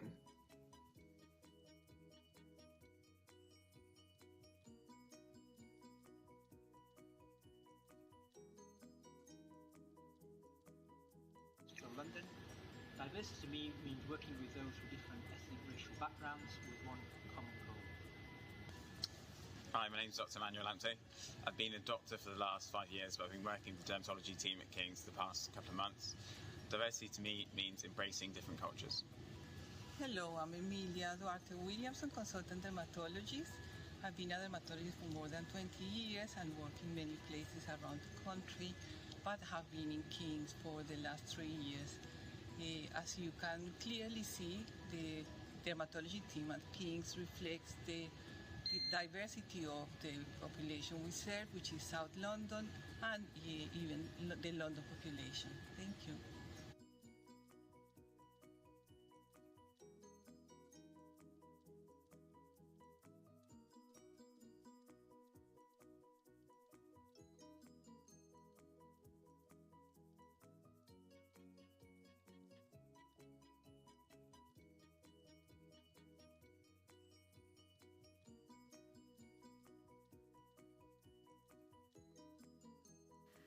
I hope you enjoy the annual meeting.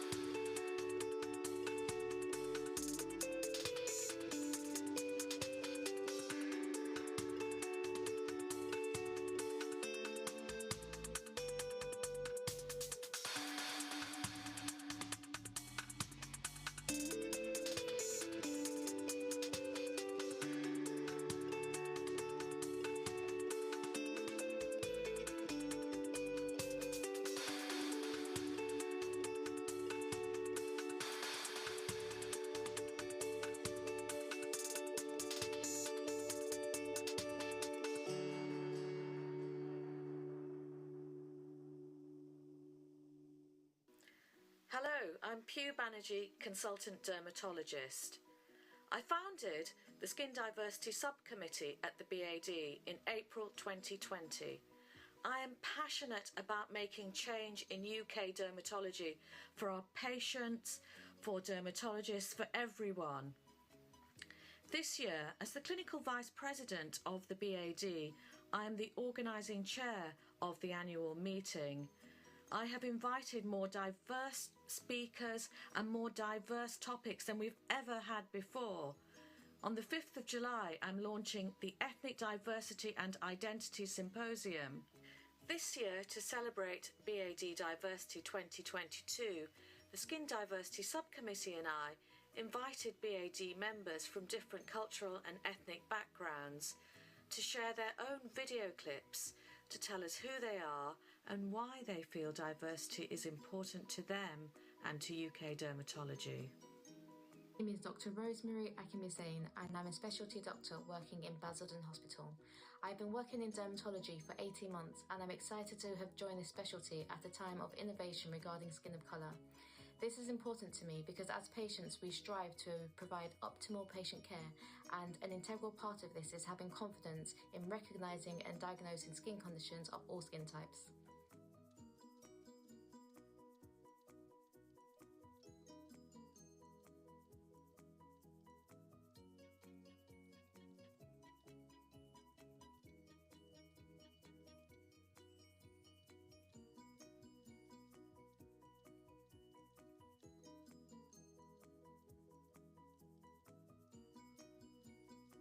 Hello, I'm Anshu Sahota. I'm a consultant dermatologist working for the past 22 years at Barts Health in London, including Whipps Cross Hospital, and I have an interest in surgical dermatology and all aspects of dermatology, including nail and hair disease.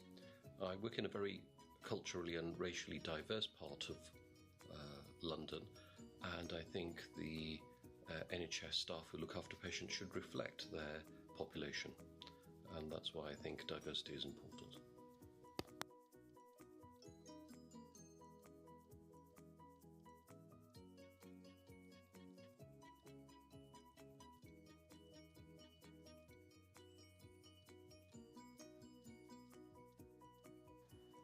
Hi, I am Archana Rao.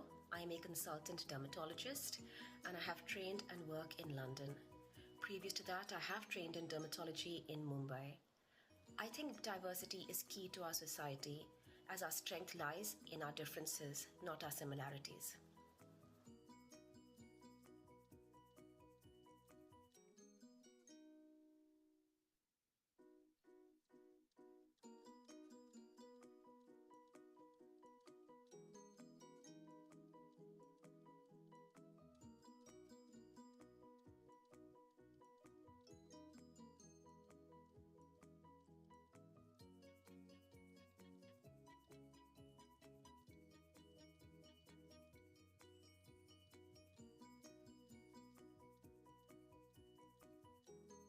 Hello everyone, I'm Dimple Jain. I work as a consultant dermatologist in Royal Shrewsbury and Telford Hospital in Shrewsbury.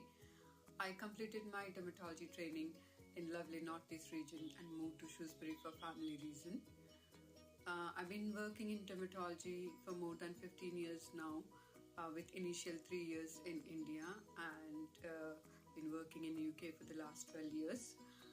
In relation to my ethnic background, I always felt loved, supported and respected by colleagues and patients. I believe and follow the principle of unity in diversity. Thank you.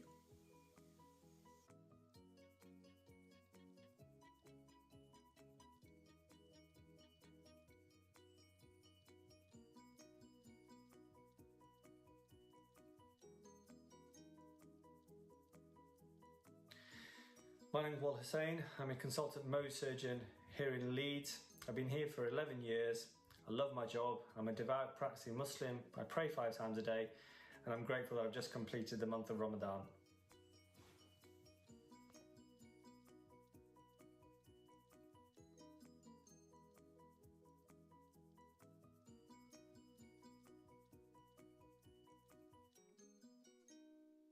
Hi, I'm Dr. Marissa Taylor. I'm a consultant dermatologist in the Greater London area, and I look forward to seeing you at the BAD 2022 in Glasgow.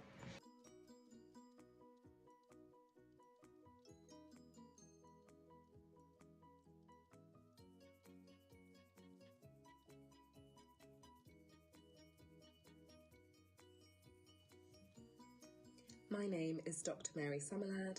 I am a consultant dermatologist. I live and work in London. I did my dermatology training in the Royal London and Royal Free rotations starting back in 2012. I think having an ethnically diverse dermatology workforce benefits not only our patients but ourselves as a workforce. It helps us have diverse ideas and support innovation and improvement in services.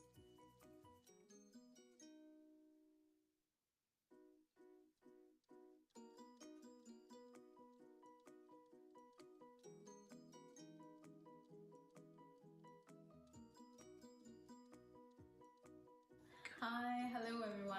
My name is Suan Chan. I work at the Birmingham Skin Centre and I'm a skin of colour dermatologist. Thank you.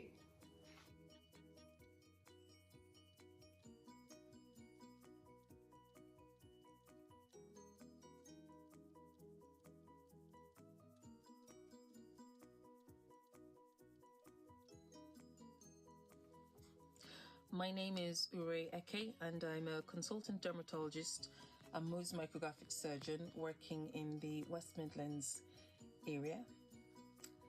I completed my dermatology training in 2013 and subsequently completed my fellowship in Mohs surgery in 2015. Diversity is a wonderful opportunity that can bring people of different backgrounds and cultures together to inform and enrich our practice, but not just in dermatology, but other aspects of life.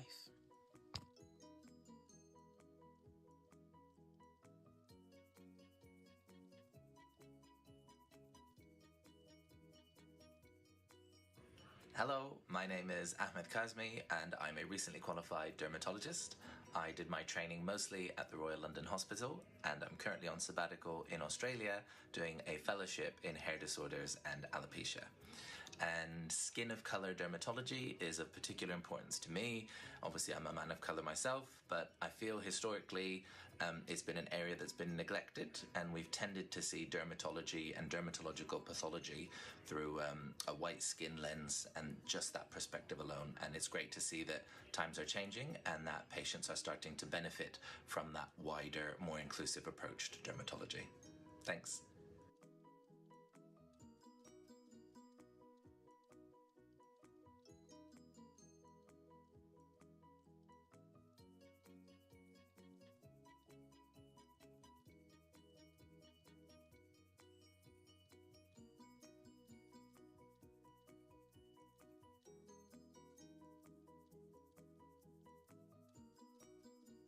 My name is Dr. Emma Mwafu, and I'm a dermatology registrar working in London. I've been working in dermatology for about 2 years now. I believe we should all acknowledge and appreciate difference within society, especially within medicine. It's super important we all take steps to understand diversity and how it affects the world we live in.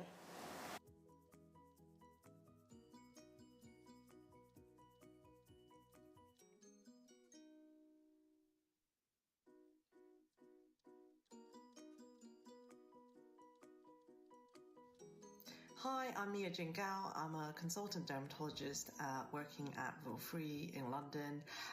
To me, diversity is about recognising everyone's different and the value those differences bring.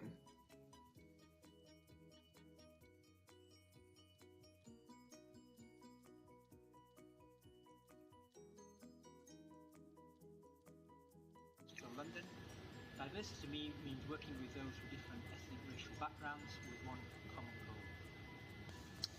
Hi, my name's Dr. Manuel Ante. I've been a doctor for the last 5 years, but I've been working with the dermatology team at King's the past couple of months. Diversity to me means embracing different cultures. Hello, I'm Emilia Duarte Williamson, consultant dermatologist. I've been a dermatologist for more than 20 years and worked in many places around the country, but have been in King's for the last 3 years. As you can clearly see, the dermatology team at King's reflects the diversity of the population we serve, which is South London and even the London population. Thank you.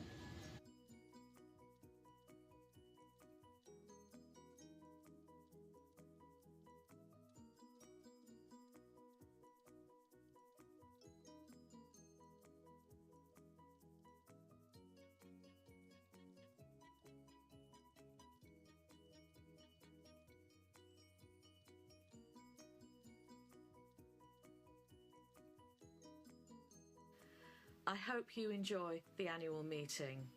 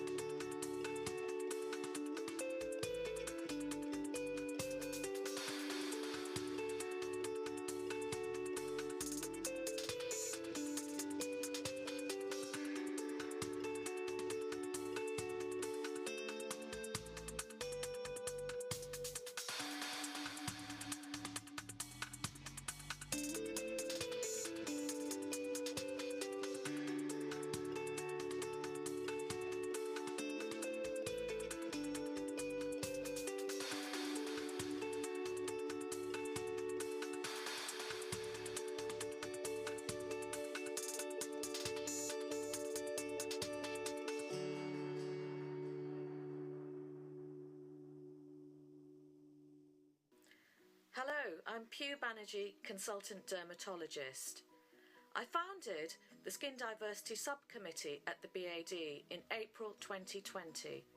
I am passionate about making change in UK dermatology for our patients, for dermatologists, for everyone. This year, as the Clinical Vice President of the BAD, I am the organising chair of the annual meeting. I have invited more diverse speakers and more diverse topics than we've ever had before. On the 5th of July, I'm launching the Ethnic Diversity and Identity Symposium. This year, to celebrate BAD Diversity 2022, the Skin Diversity Subcommittee and I invited BAD members from different cultural and ethnic backgrounds to share their own video clips to tell us who they are and why they feel diversity is important to them and to UK dermatology. My name is Dr. Rosemary Akimisane and I'm a specialty doctor working in Basildon Hospital.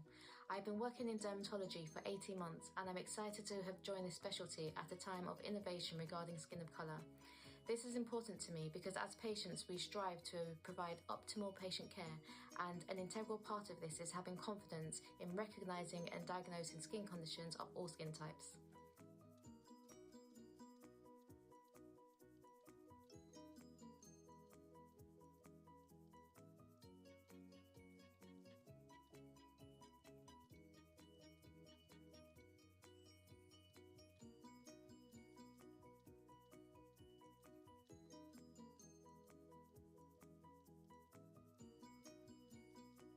Hello, I'm Anshu Sahota. I'm a consultant dermatologist working for the past 22 years at Barts Health in London, including Whipps Cross Hospital, and I have an interest in surgical dermatology and all aspects of dermatology, including nail and hair disease.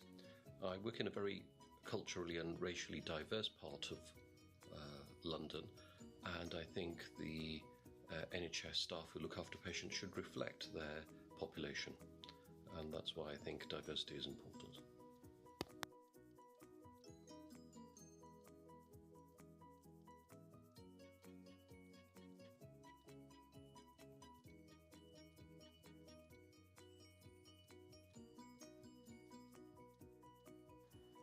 Hi, I am Archana Rao. I am a consultant dermatologist and I have trained and work in London. Previous to that, I have trained in dermatology in Mumbai. I think diversity is key to our society as our strength lies in our differences, not our similarities.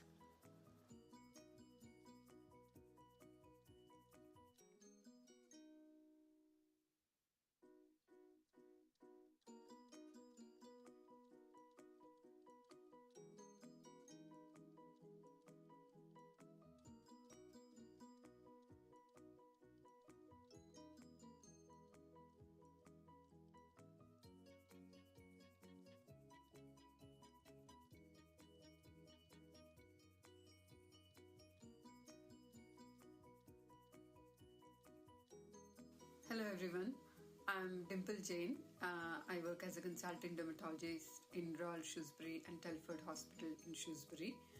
I completed my dermatology training in lovely Northeast region and moved to Shrewsbury for family reason. I've been working in dermatology for more than 15 years now, with initial 3 years in India and been working in UK for the last 12 years. In relation to my ethnic background, I always felt loved, supported and respected by colleagues and patients. I believe and follow the principle of unity in diversity. Thank you.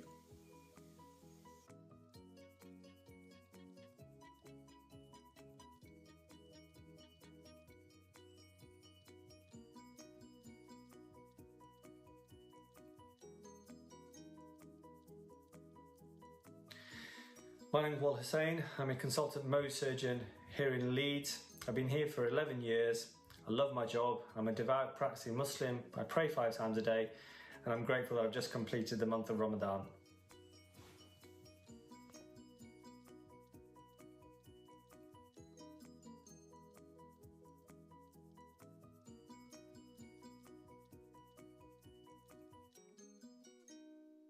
Hi, I'm Dr. Marissa Taylor. I'm a consultant dermatologist in the Greater London area, and I look forward to seeing you at the BAD 2022 in Glasgow.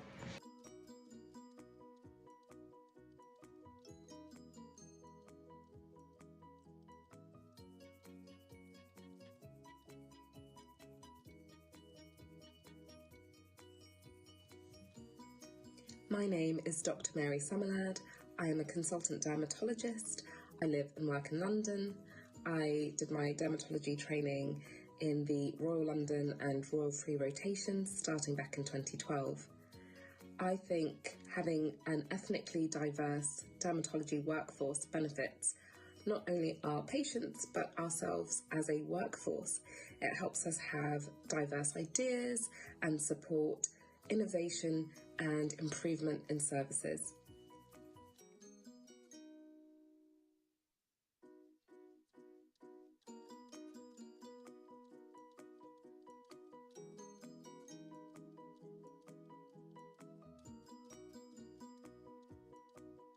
Hi, hello everyone. My name is Suan Chan. I work at the Birmingham Skin Centre and I'm a skin of colour dermatologist. Thank you.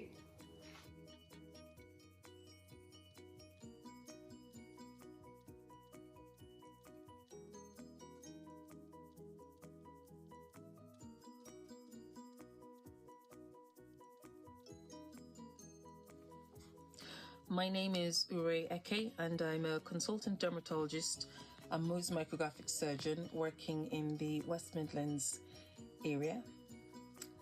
I completed my dermatology training in 2013 and subsequently completed my fellowship in Mohs surgery in 2015.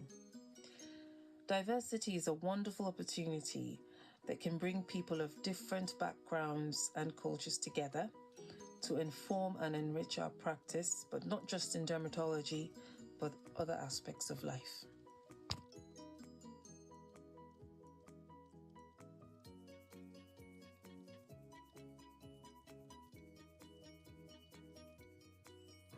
Hello, my name is Ahmed Kazmi and I'm a recently qualified dermatologist.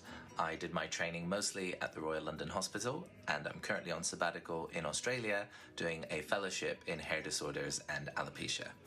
And skin of colour dermatology is of particular importance to me.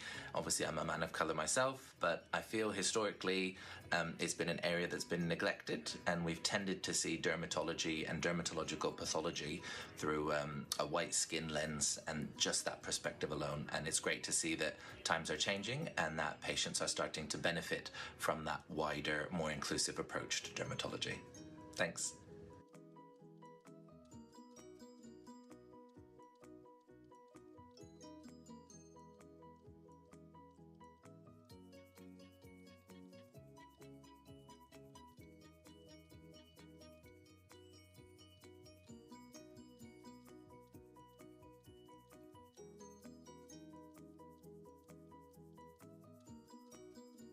My name is Dr. Emma Mwafor, and I'm a dermatology registrar working in London. I've been working in dermatology for about 2 years now. I believe we should all acknowledge and appreciate difference within society, especially within medicine. It's super important we all take steps to understand diversity and how it affects the world we live in.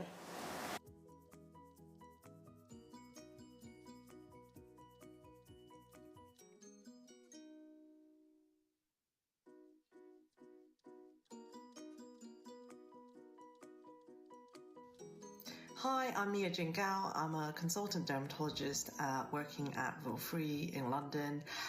To me, diversity is about recognizing everyone's different and the value those differences bring.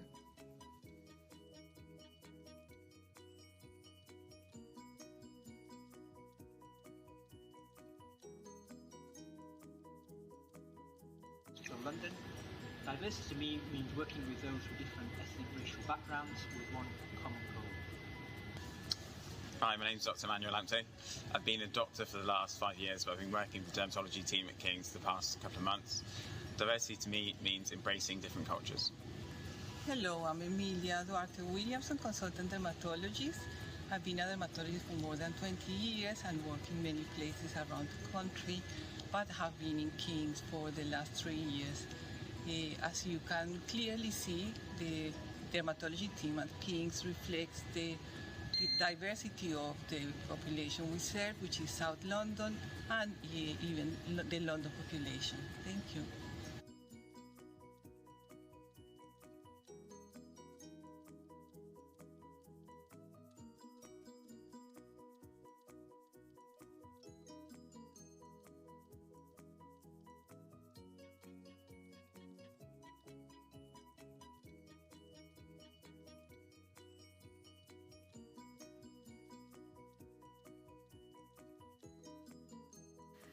I hope you enjoy the annual meeting.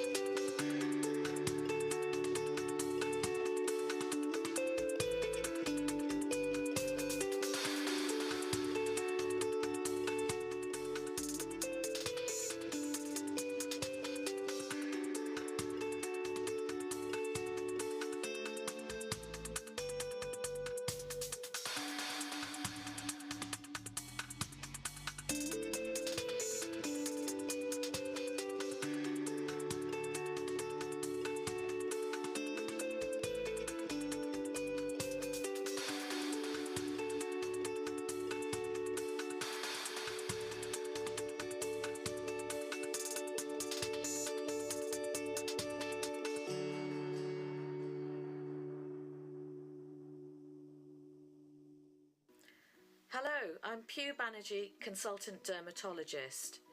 I founded the Skin Diversity Subcommittee at the BAD in April 2020. I am passionate about making change in UK dermatology for our patients, for dermatologists, for everyone. This year, as the Clinical Vice President of the BAD, I am the organising chair of the annual meeting. I have invited more diverse speakers and more diverse topics than we've ever had before. On the 5th of July, I'm launching the Ethnic Diversity and Identity Symposium. This year, to celebrate BAD Diversity 2022, the Skin Diversity Subcommittee and I invited BAD members from different cultural and ethnic backgrounds to share their own video clips to tell us who they are and why they feel diversity is important to them and to UK dermatology. My name is Dr. Rosemary Akimisane, and I'm a specialty doctor working in Basildon Hospital. I've been working in dermatology for 18 months, and I'm excited to have joined this specialty at a time of innovation regarding skin of colour. This is important to me because as patients we strive to provide optimal patient care, and an integral part of this is having confidence in recognising and diagnosing skin conditions of all skin types.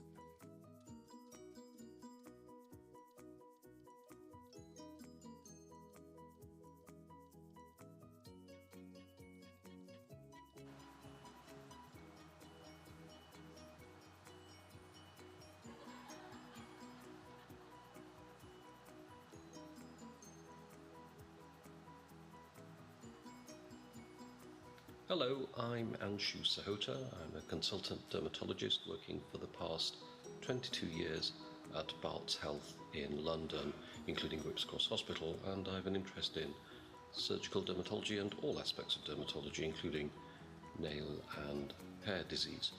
I work in a very culturally and racially diverse part of London, and I think the NHS staff who look after patients should reflect their population. And that's why I think diversity is important.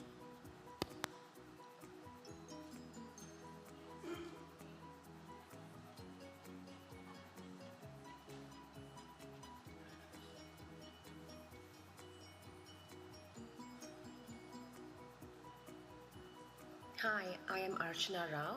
I am a consultant dermatologist and I have trained and work in London. Previous to that, I have trained in dermatology in Mumbai. I think diversity is key to our society, as our strength lies in our differences, not our similarities.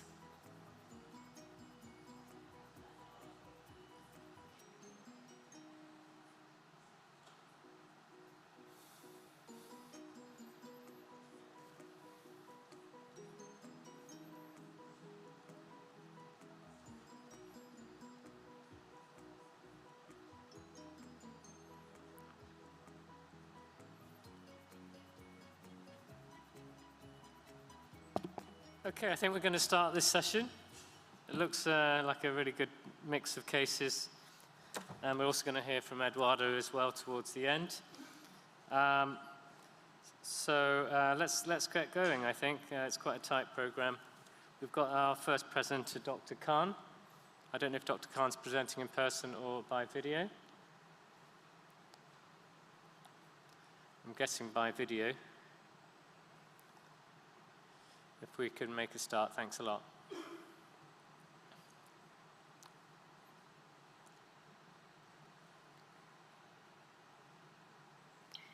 Greetings everyone, I'm Vajiha. I'm a dermatology trainee based in Leeds.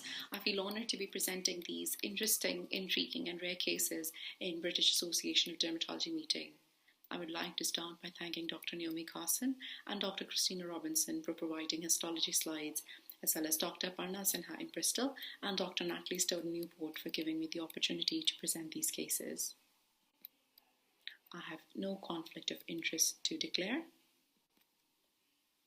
The contents of this presentation include 2 cases of a rare diagnosis. I will go through the diagnosis, distinct features on pathology, review of this novel condition, and a summary in the end. The first case is of a 30-year-old female who presented with small, red, brown, itchy and scaly plaques, as seen in the image on the left. These plaques initially started on her nose and gradually spread to cover her whole face over a 3-year period. She felt it improved with sunlight. She otherwise did not have any significant medical history and was not on any regular medications. She denied history of atopy but had family history of psoriasis. She worked as a drug worker in police department. Images from initial presentation demonstrate variable-sized, florid, scaly patches and plaques. With the history and clinical findings, our initial differentials were psoriasis, eczema, allergic contact dermatitis, fungal rash, or lupus. She was initially treated empirically with emollients and topical hydrocortisone, followed by clopidogrel butyrate, which did not help. Routine blood tests as well as blood tests for lupus, sarcoidosis, and thyroid functions are normal. She mentioned about noticing a flare after using a vitamin E cream over the counter, and therefore patch tests were arranged to the European standard facial and medicament series, as well as her own products, which found a relevant positive reaction to the preservative 2-bromo-2-nitropropane contained in her vitamin E face cream. She reported that the cream was bought over the counter to try to help the scaly rash, but it caused significant inflammation and deterioration and therefore was discontinued. Diagnostic biopsy was then performed and the results were rather perplexing. On hematoxylin and eosin staining, in the top left slide you can see epidermis is covered by areas of parakeratosis alternating with orthokeratosis. And on the slides to the right, there is interface change with vacuolar change and mild spongiosis. In these slides, you can appreciate periadnexal and perivascular infiltrate composed of lymphocytes, histiocytes, and occasional eosinophils in the superficial and mid-dermis. Subcutaneous was unremarkable. The histology was reported to have no specific features to suggest psoriasis or sarcoidosis. The interesting histological finding was features suggestive of pityriasis rubra pilaris, an unusual finding. I will reveal the diagnosis after going through our second case. Our second case is of a 42-year-old female who presented with a 10-year history of a rash on her face and neck that started during her first pregnancy. This worsened following her second pregnancy 5 years later. Examination revealed scaly red-brown patches and plaques on cheeks, neck, and chest. There was a past history of Raynaud's phenomena and tinea pedis. An incidental stage 1A melanoma was identified on initial examination. She was on no regular medications, had no known allergies. The routine bloods performed were unremarkable, and subsequently a diagnostic punch biopsy was performed. Hematoxylin and eosin staining revealed subtle corneal split and perivascular lymphocytic infiltrate, as well as features of follicular plugging, checkerboard alternating parakeratosis, parafollicular parakeratin, and mild acanthosis, with broad reedy ridges in keeping with pityriasis rubra pilaris. These clinical and histological features led to a diagnosis of a novel condition called facial discoid dermatosis. This condition was first described by Bologna et al. In 2010. 17 cases have been reported so far. Majority of cases are from East Asian background with female preponderance. It is characterized by persistent discrete orange-pink annular plaques with variable surface scale that are predominantly localized to the face.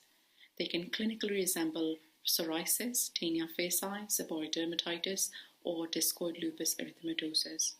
One of the major questions raised in literature is whether facial discoid dermatosis is a separate entity or, given the overlapping PRP-like histological features, an unrecognized type of PRP.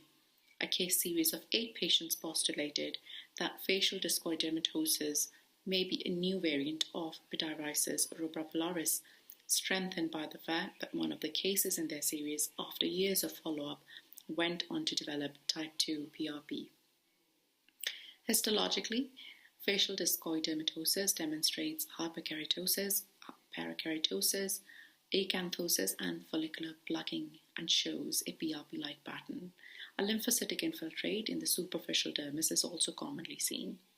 In the largest case series of 8 patients, additional histological features of subcorneal acantholysis and checkerboard alternating orthokeratosis and parakeratosis were also seen. The other histological finding reported recently was that of sebaceous lobule atrophy, which is a feature seen commonly with psoriasis and seborrheic dermatitis. This thus may reflect that FTD may represent a group of several distinct dermatoses with overlapping clinical pathological findings, and perhaps why it remains difficult to treat. Most of the reported cases have shown little response to any treatment. Topical tacrolimus was found partially effective in few patients. One case showed good results with a combination of low-dose acitretin and calcipotriol and betamethasone in terms of making it less visible. Multiple topical, oral, and injectable therapies have been trialed, as well as phototherapy and laser, with no success. Some reported cases were patch tested regardless of any history suspicious of contact allergy. None of the previously reported cases were found positive to patch tests. Our patient had a relevant positive reaction to the preservative 2-bromo-2-nitropropane present in her face cream. It caused a flare of inflammatory facial plaques which settled on stopping application of the cream. But the plaques have persisted despite future avoidance of this chemical. And this is simply likely, therefore, to be an aggravating factor rather than causative. Patch test was simply not performed in our second case, as there was no history of any exasperating factors. I would now like to share treatment results of our patients. After we noticed no improvement with topical hydrocortisone and clobetasone, we started topical mometasone, which helped to clear a few areas, but new areas continued to appear. We subsequently used tacrolimus 0.1% ointment, which helped. We then commenced topical calcitriol alone, which helped in reducing the scale and made the lesions less prominent and smaller. And you can appreciate the change in these images where we have bigger plaques that have shrunken after treating with topical calcitriol. Here are some other close-up images after treatment. You can see the plaques have reduced in size and appear much flatter. Our patient then conceived and was followed up after delivering a healthy baby girl. Although acitretin in one reported case did show improvement, our patient was young and not keen to try due to risk of teratogenicity. This is our second case. Treatment with mometasone 0.1% provided resolution of some areas and improvement of others, as evident in these images. Use of tacrolimus 0.1% ointment 2 to 3 times a week helped to some degree but did not maintain resolution.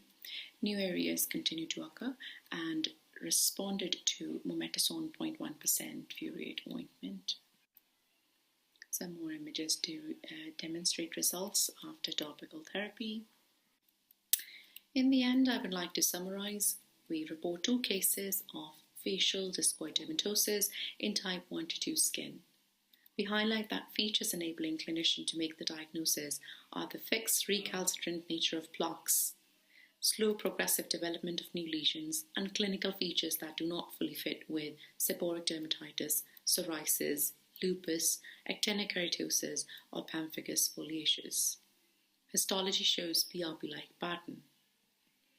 With our cases, the additional features noted were a corneal split that can be seen alongside features of PRP. Our patient had a relevant positive reaction on patch tests. It caused a flare of inflammatory facial plaques which settled on stopping application of the cream. But the plaques persisted despite future avoidance of this chemical. This is simply likely, therefore, to be an aggravating factor rather than causative. It is a reminder, however, that patch testing is an important investigation as the underlying diagnosis can be multifactorial, and patch tests can be helpful to exclude any other contributing factor. Although pregnancy has not yet been reported in association with this condition, but in our second case, the start of this condition with first pregnancy and worsening with the second suggests that pregnancy perhaps could be a trigger. Thank you for listening. I'm happy to take any questions either after this session or by email. These are my references.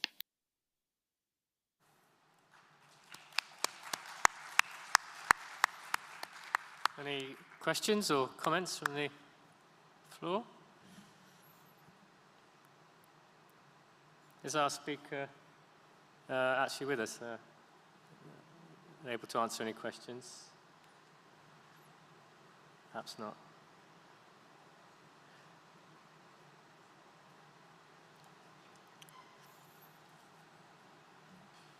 I don't think they are, so I think we should probably just move on.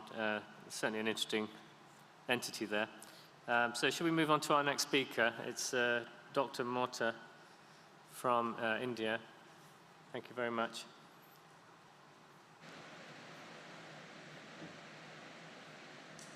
Good afternoon, one and all. I'm Dr. Alpna from India. I'm one of the travel grant receivers for this year's conference, for which I'm really grateful to the British Association of Dermatologists. Okay, so now let's move on to the study. In this talk, I'll be talking about the clinical and histopathological correlation of the mucocutaneous skin reactions following COVID-19 vaccines. Now, one might ask, why have I come all the way from India just to present my findings on this one study? What makes India so special? Well, for starters, I'm not sure if many of you are aware, but India has been running one of the largest vaccination drives ever since the advent of the vaccinations. We have more than 89.94% of adult vaccination coverage. To put this into perspective, we are a country of more than 1 billion adult population. And of this 1 billion, more than 890 million have already been vaccinated. Crazy, right? So this is where we are, somewhere in the northwestern zone of India. This is where our study was conducted. We have a vaccination rate of about 76%. These are the current vaccination trends. They include both adult and child population. This is where we are, having 73% of total coverage. Now, the incidence of cutaneous adverse reactions following COVID-19 vaccines have been reported to range anywhere between 1 to 1.9%. In simpler terms, in our country, more than 15 to 20 million adults have developed one or more skin reactions following these vaccinations. As dermatologists, I'm sure all of us have encountered a plethora of vaccine-related adverse reactions. Owing to such myriad clinical presentations, often understanding the clinical and pathological correlation is the key. Keeping this in mind, we intended to conduct the study to improve the histopathological characterization of the various dermatological reactions to the COVID-19 vaccines. So this study was conducted over a course of 9 months between April to December 2021, when the vaccination drive in our country was at its peak and only adults were being vaccinated. Sample population included any patient having any sort of self-reported reaction following 4 weeks of vaccination. All of these patients were further analyzed for inclusion criteria. Now, obviously, we had to keep a very high index of suspicion to differentiate following immunization versus caused by immunization, because vaccine mass hysteria and vaccine hesitancy is already a really big problem in our side of the world. So the patients were analyzed for their signs, symptoms, and lab investigations were done. All of the details of the patients were recorded in a case investigation form. Investigations for any previous allergies, any infections, or any comorbidities were also recorded. Following this, a causality assessment was done by 2 senior independent dermatologists. So we have already talked about the factors for inclusion. Now let's talk about the factors for exclusion. These were the pointers for exclusion. If there was any strong evidence against a causal association, such patient had to be excluded. Example, if the patient had developed any flu following prior to the development of pityriasis rosea, and then the patient had also taken vaccination, obviously we had to exclude such patients. Similarly, if the patients had other confounders like old age or Parkinsonism, say in a patient of bullous pemphigoid that was triggered after vaccination in an old patient, such patients also had to be excluded from our study. So we also did histopathological analysis for as many patients as possible, but obviously it could not be done on all of the patients because most of them did not agree. So a total of 132 patients were identified by us. A majority of cases had mild reactions which resolved on their own.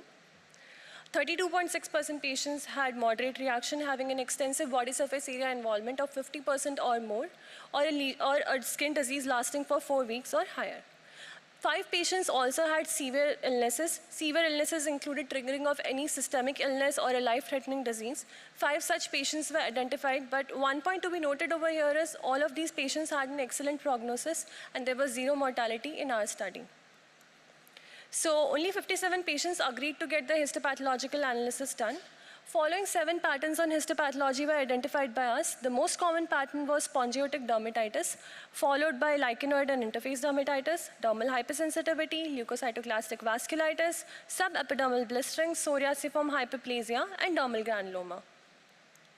Now let's talk about the hero of the study, that is VREPP, the vaccine-related eruptions of papules and plaques. This entity has recently been described by McMahon et al. Lesions usually present with either mild or severe form. In mild form, papulosquamous lesions are seen.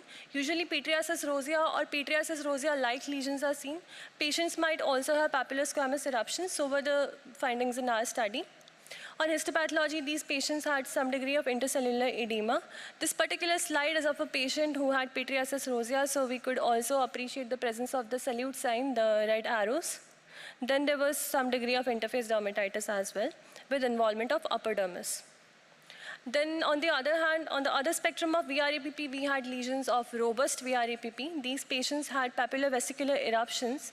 On histopathology, these patients either had a dermoepidermal splitting or a basal layer splitting. There was also presence of intense epidermal spongiosis with only mild dermal involvement.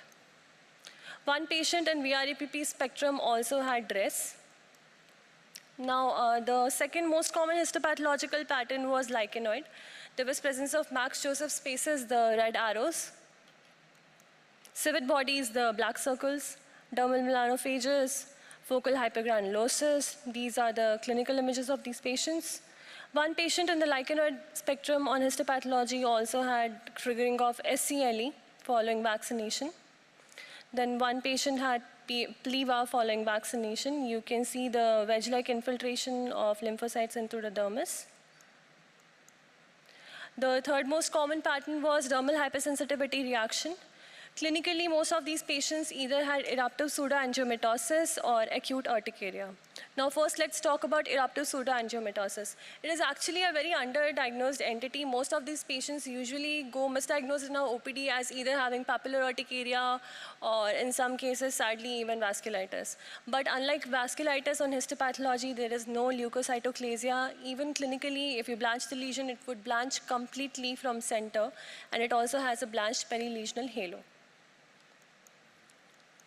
Fourth pattern was leukocytoclastic vasculitis. This was seen in 3 patients. Fifth pattern was psoriasiform. This particular patient had guttate psoriasis that was triggered 2 weeks after vaccination. One patient had subepidermal blistering. The patient developed bullous pemphigoid. You can appreciate the presence of the typical festooning of dermal papilla into the vesicle. Yeah, so the last histological pattern that we identified was of dermal granuloma. The patient clinically had granuloma annulare.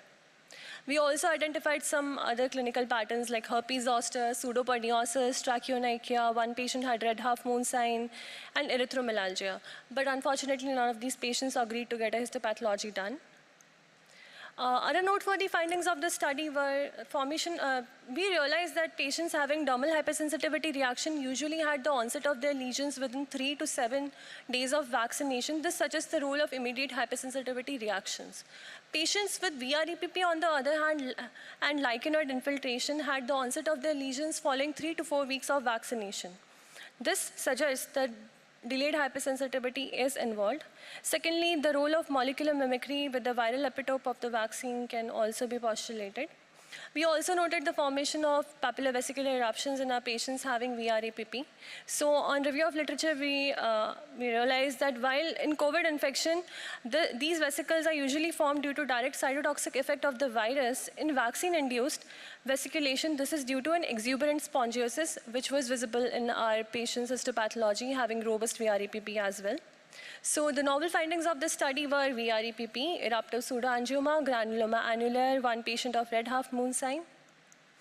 In conclusion, given a surging proportion of population that is being vaccinated, it is imperative as dermatologists to realize that we need to keep a very high index of suspicion to differentiate following vaccination versus caused by vaccination. Causality assessment needs to be done in every patient. And since so many clinical variants are being encountered by us, the histopathological classification could better help us in understanding the underlying pathophysiology of every skin reaction. Our study did have a few limitations, like we could not calculate the true incidence of prevalence of the vaccine-associated reactions, and immunohistochemistry was also not done in our study. Okay, so that's it from my side. If you would like to get more information on my patient's data, you can connect with me over my email address. Now I'm open to any questions that you might have.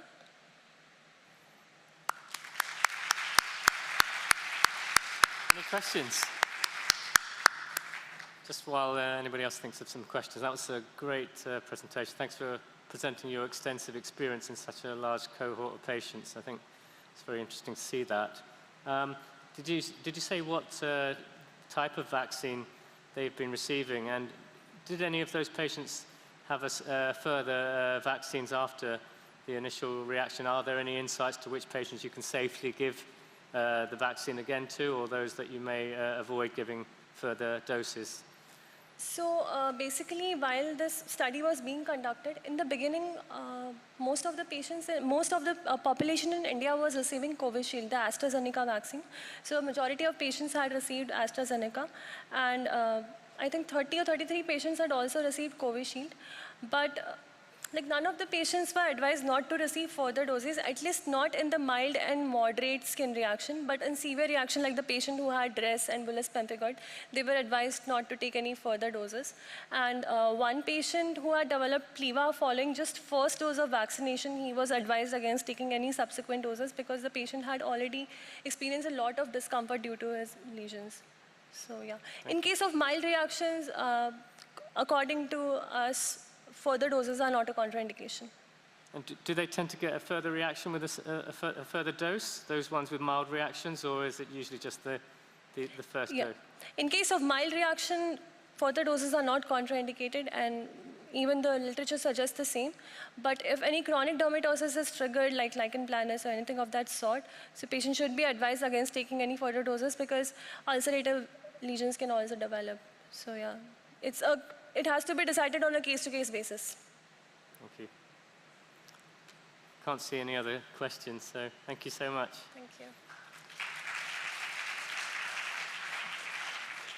So our next speaker is Dr. Singh from Bath, I believe.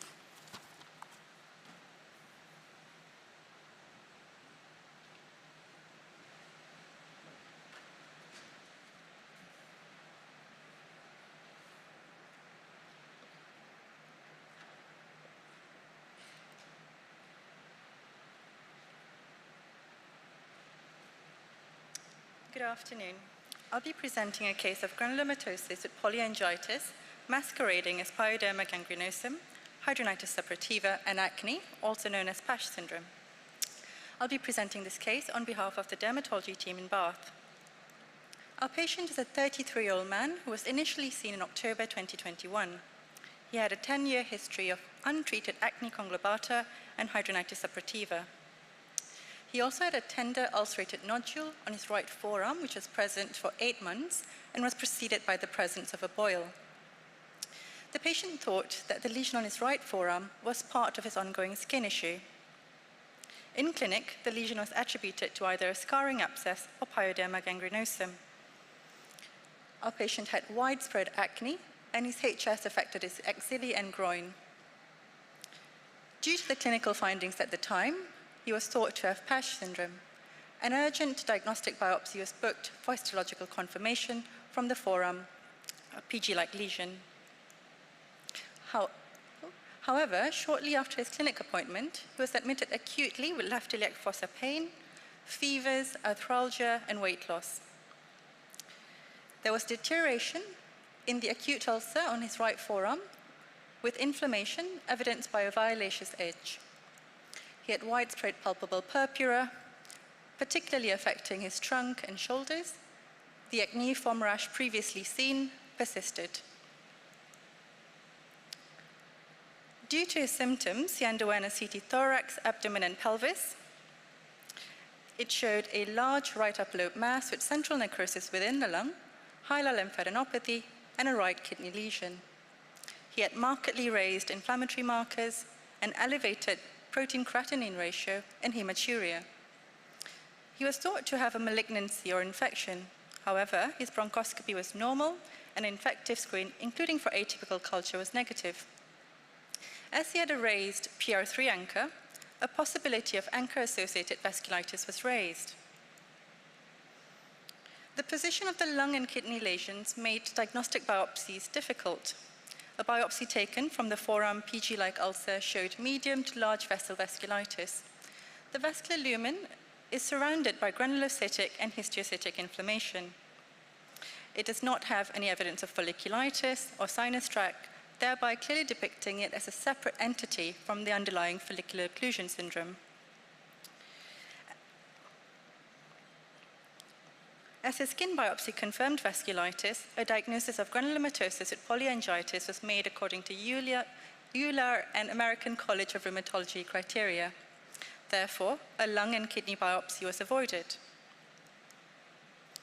Once the diagnosis was confirmed, our patient was started on prednisolone with rapid improvement of his symptoms, skin lesions, and inflammatory markers.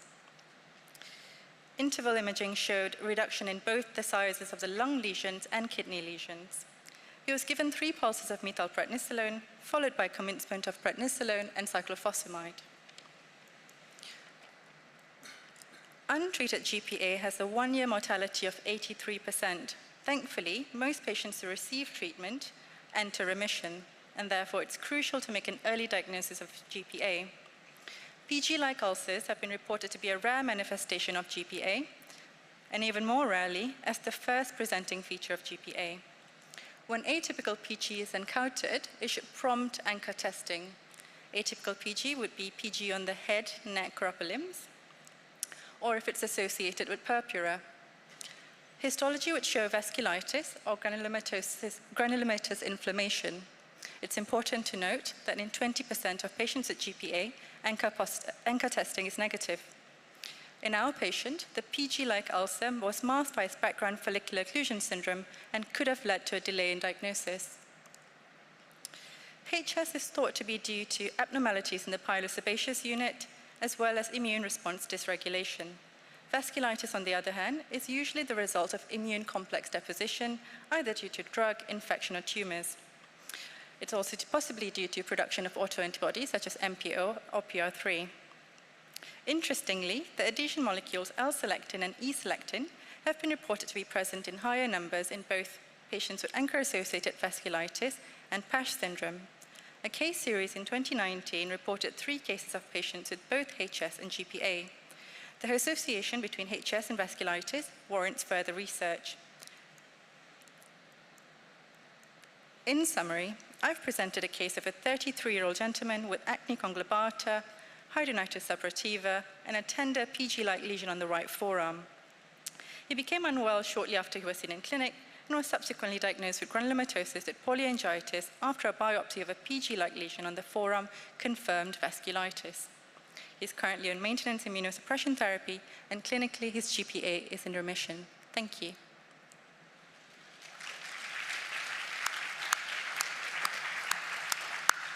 Any questions? It's really quiet audience there.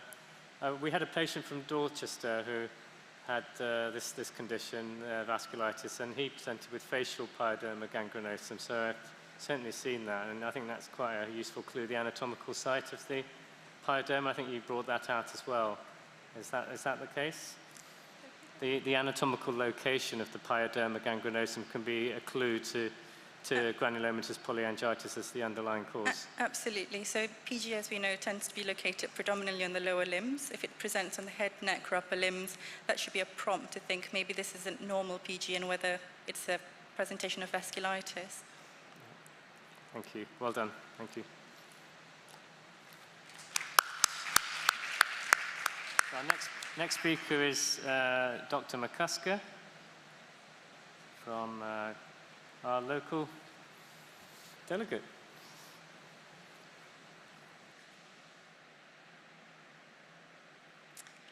Hi, good afternoon. My name is Sarah McCusker and I'm one of the trainees here in Glasgow, and today I'm presenting a case of metastatic cutaneous myoepithelial carcinoma. Here are my disclosures. So this was an 84-year-old gentleman who presented initially in February of 2020 with an asymptomatic lump on his scalp. It had been present for 2 months with no change in size. He had an extensive past medical history, including rectal adenocarcinoma, for which he received palliative radiotherapy. He was diabetic with an aortic aneurysm, a history of transient ischemic attacks, angina, and aortic stenosis, which precluded any surgery for his rectal cancer. On examination in clinic, he had a 22 by 18 millimetre fixed nodule to the vertex scalp, which was non-tender, and there was no associated lymphadenopathy, and I'll come on to show the photographs shortly. Differential diagnoses at this point included squamous cell carcinoma, and a cystic lesion was considered but felt much less likely. A diagnostic biopsy was arranged. So here on low power H&E, we can see that there are lobules of tumour cells deep within the dermis. Here on this higher power image, you can see that the cells are ovoid and have a somewhat spindled appearance, and there was evidence of mitotic figures.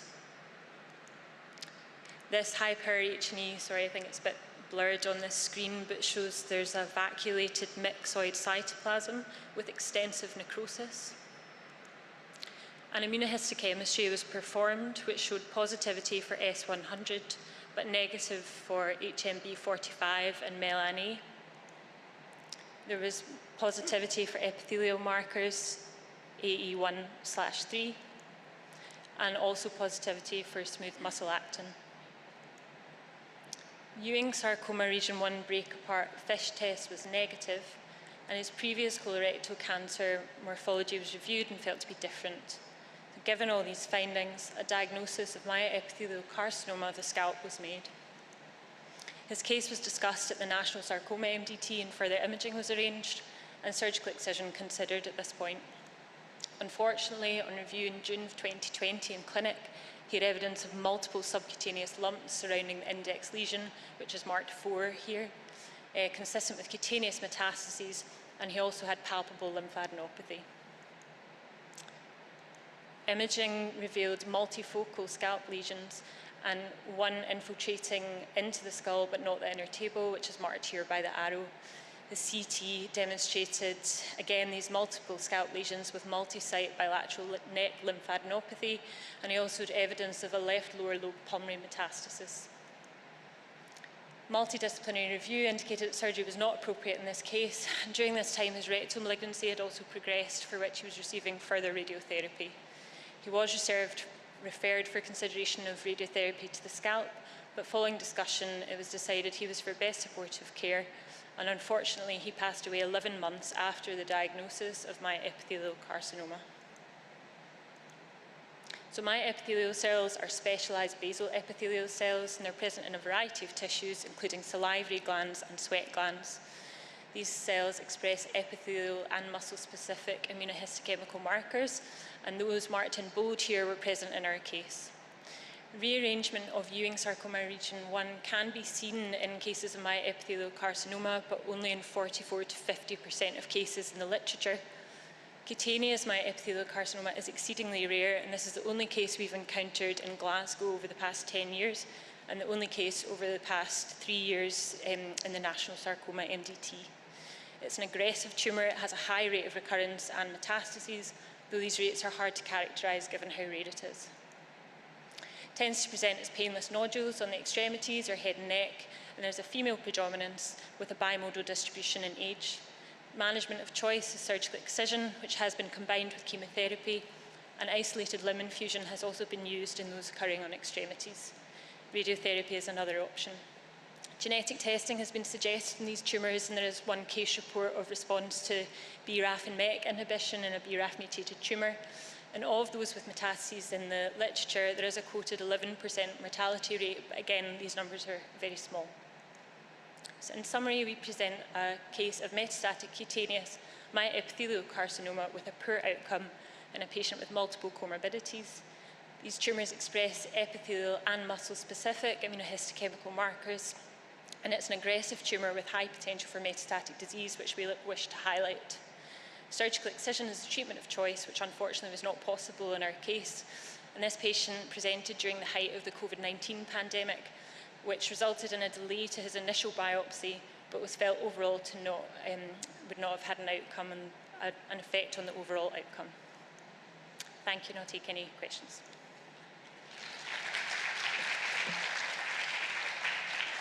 Any questions, comments? That's a very rare diagnosis. I mean, that's a terrific presentation. Thank you. Yeah. Eduardo, do you want to say anything about this? Have you seen any cases of cutaneous myoepithelial carcinoma? Yes, it's a very interesting case, and the diagnosis is quite difficult because they're so rare and the morphological spectrum is quite wide. Yeah.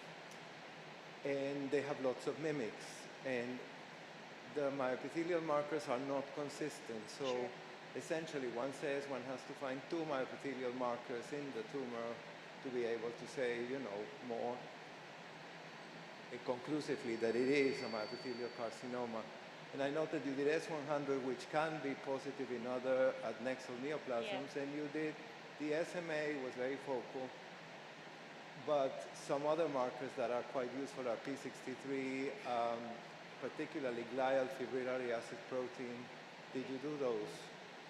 Sorry, you didn't hear that. Glial fibrillary acid protein is very useful, and also P63 as markers, sort of to have more evidence that it is a myoepithelial carcinoma, because it can overlap. The morphological spectrum is quite wide, so therefore it's not like some other tumors that you have a number of criteria and say it looks like this. It is interesting also, and I saw that the keratin positivity was very focal. Myoepithelial tumors in the skin are often keratin negative, or they can be very focally positive, so that's also a useful feature. Thank you. Thank you, well done. So our next speaker is Dr. Bao from Ireland.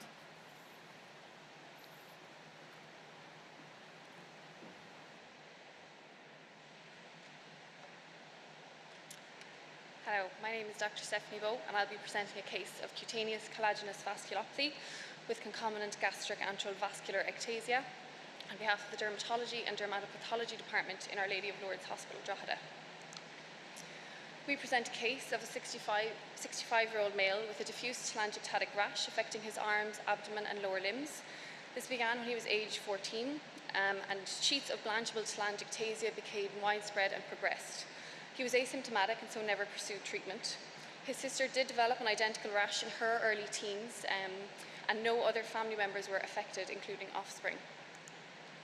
His past medical surgical history was significant for hypertension, symptomatic iron deficiency anemia, secondary to his GAVE, which was diagnosed on gastroscopy in 2014. His sister has not been diagnosed with GAVE, though she has not undergone endoscopy. So these are clinical images, and they show a non-blanching, violaceous telangiectatic rash affecting the posterior back, posterior arms, and posterior thighs. Here we can see a relative sparing of the upper chest and upper abdomen, but the forearms are affected. Here we can see that the central area of the abdomen is affected, and I would like to draw your attention to the wristwatch on the left wrist. Here is a closer image of that violaceous rash in those areas. And here, interestingly, is with the wristwatch removed, a well-demarcated area of pallor where it would normally sit. This was totally asymptomatic to the patient, and we can see a relative sparing of the telangiectatic rash in this area. Histology of a representative cutaneous site done in 2021 in our department showed characteristic mildly ectatic superficial dermal vessels with mural hyaline PAS positive material and a sparse chronic inflammatory infiltrate.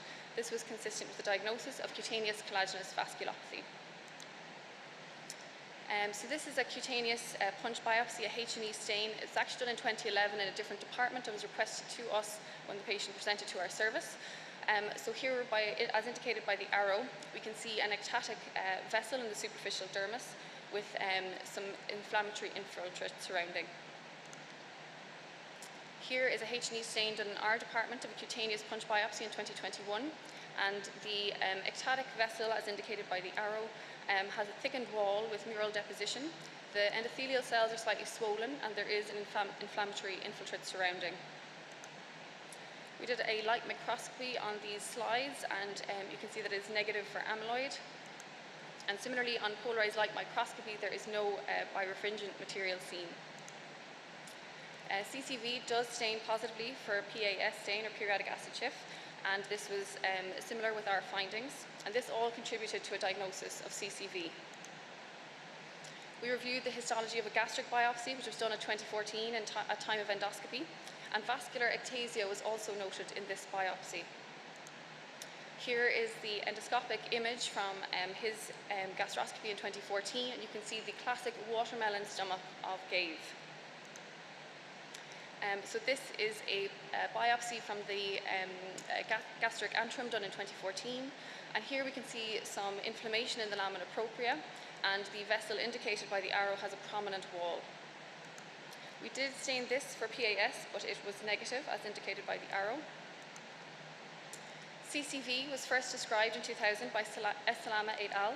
And is a rare microangiopathy of dermal blood vessels. It is clinically indistinguishable from generalized essential telangiectasia. The etiology is currently unknown, but it is considered benign. There are case reports and case series postulating whether it is associated with any systemic diseases or regular medications. Gave then is an uncommon cause of upper GI bleeding with a distinct endoscopic appearance, and it is also characterized by vascular ectasia.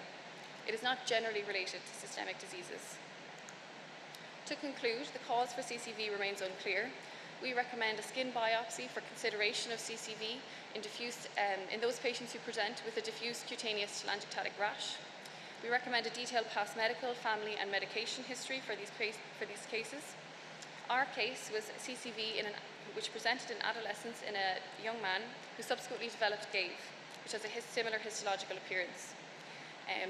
There is no definite reports of a genetic predisposition, but further studies are needed. These are my references, and I would like now to invite any questions. Thank you.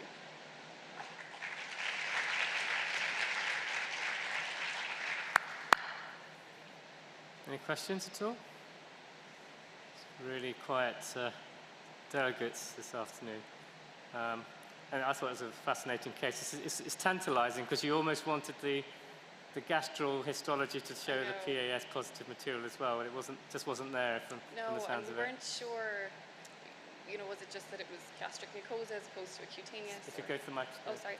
Just whether it was the different site of the biopsy, or did the images that we had, the H&E from 2011, like the walls seemed to be slightly thicker in 2021. Could there be some sort of progression, and maybe it wasn't seen at 2014 at the time of endoscopy, so we weren't sure. Is there any thought about what is the cause of that hyaline material around the vessels? How does it build up? What's the mechanism? No, well, not kind of consistently. Like there is kind of people postulating in the literature, but nothing definite. Yeah. Well done. Thank you. Thank you. So our next speaker is Dr. Gharti, again from Bath.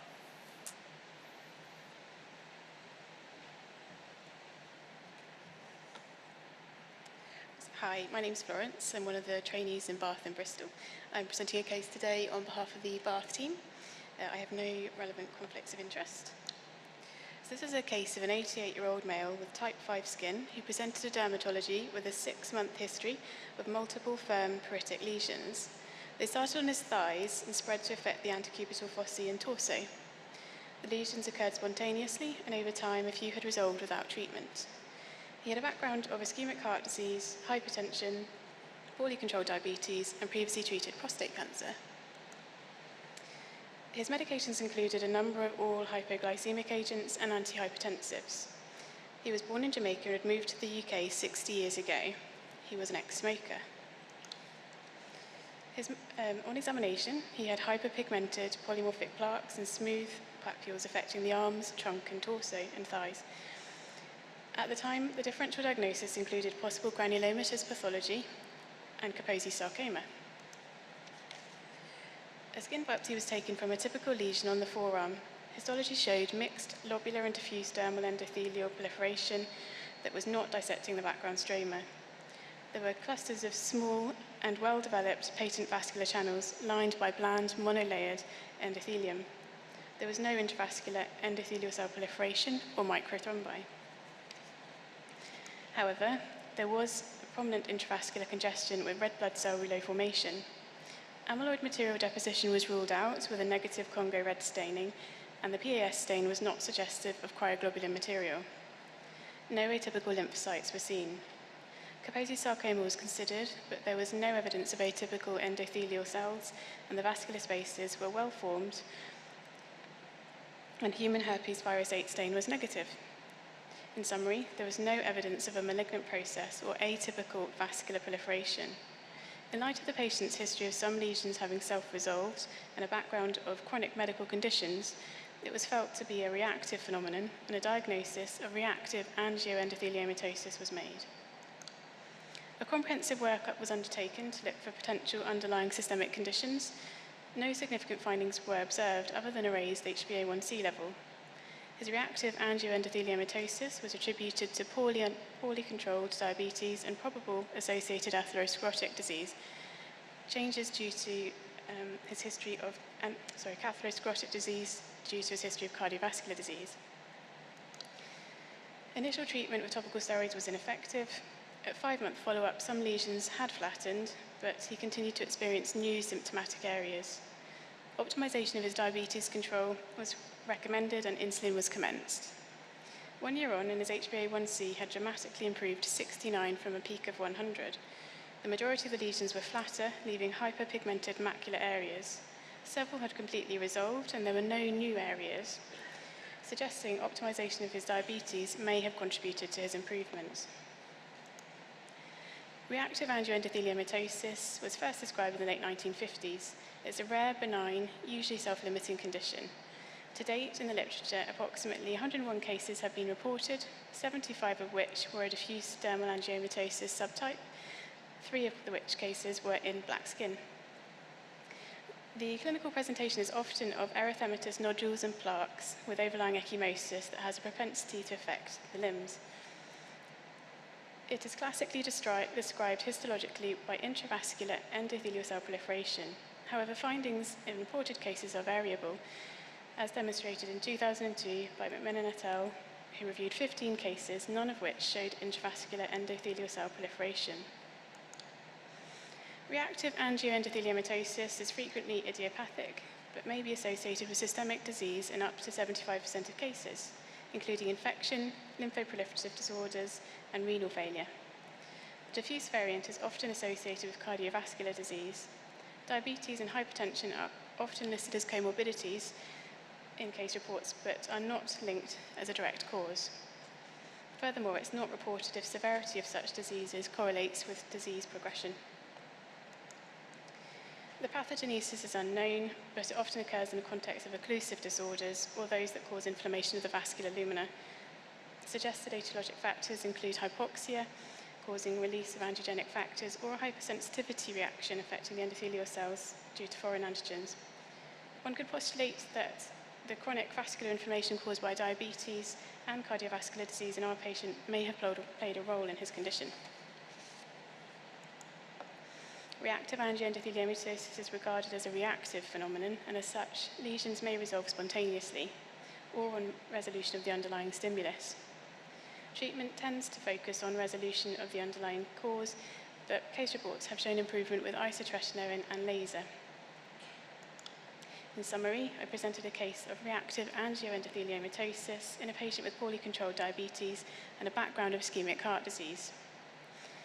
He showed clinical improvement in his skin disease with optimization of his glycemic control. However, given this can be a self-limiting condition, we recognize we may not be able to attribute his improvement solely to this. As take-home messages, it's important to recognize that this condition can be associated with a range of underlying systemic conditions, and so extensive workup should be considered and ongoing health promotion encouraged. Thank you. Here are my references.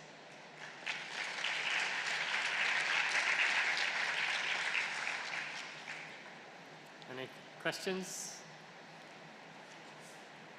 Eduardo, thank you. Nice presentation.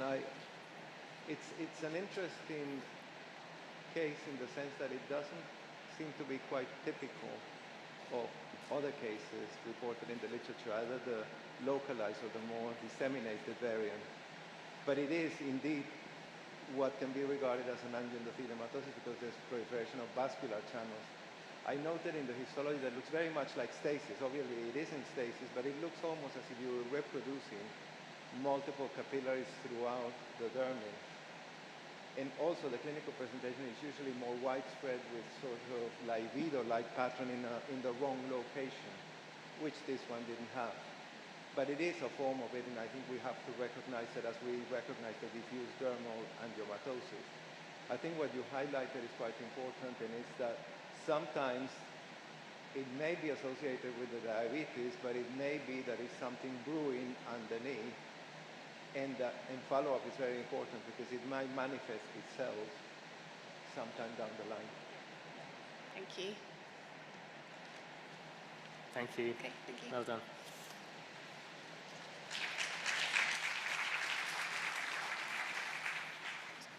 So it's with great pleasure to invite Eduardo Colonge back up to speak to us. Hopefully most of you had the opportunity to hear him earlier this afternoon with a spellbinding array of cases, and I'm sure we're going to be treated to more of the same. Thank you, Eduardo. Okay, thank you very much. It's going to be a bit similar to the previous one. I think it's more observations in the sort of dermatopathology proper. Obviously, the clinical findings are quite important, and I'm going to start with a case that, interestingly, I had completely forgotten about the entity, and then a single finding sort of that has nothing to do with the histology or the clinical just brought it up, like in a flash. And I think that's what's important. We need to know regional pathology. We need to know which conditions are common in which part of the world, because migration is quite widespread. So this is what I received was a female 43, fit and well, anemia since childhood. That was all her problem. No allergies, no medications. And for 4 years, spreading rash starting on the back and face, abdomen, and legs, no mucosal involvement and no triggers. So it's a very good clinical history. And again, we were given results of investigations, a bit of a low C3, high IgM, and ESR. So they did 2 biopsies, and the 2 biopsies were fairly similar. And what you see is a nice sized biopsy that includes the whole dermis, and we have these infiltrates that are very sort of closely packeted, and they are located around blood vessels. There's hardly anything in the interstitium, and the infiltrate appears to be fairly monotonous. So on higher power, all those cells were plasma cells, quite distinctive. They were CD20 positive. That's C79A, because plasma cells are not usually positive for CD20, so that's a mistake, sorry. CD3 had a number of lymphocytes, and of course, when you see a plasma cell infiltrate of this nature, then you have to wonder, what can it be? As I said before in the first presentation, you wonder about syphilis, but the presentation was not right for syphilis. It doesn't really look like syphilis. We didn't even bother doing the treponema. Then you wonder about morphea, but there's no sclerosis, and the number of plasma cells is too pronounced and fairly superficial. Then you wonder about a sort of immunocytoma type of the marginal zone lymphoma spectrum. And of course, we do kappa and lambda, and you clearly see that in the in situ hybridization, the plasma cell population is polytypic. So therefore, we can go away from the low-grade B-cell lymphoma. Of course, we can have multiple myeloma involving the skin, but this doesn't look like it because the plasma cells don't look mature. There's usually some degree of atypia.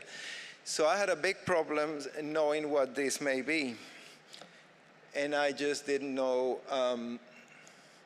And then again, we decided to do sometimes diseases like Castleman, and this is related sometimes to Castleman's, might be presenting with a manifestation like this. We had IgG, where most of the cells, there was hardly any IgM, and IgG4, because you often come with this diagnosis of sclerosing disease. And IgG, there were very few cells. So I was struggling to say other than this is a reactive plasma cell infiltrate. And I said, well, I need the clinical pictures.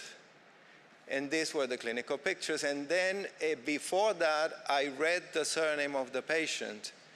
And the surname of the patient was a Japanese surname, and immediately came as a diagnosis, even, you know, with the histology and everything.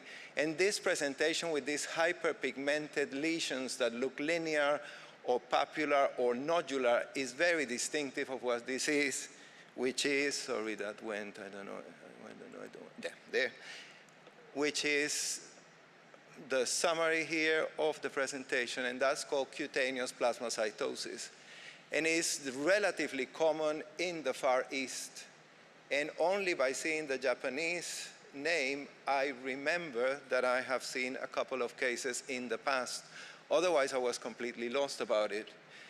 So adult Asian males, but this was female, widespread, non-scaly, erythematous brown plaques and papules on trunk, head, and neck, mature polytypic plasma cell-rich cutaneous infiltrates in a perivascular predominantly, but interstitial and sometimes perineural, and they can go into the nerve, so you start wondering about other conditions.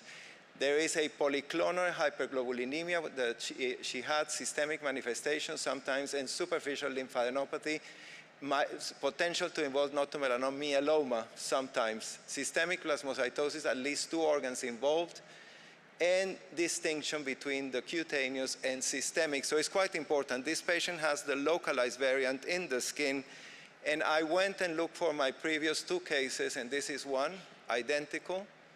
I won't bother you with the histology, and that's another one, identical. So again, putting all the pieces of the puzzle together allow you to make a diagnosis.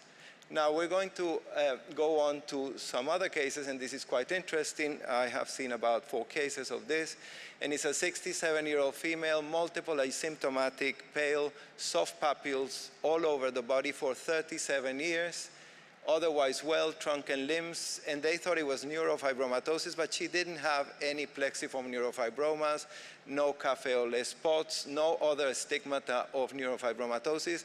And they also thought of urticaria pigmentosa. Whenever you see something pigmented, you wonder about urticaria pigmentosa, but it didn't really have the diarrhea sign. And this is the presentation. You see lots of papules everywhere. Some are hypopigmented, and some are red.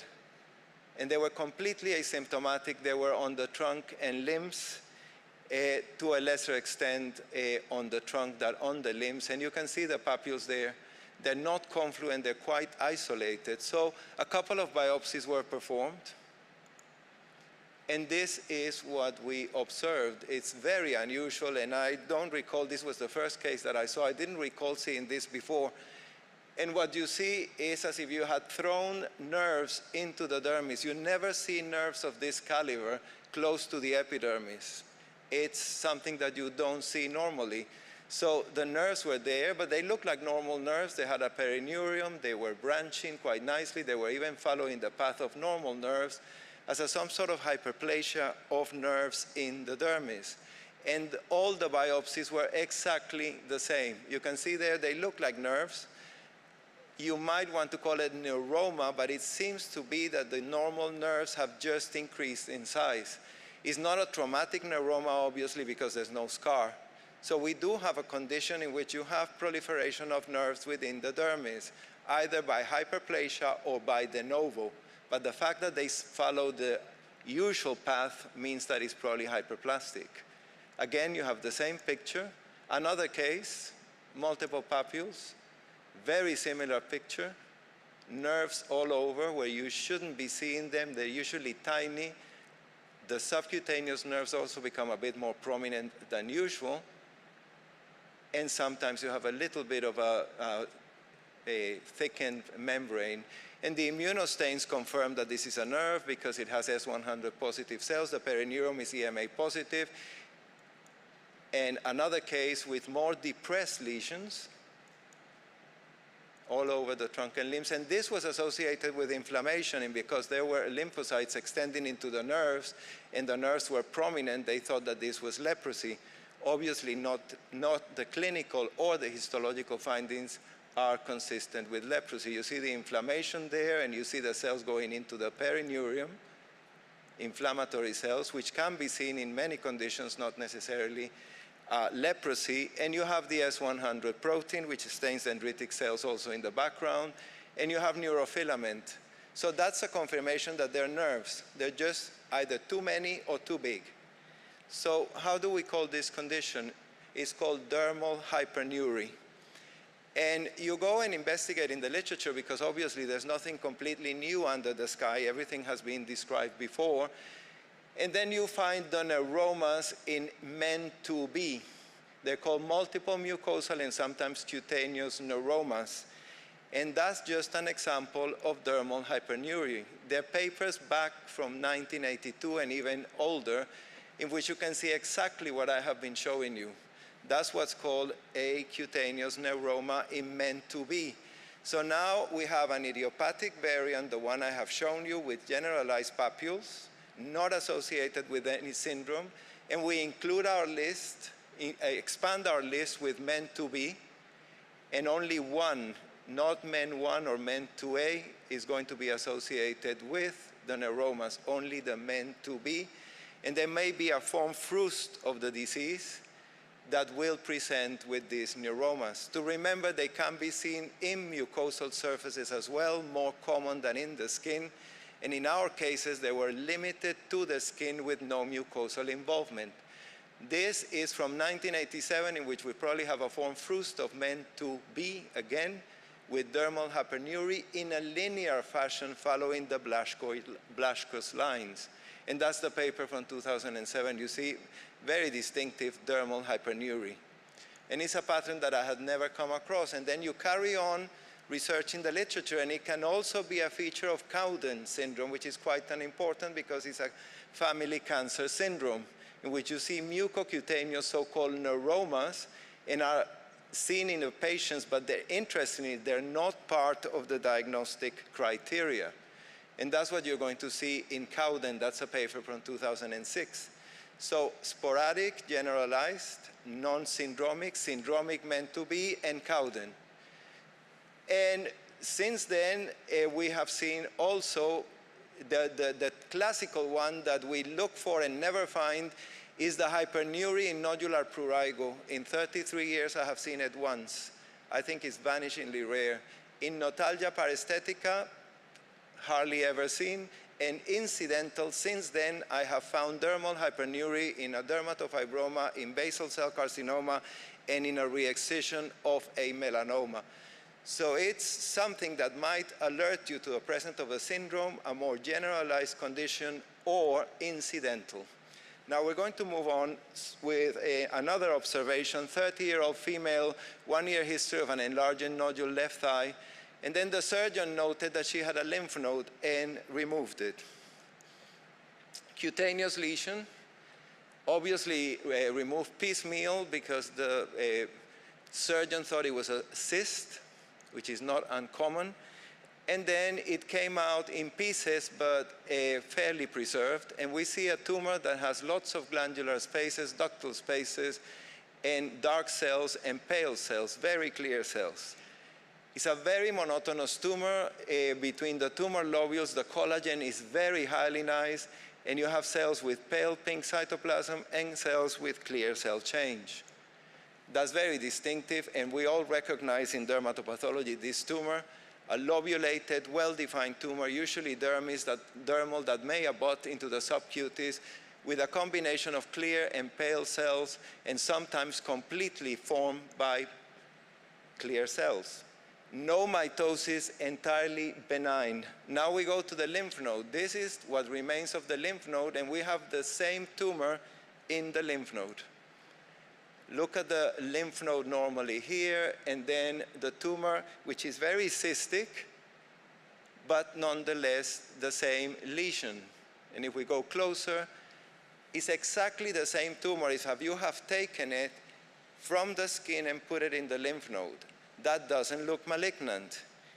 And then we go to the concept of metastasis, change in location. Strictly speaking, that's a metastasis. It changed location.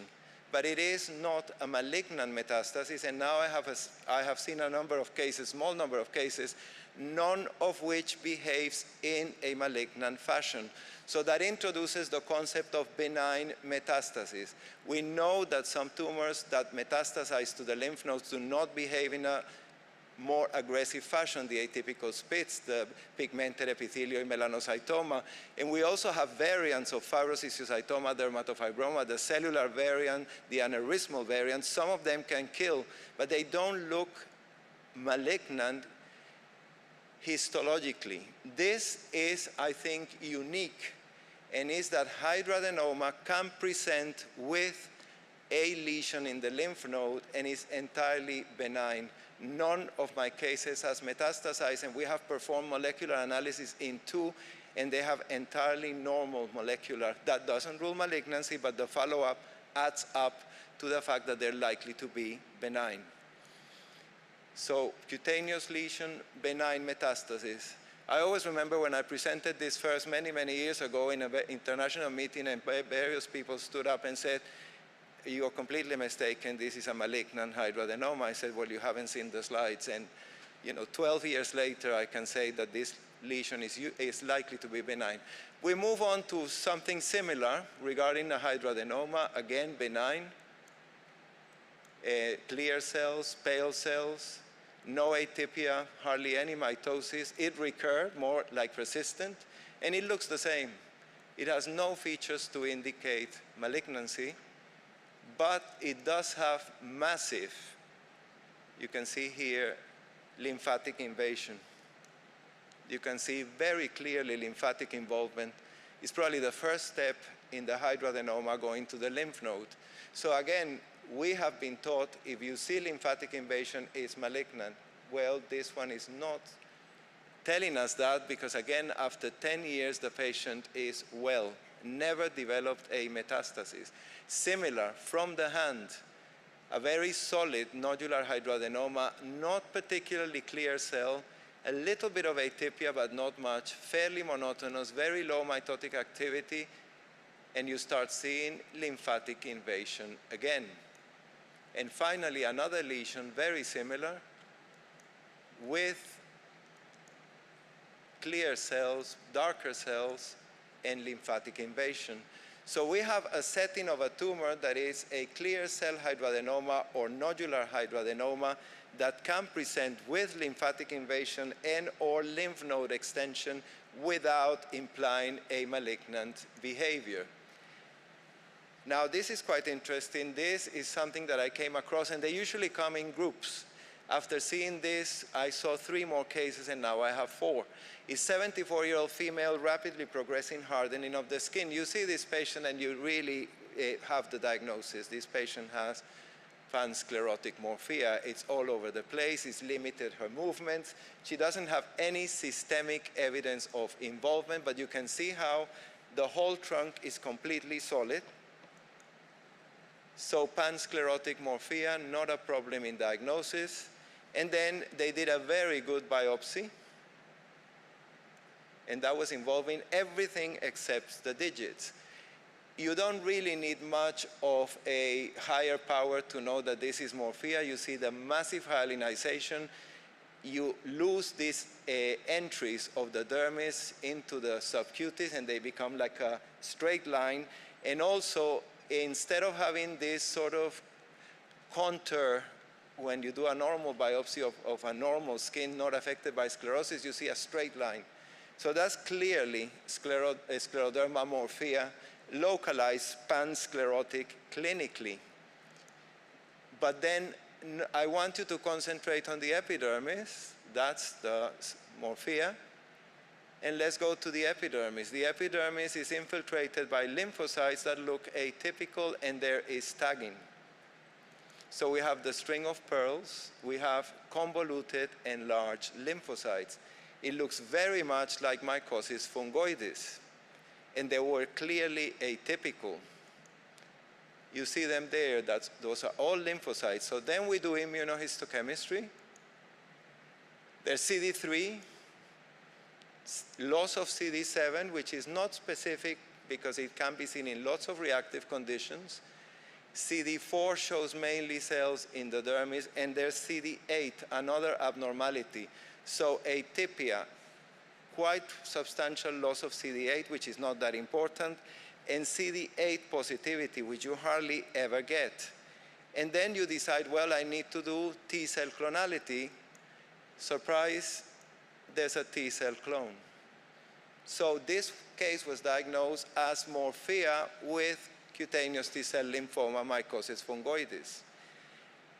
The clinician was very surprised because the patient doesn't have anything clinically to suggest mycosis fungoides. It's a mystery that still we haven't solved completely, and there's only one report from Iran in which 2 cases mimic mycosis fungoides, and apparently none of them have developed any further manifestations of MF.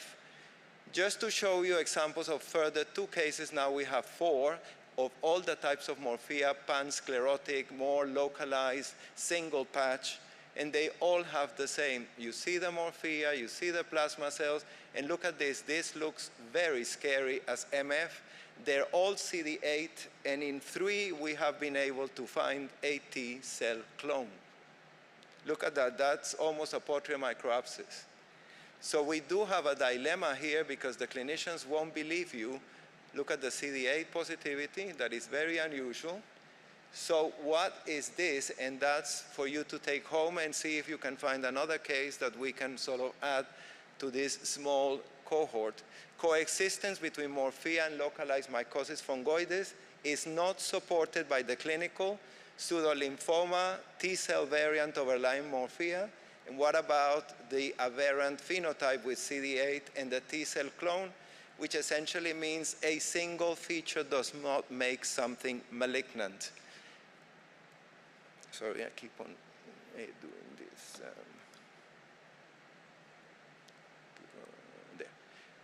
And now I'm going to complete my presentation with something, again, the power of observation. 2 cases of a malignant glandular neoplasm. I'm going to start backwards. I received this recently from a gynae pathologist. He came to bring it to me, and he said, I don't know what this is. This is on the vulva, sorry, no, this is a case, yes, from the vulva. Anyways, I looked at this, and it was a lobular tumor, very solid. It's removed piecemeal, and when you look, it's sort of very monotonous cells that are atypical with mitotic activity, and they have ductal structures. There's a little bit of necrosis, and on this panel you can see the very prominent ductal structures everywhere, and you see like 2 types of cells, but one tends to predominate. You can see it here more clear in 2 panels. Some of the cells look paler, the cells in the periphery look darker. Then, well, we agreed that it was malignant, and we did say, you know, it looks like a poorly differentiated adenocarcinoma. Metastasis has to be excluded. The EMA was focally positive, highlighting also the ductal structures. CEA shows the ductal structures. S100 is focally positive. And then this was something that made me think a bit further, and is that you see all these P63 positive cells, but lots of cells in between negative.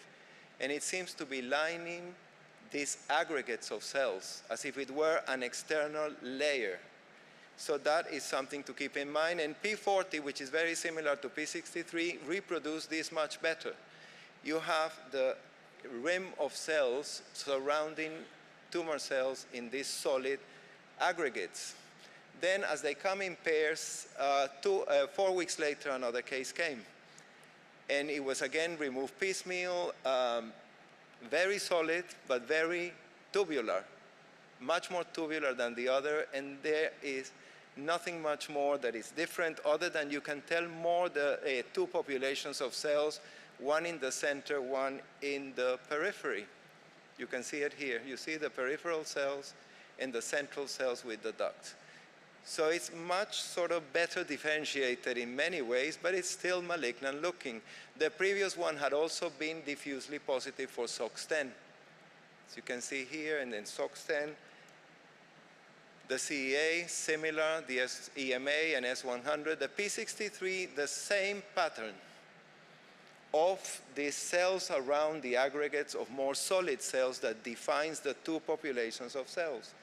And this is when the penny dropped. It looks like a digital papillary adenocarcinoma without papillae. In other words, a solid variant of the tumor, which we often see. I think that these people, when they describe the tumor, overemphasize the papillae, because we often see these cases that are not associated with papillae. In other words, like the two that I showed you, quite solid.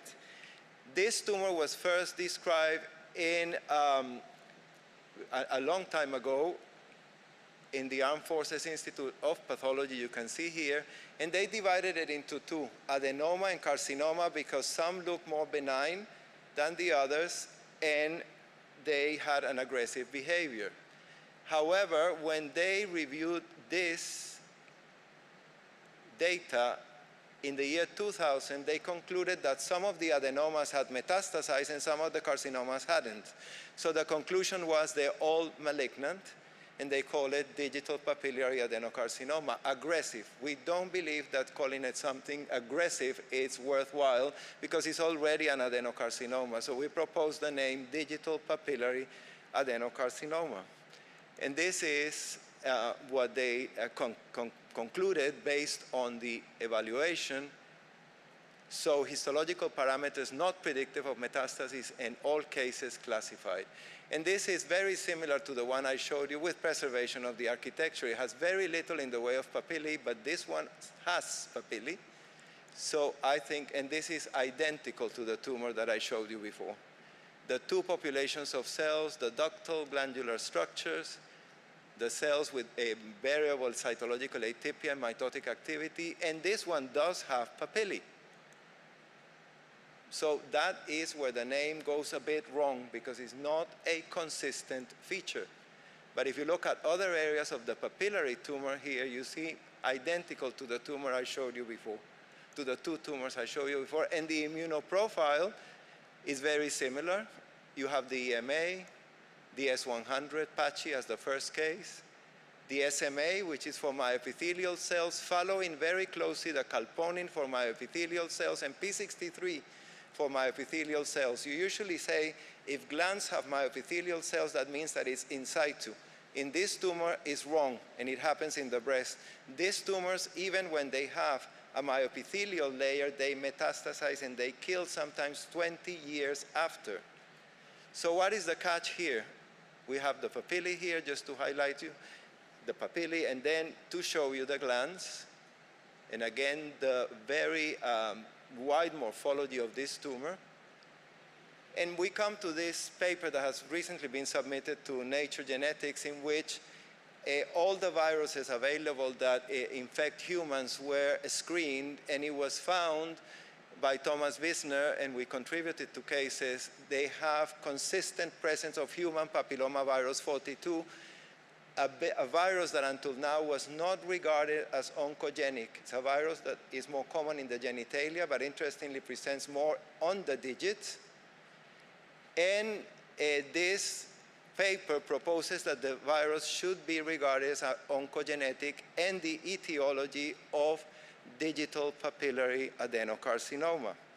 So let's go back to my cases. Case 1 was 55-year-old female, right-sided vulval lesion on labius majus, ulcerated, measuring 3 centimeters, no lymphadenopathy, no metastasis. Case 2, another 55-year-old, very interesting that she was thought to be a sebaceous cyst on the right side of the clitoris.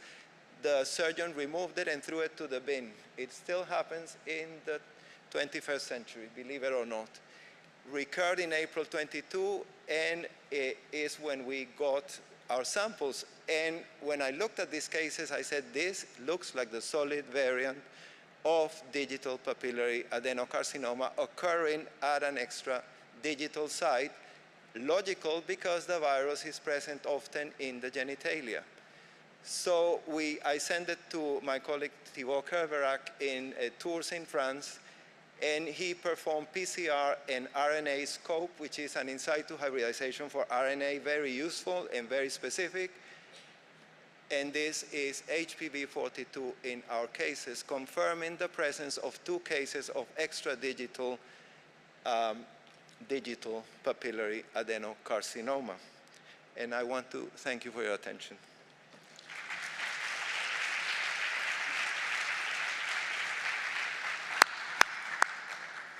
Any questions? Thank you so much. Just fantastic case, especially that last case. Any questions?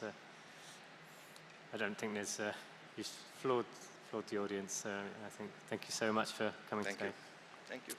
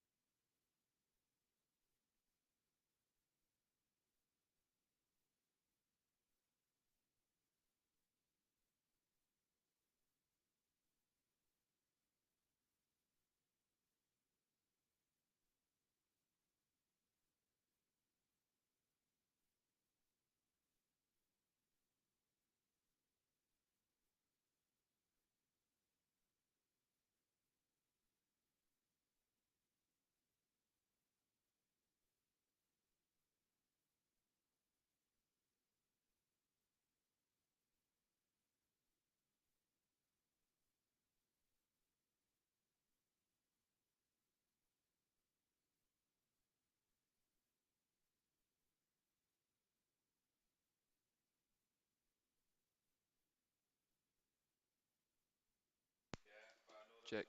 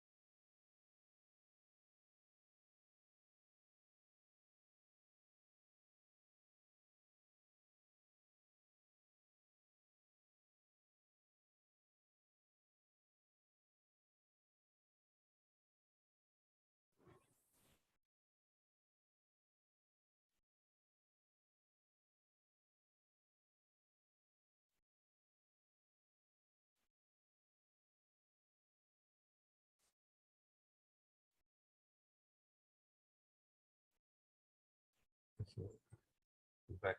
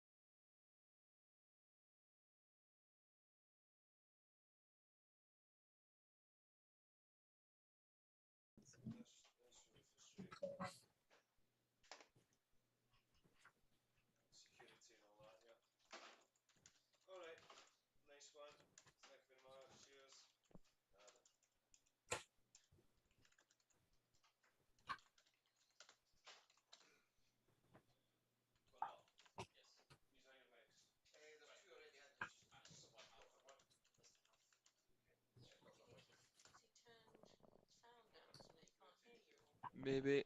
I think it's this.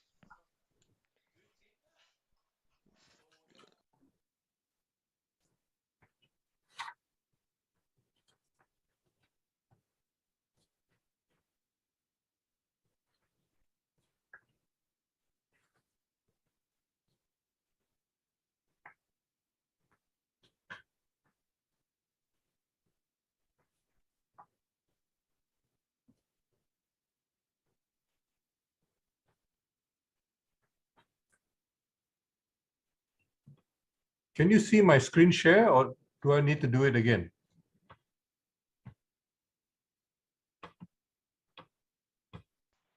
Can you hear me, Jomo? I can hear you. Did you hear me when I asked the question, can you see my screen share? Are you going to share your screen? Yes. Okay, we have your slides here. Okay. So what should I? Would you prefer to share your own screen and control the slides from there, or for us to send it to you?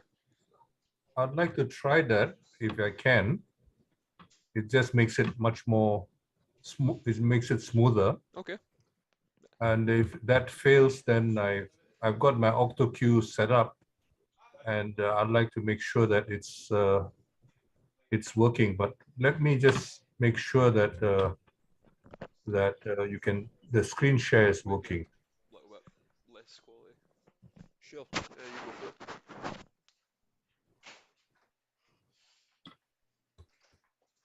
Can you see my screen? No, I'll just see yourself.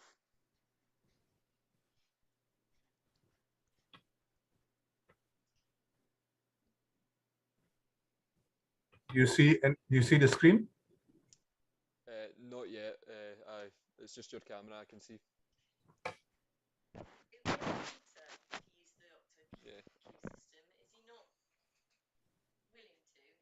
Yeah. I got out of the screen share. I had the screen share up earlier. I got out of it, and now It's not working. I'm not sure why it's. No, he's trying the screen share. Can you try the OctoQ clicker for our sake on our end? Okay, let me go back to the screen share and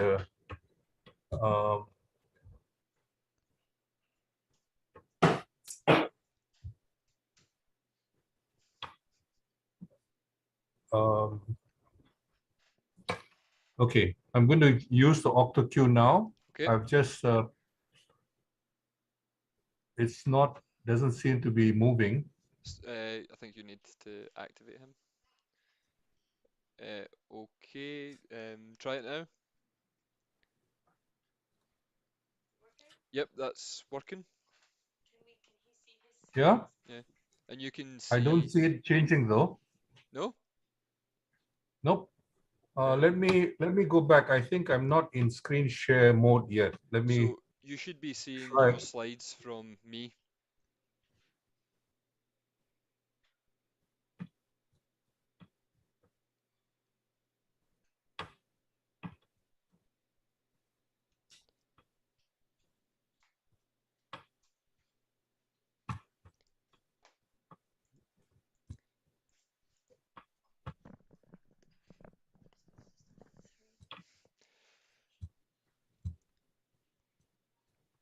So Jomo, can you see your slides that I'm sending you? So on Zoom.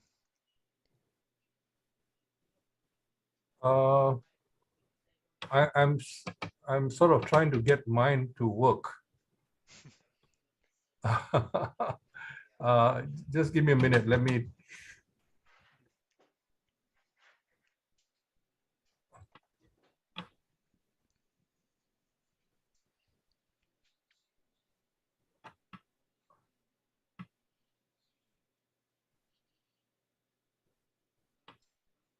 Oh, okay. Is it working? Yeah, I see your slides.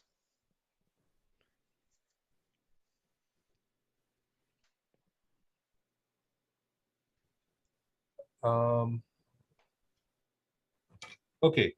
Now let me see whether the OctoQ is working. Okay. The OctoQ was for our benefit on our end. So Okay. I would be. We are sending you your presentation, and you use the OctoQ to advance the slides from us. Sorry, I'm getting a little confused. What are we using? My slides or your slides? Preferably ours. Just now, you should be able to see that I am sending you your slides. Okay. It's I think the slide says world inequality increase 1820. Yeah, but I can hardly. Yeah, I see it is in a very small. Okay, so what do I do? I stop sharing mine? Yeah, if you stop sharing your screen. So do you see Okay. it? Do you see it much bigger now? I'm trying to. Okay. Yes. Yes. Okay. So it says world inequality Yeah, increases. and Okay. if you hit next on the Are there OctoQ, people it should queuing? advance your slides. Please. There we go, yeah. Phone's on silent, which it is. I don't think it's working. Okay, I think we'll need to run it like that because we have people coming in, getting ready to begin. No, she's a baby. She's barely in it. Should we go and give her a mug? Should I go and give her a mug? Oh, yes, definitely. That's good. Okay. Yeah. Yeah, sure. We're going to stop your clicker for the time being while the Lord Province comes in, and we'll Okay. unmute it so you can use it once they're done, and we'll begin your talk. Okay. Yes. Okay then. So, will I need to do anything to start the whole show, or I just use the auto cue? You just use the auto cue. That's all you have to Okay. do. Right. Okay. Okay. There's loads of people flooding in here. There must be stuff. Oh, God. There are people queuing to get through the...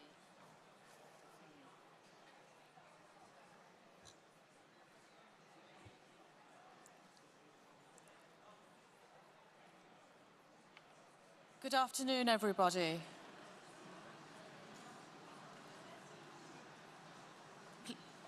Welcome. On behalf of Lord Provost, can I introduce Bailey Annette Christie?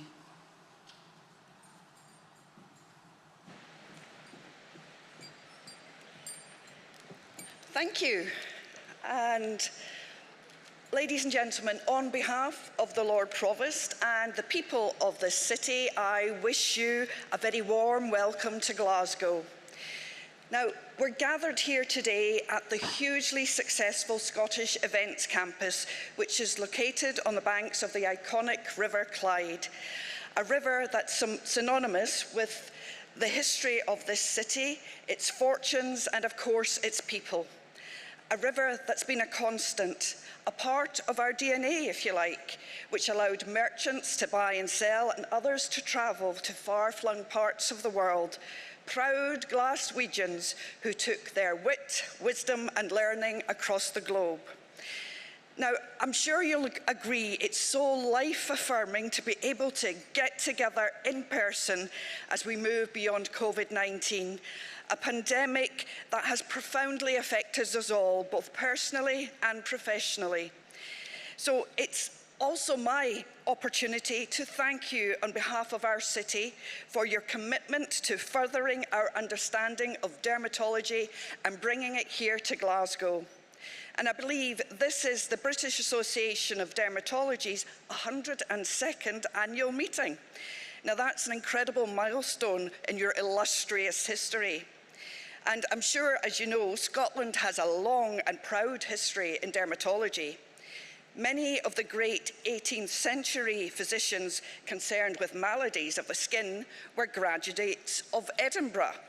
Now, Edinburgh, that's a wee place on the East Coast. Now, we've got a wee bit of a friendly rivalry between the capital city and the biggest city here, Glasgow.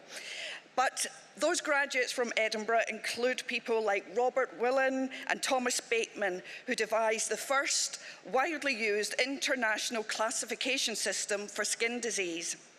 But back in Glasgow, Dr. Thomas McCall Anderson, a physician at Glasgow Western Infirmary, founded the first Glasgow Hospital for Skin Diseases at John Street, and that was back in 1861.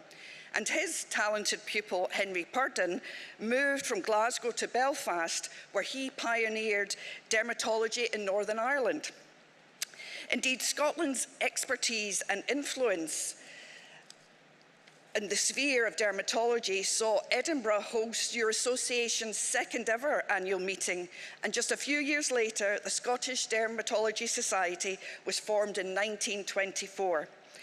And to this day, both BAD, oh, I love that acronym, BAD in a good way, but BAD and the Scottish Dermatology Society to continue to work together to improve research, education, training, and clinical services for people experiencing skin disorders. Now, I'm confident that you will enjoy your stay here in Glasgow, thanks to our city's reputation as a friendly, fun, and hospitable place. A reputation our citizens, the people who make Glasgow, that's our motto, those people have earned this city that reputation. So please take time to stop, chat with the locals, enjoy the Glasgow banter.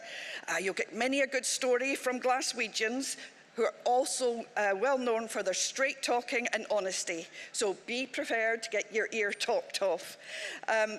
This city is also a diverse place with internationally renowned assets and hidden treasures to entertain you. As well as being a city of science and medicine, Glasgow is a city of culture and a UNESCO City of Music. We host international festivals in music, film and comedy. And one of the major draws for tourists to our city is our world-class civic collection and museum service. Our museums and venues are world-renowned, with treasures from Degas, Van Gogh, Dali, and of course local artists like the Glasgow Boys. And our museums operate free of charge to the public, and that's not just to Glaswegians, but it's to all visitors from across the globe.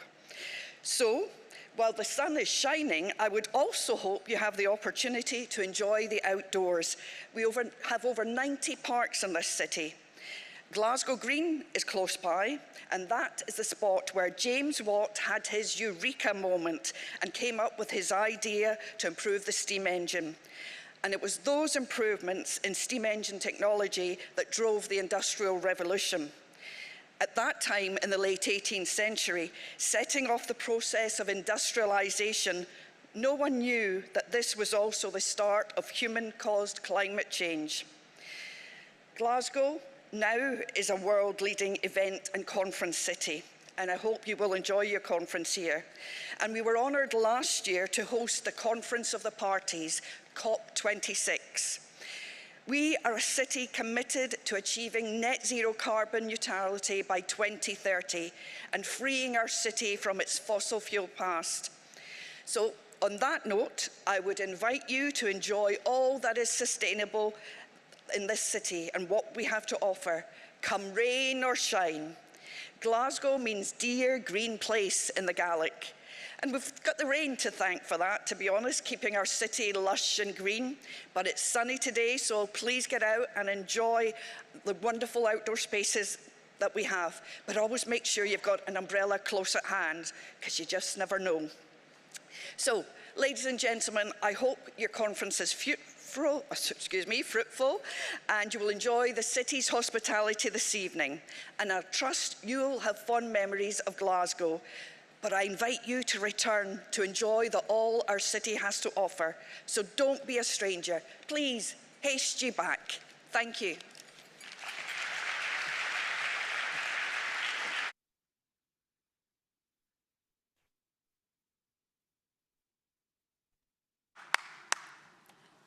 Thank you for the wonderful welcome to Glasgow. I welcome you all to the first plenary session we've had in person in 3 years. Our first speaker is Professor Jomo Sundaram. He is an economist and a professor at the University of Malaysia and also at Columbia University in USA. He was previously the UN Assistant Secretary General for Economic Development and has written more than 100 books. He's going to talk today about economic challenges with sustainable development and poverty, and he will join us live remotely from Malaysia. Thank you very much, Dr. Banerjee, for those very kind words of introduction. I'm very pleased to be addressing the British Association of Dermatologists. I was going to make my own bad joke, but obviously the thunder has been stolen from me by the previous speaker. Let me thank you for this opportunity to speak on something quite different from what you are discussing at your association meetings, the whole question of inequality and sustainable development. As we heard a moment ago, last year, there was the Conference of Parties associated with the United Nations Framework Convention on Climate Change. And that meeting was quite a controversial meeting insofar as there were a great deal of expectations. And unfortunately, those expectations were largely unmet. Let me move on to try to sort of consider some of the issues which we have and try to understand some of the reasons why inequality in the world today is not being sufficiently addressed. Inequality in the world, especially between different parts of the world, is a relatively recent phenomenon, dating back 2 or 3 centuries, depending on how you measure it. And this, of course, is something which many people would associate with the Industrial Revolution from about 2 centuries ago. The Great Divergence, as it is sometimes referred to, is associated with the Great Industrial Revolution, but with another phenomenon which in a sense anticipated the Industrial Revolution, namely what was called imperialism. Imperialism has its origins from an earlier period. The English East India Company was very important, but before that, the Dutch East Indies Company also made a huge mark on the world. So we saw, as a consequence of this, the growth of inequalities, partly associated with the Industrial Revolution and the increases in productivity, but also associated with the relations of imperialism, in which the major port cities of the United Kingdom today were involved to varying degrees. Now, as a consequence of this, inequality in the world grew very significantly over the last couple of decades. And it's useful to recognize that this was not a steady growth in the last 2 centuries. Since the early part of the 20th century, perhaps after the convention, the so-called Philadelphia Declaration, when the International Labour Organization was created around the time of the First World War, until Mrs. Thatcher was elected Prime Minister of the United Kingdom, for a period of about more than half a century, inequality in the world actually declined. It declined for a variety of reasons, which I don't have time to get into right now, but it's important to recognize that this trend is not a trend which simply moves in one direction. What is important for us to recognize, and is very little recognized these days, is that international inequality is actually far more significant than national level inequalities. And associated with this, of course, geography is even more significant than class. And this is part of the reason why there is a yearning for migration. Now, if we think of total world inequality, if we take incomes of everybody in the world and we try to adjust for the differences in purchasing power, something which economists like to call purchasing power parity, one finds that over 2/3 of total inequality are actually due to international inequalities rather than intranational inequalities. So as high as intranational inequalities may be, international inequalities trump intranational inequalities. This is important for us to recognize, because most efforts to deal with inequalities today are at the national level and rarely give consideration to international inequalities. One of the very important factors which has become especially significant in the last 3 or 4 decades has been the growth of what are politely termed illicit financial flows. This are mainly due to 2 factors. Firstly, the underpricing of goods which are exported from developing countries, and the overpricing of goods which are imported into these developing countries. And the second factor, which is also very important, is of course the whole phenomenon of tax evasion and tax avoidance. These 2 factors alone account for a great deal of the outflows of finance from the developing countries. And if you compare that, for example, in this graph with the what is called overseas development assistance or aid, foreign aid, one sees that foreign aid is actually relatively small compared to the illicit financial flows coming from these countries. So when developing countries were urged to open their capital accounts to allow capital to flow in and out, the claim was that if you opened a bird cage, you would have more birds fly in than flying out. And of course, you all know that that is rarely, if ever, the case. Now, another important element which has become increasingly significant especially in the recent decades has been the increase of what some economists call financial rents or excess incomes. This has been especially significant since the end of the 20th century and continues to be significant in the current period. This was also important in the lead up to the Great Depression of the 1930s, beginning with the Great Crash of 1929. The so-called Gilded Age, which the North Americans refer to this period, came to an abrupt end with this. So this increase in financial rents is something which is actually quite ominous and something to be quite concerned about because of its likely implications. If I might go on to point out something which is related, but not which doesn't necessarily flow from the last point I was making. According to the World Bank, poverty numbers in the world have actually been going down quite significantly. But I used to work briefly at the Food and Agriculture Organization in Rome, and the numbers there suggest otherwise, that while poverty figures may have gone down, the incidence of hunger or food insecurity has actually gone up in recent years, at least since the middle of the last decade. There are many reasons for it, which I don't have time to get into right now, but I think it is important for us to ponder on this.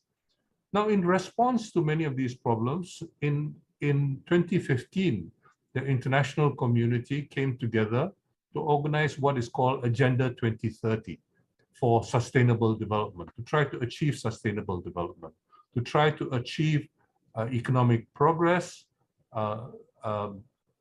economic development, social progress, and as well as environmental or ecological sustainability. Unfortunately, the progress since 2015 has not been very encouraging. 17 so-called sustainable development goals were identified, and I don't have time to get into all of them right now, but I think it's important to recognize that these are generally broadly acceptable, what Americans would refer to as motherhood and apple pie kinds of issues. Nonetheless, the situation in the world leaves a great deal to be desired, and there are a great number of people who have not been able to achieve some of the basic essentials of life as we see it, what was once referred to many decades ago as so-called basic needs. Now, thinking very seriously about this will take us too much time, and let me just move on to considering the whole question of climate change, for which Glasgow was very much on the minds of much of the world last year. During this time, it was highlighted that the damage to developing countries, now increasingly referred to as the Global South, is actually far greater than the damage to the Global North. There are a whole range of reasons for that. Again, I don't have time to get into all of that, but I think it's important to consider that most poorer countries in the world are in the tropics. And tropical ecology has historically sustained much larger populations. So the number of people who are adversely affected by this kind of uneven adverse impacts is very considerable. It is useful for us to recognize, however, that energy consumption, including fossil fuel energy consumption, is strongly correlated with many indicators which are associated with the improvement of the human condition. Hence, about a decade and a half ago, while working at the United Nations, we were involved in trying to develop the idea of a global Green New Deal. The idea of a New Deal is quite familiar to many people because of Roosevelt's impact.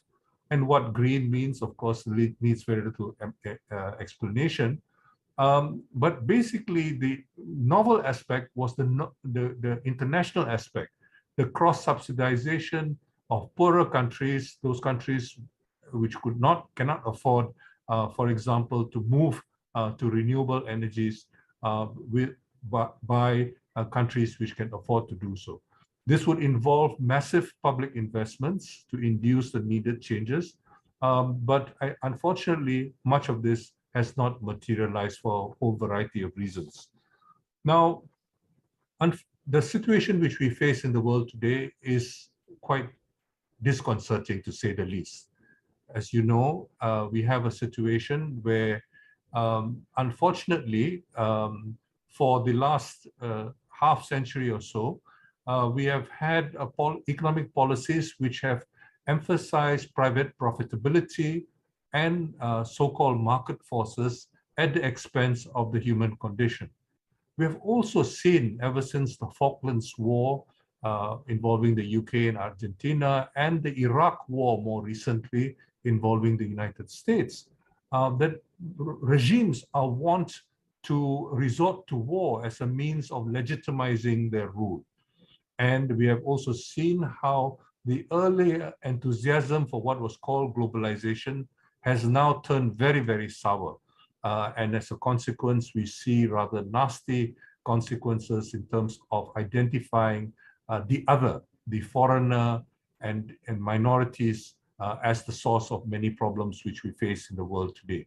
This is a situation which we face, and I think it's very unfortunate that the so-called rule of law privileges property rights far, far more than human rights. And this was very clear recently, for instance, when the World Trade Organization defended the intellectual property rights associated with the vaccine monopolies which underlie vaccine apartheid, which has characterized the world in the last year and a half. It's important for us to recognize that there are differences. And for this reason, I would like to salute the research team at Oxford, which insisted that they would not collect royalties on their discovery of a vaccine. I think this kind of situation is very important. But in an earlier period, somebody like Jonas Salk, who developed the polio vaccine, found it impossible to even think about privately owning such a discovery. But unfortunately, we're living in a very different world today. The problem is, of course, exacerbated by the fact that now interest rates are rising all over the world, and many countries are heavily indebted, many households are heavily indebted, and they are likely to face the adverse consequences of all this. In light of this situation, I think it's important for us to recognize that we have a choice. We have a choice between war and peace. Undoubtedly, the first Cold War had some benefits for the world. If we think, for example, about the Soviet challenge to President Jimmy Carter, which led to the elimination of smallpox in the world within a decade, in meeting that challenge. But more recently, unfortunately, what is now termed the Second Cold War does not seem to have these kinds of beneficial side effects. It's important for us to recognize, therefore, that many of the problems which the world faces today, the increase of the number of people who face starvation, who face food insecurity, is greatly due to deliberate policies. The sanctions policy, for example, which has deliberately cut supplies. And very importantly as well, the responses by many monetary authorities in terms of raising interest rates is likely, more likely than not, to lead to a situation of economic stagnation as well as inflation, a situation which will benefit nobody. And this is unfortunately the situation which the world faces today. I want to thank you, the dermatologists of the United Kingdom, for your interest in this. I was very pleasantly surprised to receive Dr. Banerjee's invitation, and I hope this is something of interest. This is a subject of interest to you. Thank you very much for your attention, and I wish your conference well.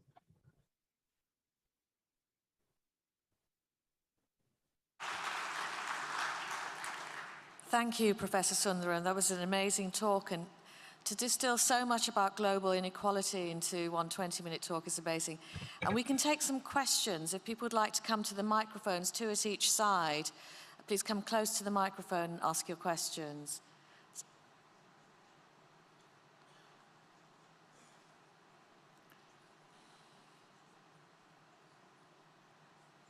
No questions? I can just say thank you again, Professor Sundaram. Most welcome. It's been a great pleasure to be with you. Thank you very much for your attention and your interest.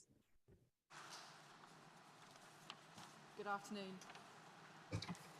It's my great pleasure now to invite Dr. Tess McPherson, who's the President of the British Society of Paediatric and Adolescent Dermatology, and 7 representatives from the Eczema Outreach Support Youth Panel. Thank you very much.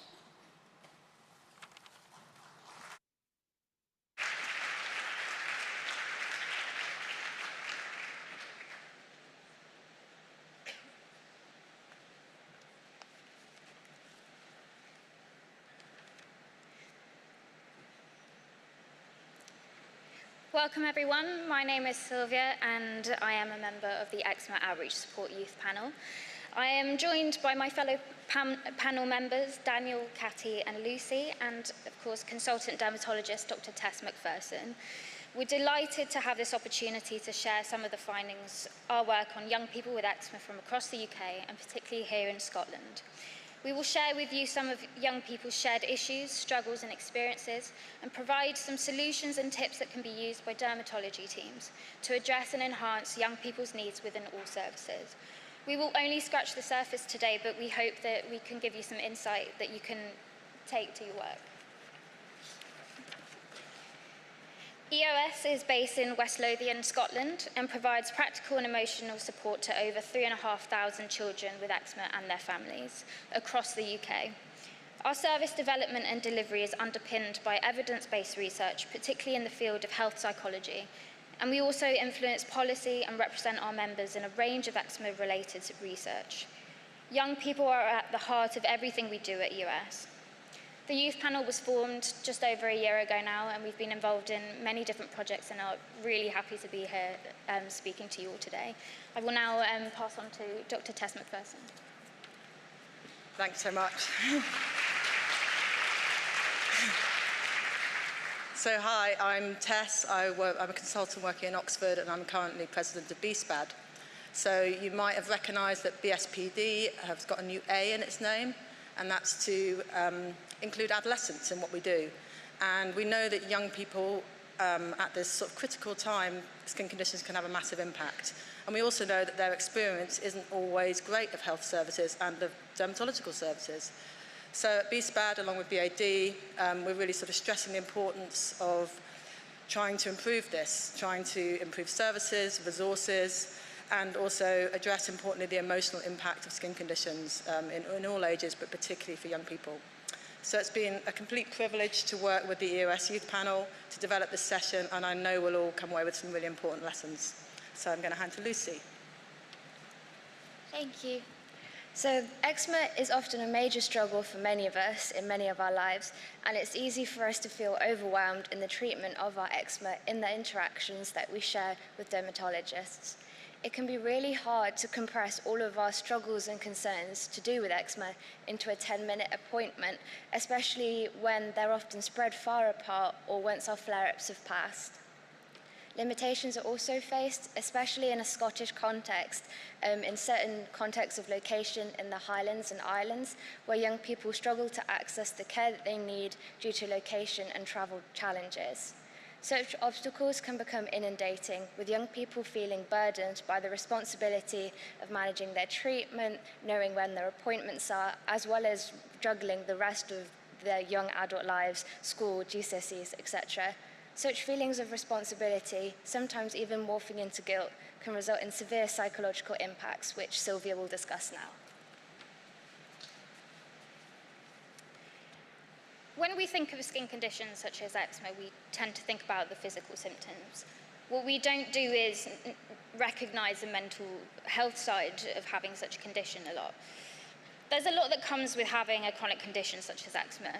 Constant appointments, stressful in themselves, flare-ups that come out of nowhere.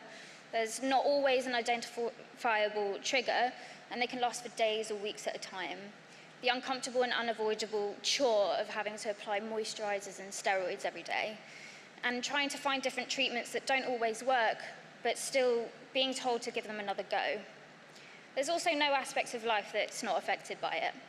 Your social life, because whether you are dealing with a painful flare-up that just keeps getting worse, or doing the 2.5-hour round trip to phototherapy twice a week, you're too exhausted to attempt to be social. Sometimes friends get tired of you cancelling every time plans are made because you've woken up and your skin feels like it's on fire. So as a result, you can become very isolated. Family relationships can become strained because you're so frustrated by the fact you can't find a treatment that makes you feel normal that you lash out at those closest to you. And school, because none of the staff understands you're constantly late because the process of getting ready in the mornings can sometimes be agony. Homework isn't always completed, and the stress of being made to run cross-country is so stressful because you can hardly walk, let alone run, because your skin's so painful. All these things build up and up and up until your mental health deteriorates and you're stuck wondering, why are you even still fighting? That's something I asked myself when I was 16. I suffered greatly with depression and anxiety as an adolescent. It was mainly due to the fact that my skin was so bad and I didn't know how to cope with it. I'd experienced all these things that I've mentioned today. I struggled with complete hopelessness, severe low mood, and immense feelings of guilt. I felt my condition was my fault, and I felt guilty about how much of an impact it was having on my family. This is something that I know a lot of young people experience, but I struggled having my mental health acknowledged and taken seriously when in front of medical professionals. I found it hard to explain just how much of an impact my eczema was having on my life, and as a result, it was often disregarded. I felt my experience was being invalidated, and honestly, I started wondering whether I even had the right to feel the way I did. Beth from Scotland, who's a member of our panel, didn't feel able to be here, and so I would like to share some of her thoughts on her behalf. An important thing we both agree on is the importance of checking in with your patients and their mental health. Every appointment can be a strong opportunity for them to let you know what the psychological impact of their eczema is, and whether they would benefit from some sort of intervention. But talking about your mental health can be difficult, and it's important to build trust with your patients so that they feel able to let you know if they need help. We both feel it's incredibly important to acknowledge and treat the psychological effects of having a skin condition, whatever that may be, whether it's eczema, psoriasis. It's invaluable to the overall treatment of your eczema. Just acknowledging this side of the eczema experience can really, again, be invaluable to a patient. Thank you. I will now pass on back to Lucy.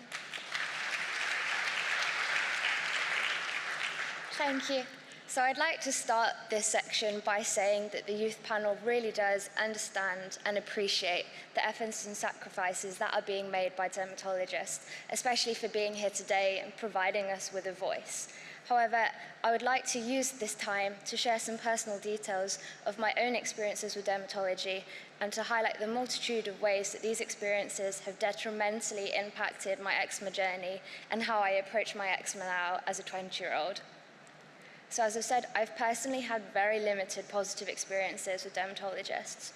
Although my eczema was severely impacting my life to the extent that I'd gained the nickname of school of LPS, which stood for Lucy's Peeling Skin, and my Year 11 parents' evening, the entirety, was based on how sore my skin was looking, rather than telling me about my academic performance, I had to wait over 2 years for a referral to the dermatologist. Upon receiving that referral, there was a further 6-month waiting list, and then a further 3-month wait to receive a patch test. As you can imagine, this period of time was extremely difficult for me, with this appointment seeming like a momentous occasion with my life, where I thought that even if I wasn't provided with a solution, I would at least be listened to. Unfortunately, my expectations were not met. The patch test identified a sulfite allergy, where the dermatologist printed off an information sheet. However, the ink was running out and the sheet wasn't even legible. I got about this much text.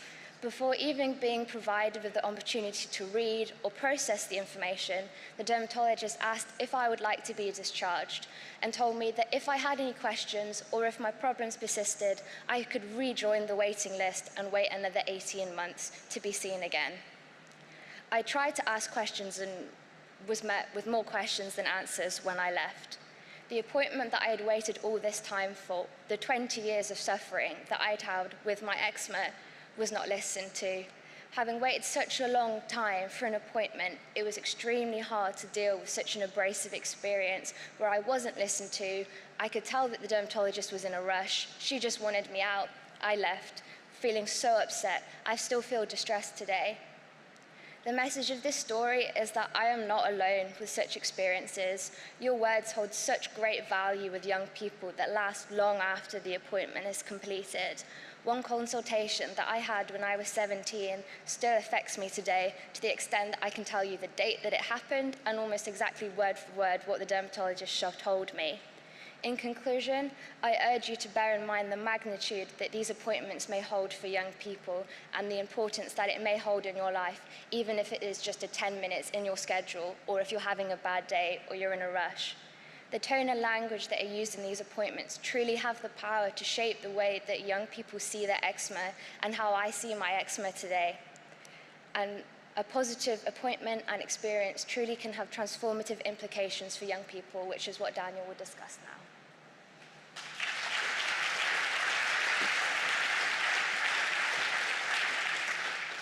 Thank you, Lucy. So, when I was in school, I experienced a lot of negative comments about my skin. People saying things like pointing out my skin looked bad today and giving useless pieces of advice such as try not to scratch did not help me one bit. However, I was able to surround myself with positive people, good friends, family, and able to go to dermatology where I was able to get good treatment which helped my skin improve a lot. I began to notice I was getting more positive comments.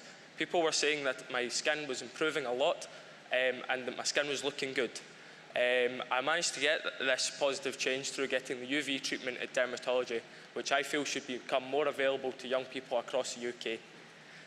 I'll now hand over to Cathy, who will talk about more positive changes for young people with eczema.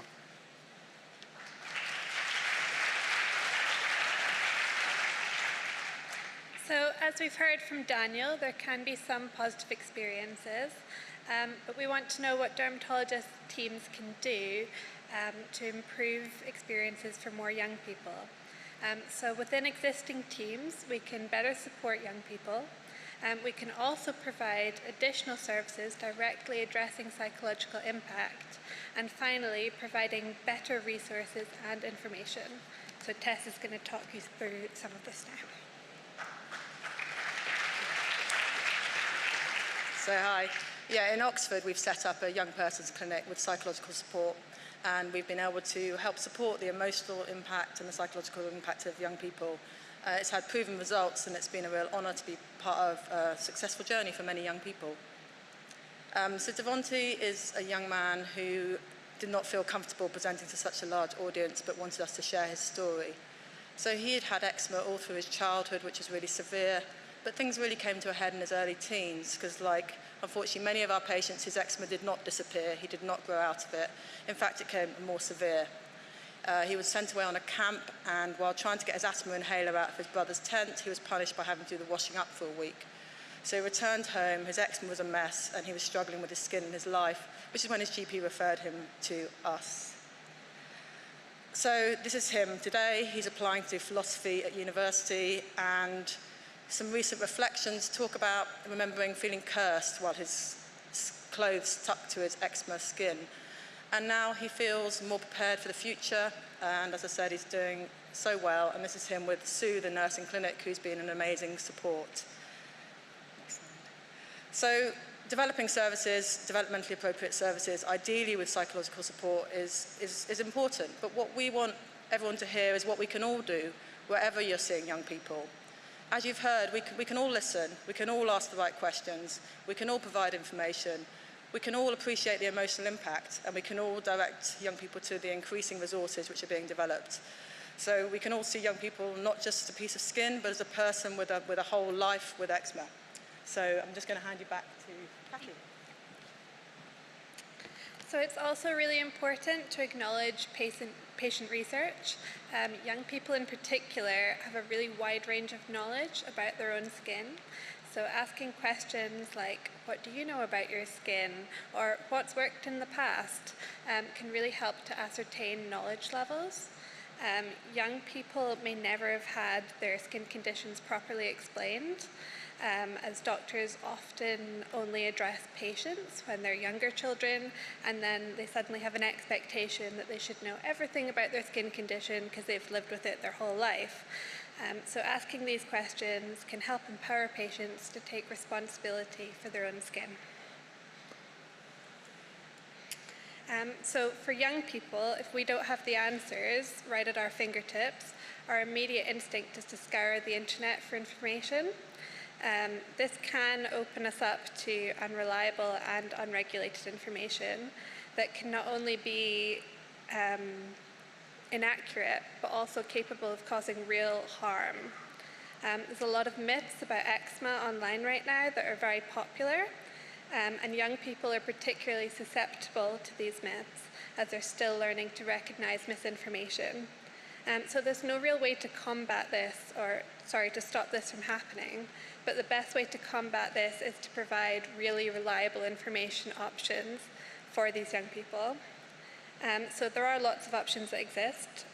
Websites like the NES, BAD, BSAPD, Health Talk are all great places to start for older teenagers. I've spent many hours looking through some of these websites and have learned a lot about my own skin.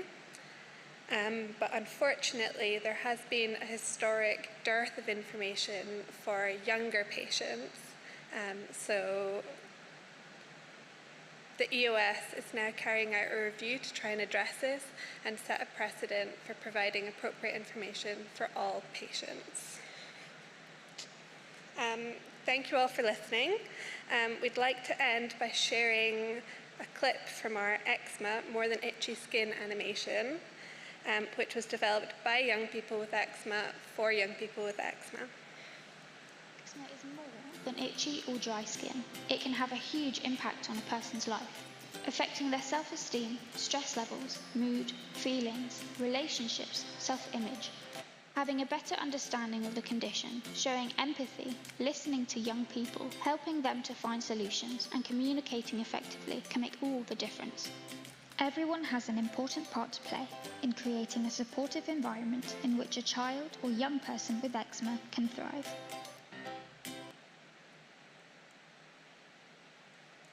You can also scan the QR code if you want to see the whole video. Does anyone have any questions for us?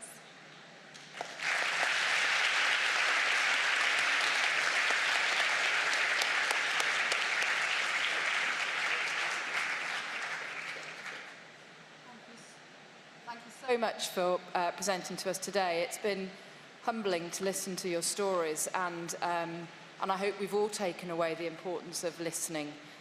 However little time we perceive we have in clinic, I don't think anyone has an excuse for not listening. And thank you so much for bringing your experiences to us today. I think there are quite a few questions around the room which I've agreed to facilitate. So I think we've got Susanna down here first, and then Celia. So Susanna. Hi, I just wanted to echo that. Thank you so much. You've all been brilliant, and it's been so fantastic to hear your stories. I wanted to ask you particularly about COVID, because over COVID we've obviously gone much more into a virtual way of working, and I found in my clinic, I do a psychodermatology clinic, we didn't really think that consultations would work as well virtually, but actually lots of young people seem to find it helpful. So just really wanted to get your feedback on whether face-to-face, virtual, hybrid, what you actually feel is best for you. So obviously during lockdown and through the pandemic, we had a lot of virtual meetings and online meetings. We created the youth panel during these meetings. So it actually worked out really well, considering that we're from all around the UK. It's much easier for us to meet virtually. As for getting to the hospital for dermatology, it was a lot more difficult. I had a few online meetings with dermatologists to talk about my skin, which was quite difficult, trying to show like bad patches of skin in my hands through a video screen. However, generally speaking, although there was a few setbacks, it still managed to work out quite well. So you still feel that we can engage sort of empathically and well, and you're comfortable? Yes, not as well as in person, but it was still possible during lockdown, yes. Brilliant, thank you so much. Celia. Hello, I'm Celia Moss. I'm a retired paediatric dermatologist and a trustee of the National Eczema Society. I too want to congratulate you on an inspirational presentation, very revealing to us as dermatologists.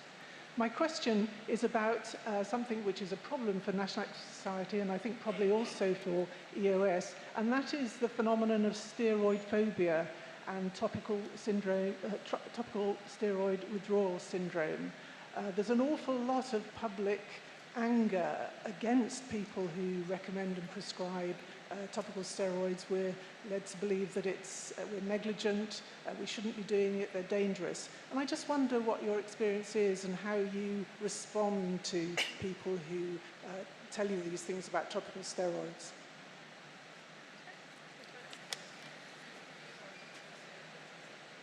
Pardon? So it's a really loud fan. So there's an awful lot of stuff online about topical steroid withdrawal, and you see a lot of TikTok accounts in particular, and the algorithm kind of tends to find you. So you definitely see a lot of it. And I do think it's really dangerous for young people who are even just starting to use steroids, being exposed to that kind of information online. And there's not really any strong way to react to it other than providing people with the right information. And you can do that even for young people. They can be provided with information that they can understand and that's going to help them to dispel the myths. Is that? Yeah, that's good. Perfect. Thank you. Thank you. We've got another question over with Sarah Brown, and one more question there, then we'll close the questions. So I'm going to say, like everybody else, you guys are awesome, and thanks very much for talking to us. My question was, like, some young people with atopic eczema are quite shy and introverted, and I'm always, keen for more tips and tricks on how to encourage my patients to become empowered and really vocal, like you guys are. So do you have any tips and tricks for a dermatologist who really wants to have that kind of active listening to hear the important messages? Hi. I think that building trust with your patients is by far one of the most important things to get people to talk to you. I myself, like a lot of members of the panel as well, have had incredibly bad experiences with medical professionals, whether that be GPs or dermatologists. And so for me, like when I was younger, I was very shy, I was very introverted. I'd go to my appointment, I wouldn't want to talk, because I've had those bad experiences. So you sit there thinking, well, this is just going to be another one, So I remember going to a dermatologist when I was 16 and thinking, this is going to be a waste of my time. I'm not going to say anything. I'm not going to be listened to. Done. And the way my perspective changed so much so quickly because my dermatologist listened to me. She asked me questions instead of my parents. She acknowledged, you know, the mental health aspect to me that had never happened to me before. And it was just her whole manner. It was, you know, very relaxed. She's looking at you when she's talking to you. She's asking you the questions. It was very natural. And I think as medical professionals, as dermatologists, I think that's a brilliant way to start, is just, you know, talking to your patient rather than their parents. You know, asking them, how are you? Like, how's your skin? How are you dealing with it? You know, mentally, how's your mental health? I think you get a lot from that, and people that are shy and introverted will kind of see that and feel a lot more comfortable to be open with you and tell you exactly how they're feeling. Yeah. Thank you. Thank you very much to all of you today. I can't carry all the mugs over to you, so if you'd like to come over and collect your Glasgow Memorial Cup, I'm going. Thank you.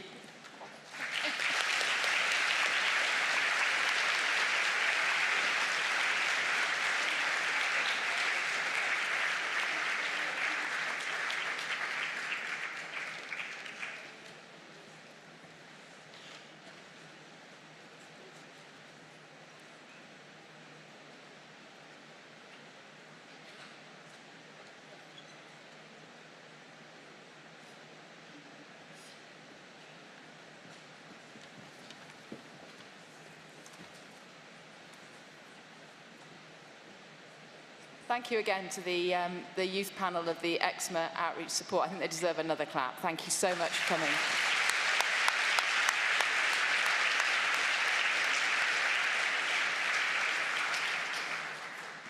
It's now my pleasure to introduce our next speaker, and that's Professor Colin Fleming, who's a consultant dermatologist and Mohs surgeon and honorary professor of dermatology at Ninewells Hospital in Dundee.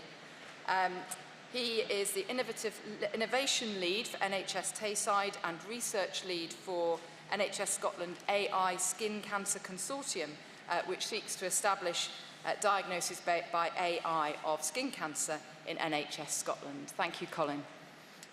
Thanks very much, and thanks for the invitation. So, it's a real honour to be speaking in Glasgow today, a place where I spent 15 years. And first time I've been back in Glasgow was just a few months ago after the pandemic, and hadn't been in for a while. And I got off on the railway station and walked through the drizzle. Occasionally it drizzles here in Glasgow. And a man stepped out and said, "Morning, big man, how you doing?" And I thought, that's Glasgow. There's nowhere like Glasgow. The friendliness of the city is fantastic. I was also pleased that they remembered who I was. I'm sure the guy did. So, I'm just going to move on slides. Really, I want to talk a little bit generally about artificial intelligence, and a lot of what I'm saying here is about augmented intelligence, using artificial intelligence to improve the practice of humans in medicine. And I think it's fair to say the key themes of this talk are really that AI is being introduced in the UK despite some of our concerns. I think AI may change dermatology beyond recognition. I think it's something significant, and I think unless we're involved, then it's difficult to be influencing it. And I think if we are to be involved, we need to know a little bit about, and I've learned a lot about this in the last few years. I'm in many ways not an expert, but in some ways I've learned something which I'm hopeful is of some use to you. There's no doubt the implementation of AI is complex, and it's full of pitfalls. And I think a lot of these things we take for granted and don't really think about too much. So I want to talk a little bit about just where we are now in the UK. I want to talk to some of the obstacles really for improving the implementation of AI for skin. And I want to explain a little bit to you about what we're doing in the AI Skin Cancer Consortium. So there's plenty of publications on AI and skin, and they're going up and up. And if you're to go onto the App Store today, you'll see between 30 and 70 different apps which you can download, which will claim to have some form of AI working to help you diagnose skin disease. So just out of interest, how many people would recommend using one of these apps on the App Store today? Hands up. Got one. Okay. How many absolutely wouldn't? And how many are unsure? Okay, yeah, so majority are unsure probably. So the first good publication in this area was the Nature publication, which many of you will be familiar with. In 2017, the team working out of Stanford classified lesions using a single neural network. Actually, things have moved on a lot, so people use different types of neural networks and more than one neural network when they're doing, but this was a single neural network. They only used two labels. They used an input, which was pixels, just photographs. That was it. And disease labels were used according to a standard classification which they created. And they looked at a big, big data set, 130,000 images. And when they tested the performance of this algorithm against 21 board-certified dermatologists on biopsy-proven clinical cases, they were able, in a binary classification, that is it malignant versus is it benign, they were able, in two binary classifications, to say that this AI algorithm could work and could compete at the level of competence comparable to dermatologists. So this was a significant step in the use of AI. But I don't think we're there yet. And rather than summarize everything that's going on, I'm just going to quote from the BAD. The evidence base, this is from the publication last year, characteristics available skim-image data. Sorry, I'm just going to skip that, excuse me. This is from the publication last year from the BAD. The evidence base for effectiveness of AI interventions in dermatology is limited due to studies being undertaken in artificial conditions which do not adequately reflect real life. And this is very much the case. You could get a publicly available data set tomorrow, begin to get your local AI guys working on it, and it might well produce something quite useful, but it won't really represent real-world conditions. So, if the BAD feel that, what do we need to do better? And really there's quite a number of things we need to think about. It's really critically important that we understand what a use case is. When you're using AI, it's just a statistical algorithm, and it's going to work differently in different situations. I'm going to explain that a little bit more. Data standardizations, I think, is going to be very important for the UK and globally if we want to improve things. Using clinical metadata, understanding that we as clinicians take histories, and that's important to computers to understand. That's important to begin to bring that in. And I think there's a whole area which I don't really have time to go into about public acceptance. We know from vaccine hesitancy there's a whole lot of issues around about public acceptance of things that are happening in the world of medicine.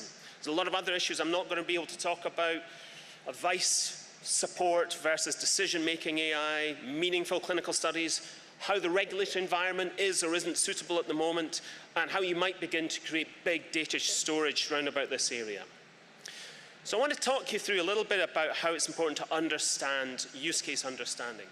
The performance of an algorithm is entirely dependent on the way it's been used. I'm afraid this might bore you a bit, but bear with me. We'll all be aware during the pandemic that when we were COVID testing, if we were getting a lot of positive results at certain time points, it would be different from when there was a low disease incidence in the community. So this is about the positive predictive value of a test. And the probability that a positive result really tells you the presence of a specific disease is this equation, the number of true positives divided by the number of true positives and false positives. So the disease prevalence is incredibly important in this. So if we were to take just a situation, we might, this is just one I made up, might see in secondary care, we might have a bunch of lesions coming in, and the majority of them might be skin cancer, and some of them might be benign, some might test positive with your algorithm, and some might test negative. And in essence, if we take these figures which I've made up, we might get a true predictive value of 67%, 2 out of every 3 lesions we might do well with our algorithm. Okay? But if we were to convert that to primary care, and we use a different set, because we're going to see far less skin cancer, and we're going to see far more viral warts and far more benign lesions, suddenly the same algorithm has nothing like the predictive value. And this is something which is not understood amongst clinicians in the UK. It's thought that if you've got an AI algorithm and it can detect skin cancer, it can detect skin cancer, end of. What's absolutely critical is what environment it's working in. And that's really, really important because there's some people going to market at the moment with algorithms where they haven't defined the use case and therefore don't really understand how their algorithm would work. So we've done some more real-world work on this with Rebecca Matton with the University of York, looking at these hypothetical situations where we can look at the positive predictive value in primary and secondary care, and we see really quite different outcomes, again, working in real-life scenarios. So the use case is really important, and you have to train your algorithm to reflect the real-world use case you're going to have with it.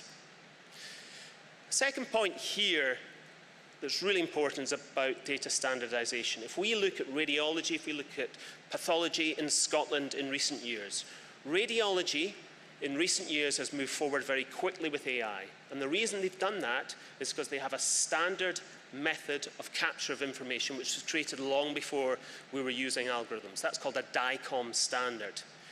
In pathology in Scotland, something like £10 to £20 million has been spent accelerating the movement of digital pathology and beginning to run algorithms. But the problem there is there was no standardization of information. So we can't, in Glasgow, use the pathology data that we can in Dundee and in Edinburgh because there was no data standardization. So we have to move towards this if we really want to improve things in Scotland. And in skin disease, we know we've got so many variables, the camera, the capture, the lighting, the software that's moved into primary care to secondary care, where it's kept in primary. There's so many variables there that it's very difficult to do that. And allied to that is the way that you capture clinical metadata. Clearly, the history of change in a lesion is important. It's incredibly important, but how do we do that? Do we say change in a lesion over the last month, or the last 2 months, or the last 5 months? What sort of change do we need? So we have to be able to think about that metadata, and we've got to have good clinical metadata. If we look again at the work from Oxford and Rebecca's group, we see a recent systematic review which shows that of all the publicly available data sets, really, there's a lot of holes in this sort of clinical data. For example, ethnicity only represented 1% of all data sets, Fitzpatrick skin type in 2%. So there's huge deficits in our understanding in some of the AI that's already out there. So what we really need are quality standards for the characteristics and metadata reporting for skin image data sets. I'm not going to really go into the public understanding of skin AI, other than just to give you this example. This is a patient who's seen our department in 2007 and was biopsied, thought to be an inflammatory lesion, discharged, subsequently returned a few years later, subsequently died of a melanoma. I don't think anybody did anything wrong in this. I think the clinicians involved actually did as well as they could. But I think accepting a human error is different from accepting a computer error. And we know that one of the reasons that autonomous cars have been held up is because some public expectations are that they would be 1,000 times safer than humans driving. So there's a risk that some of the AI that's out there at the moment might just get things wrong and be unable to justify themselves, and we get a backlash against AI and go back 10 years. So there's something in that public acceptance which we all need to think about. So the AI Skin Cancer Consortium was set up in Scotland with myself and Colin Morton setting this up really 18 months ago. And we set the task to government, really, and industry, academia, and the NHS to try and diagnose skin cancer well, brackets, within 25 minutes by 2025. It's a slogan, it's a catchline, it's a tagline, but it seems to have attracted the public and attracted government, and we now find ourselves in a bunch of innovation meetings which we wouldn't have had otherwise. So it's been useful for us to have this tagline.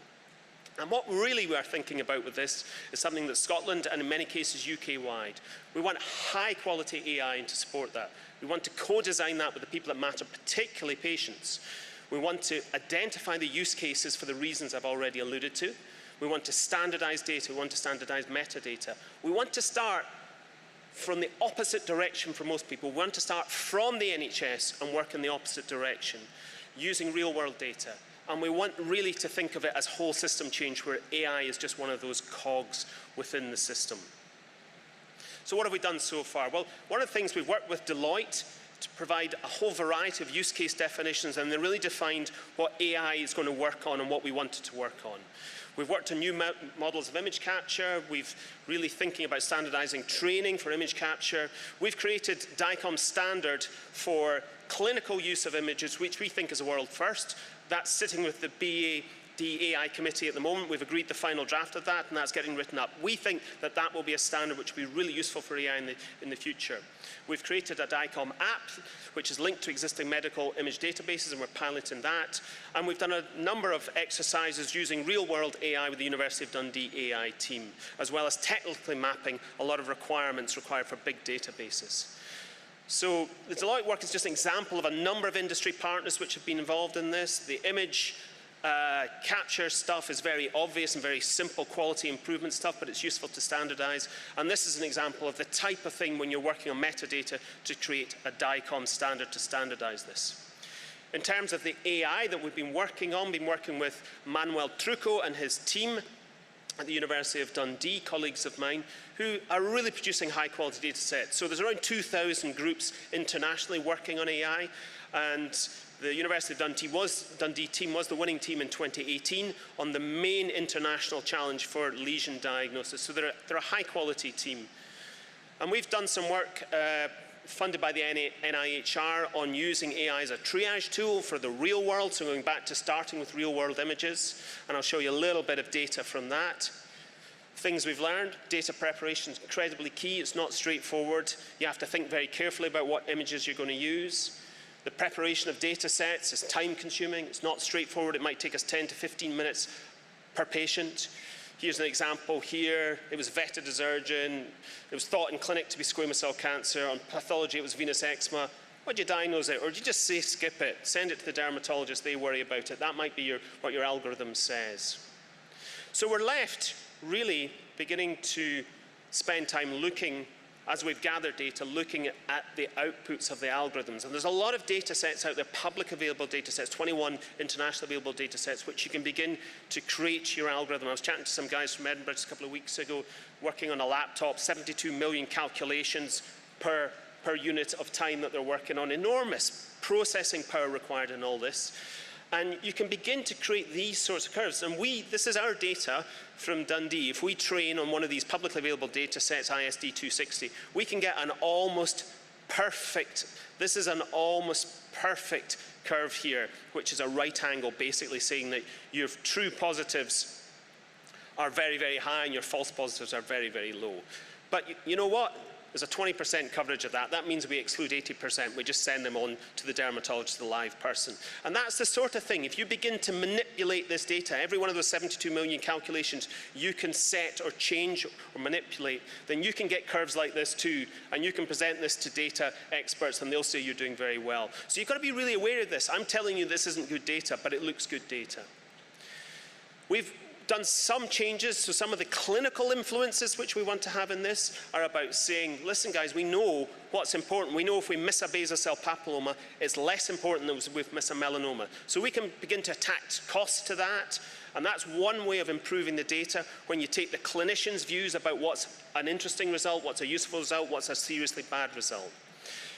And if we begin to train our system, we can end up with these sorts of curves, which are beginning to become quite useful. These types of, and this is just on rough quality data from our system. And essentially, we've learned really an awful lot about how you manipulate data. But what we haven't learned is how to do this really, really well, other than going back to what I said. We need to really get over all the obstacles we've been talking about. So, algorithm improvement really needs to continue in the UK. Low quality data may be useful for triage tools, we've learned, but only as triage. But really good diagnostic AI, really good, as opposed to triage, will require really much higher quality data, I think, than's yet available. So when I was 18 and I used to go down to the south of France, you could sell ice creams on the beach. And when the days were hot, you could sell almost anything. In fact, sometimes if you dropped a donut, the patron, the boss, would tell you to pick it up, cover it in sugar, and give it to a kid. And you know what? I feel bad about it, but we did that. And why did we do that? Because the market was there. There was such a need. The market was so powerful, you could sell almost anything to anybody on a hot day. And I think we're at this position in the UK where we have got AI out there and AI solutions, and they might be good enough for the moment to make a difference to your service. It's not for me to say they are or they aren't, but they might not be good enough, and they might need more improvement. So I'm going to leave it at that. I think that's probably time up, but thanks for all your attention.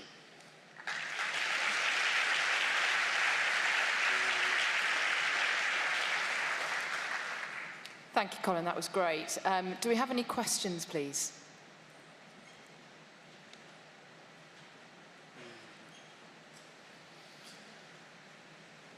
Yes, there's nothing like AI to clear a room. Is that Shireen? Thank you, Shireen. Thanks very much. As jobbing clinicians... need to talk right into the... Sorry. As jobbing clinicians who've been presented this information from the AI company, how do we learn how to pick holes in the data that we're being presented without being too critical? So I think the first thing you need to know is I think the first simple question is, what happens when it goes wrong? What's your backup? Because at the moment, the standard now is a teledermatology service, which has AI, but sends everything to a teledermatologist for a second reading. That's not going to be a cut price option in the future, so that's useful. I think the second thing is regulation is very unclear at the moment for all AI in the UK.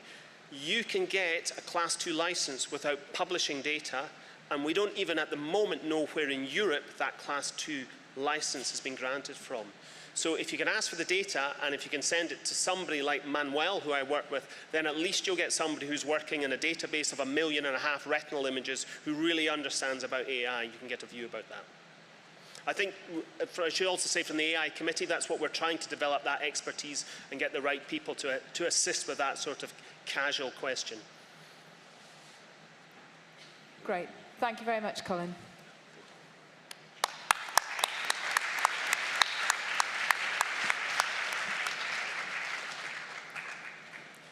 It gives me great pleasure to introduce our next speaker, Professor Sir Michael Marmot. He's well known to all of you for his famous books and reports, for instance, 2020, the Marmot Review 10 Years On. He's a Professor of Epidemiology at University College, London. He's been working for 50 years in health inequalities. He's an advisor to WHO and also leads health inequality groups in UK, USA and China. Professor Sir Michael Marmot will speak to us remotely and be available for Q&A. He's going to talk about Build Back Fairer.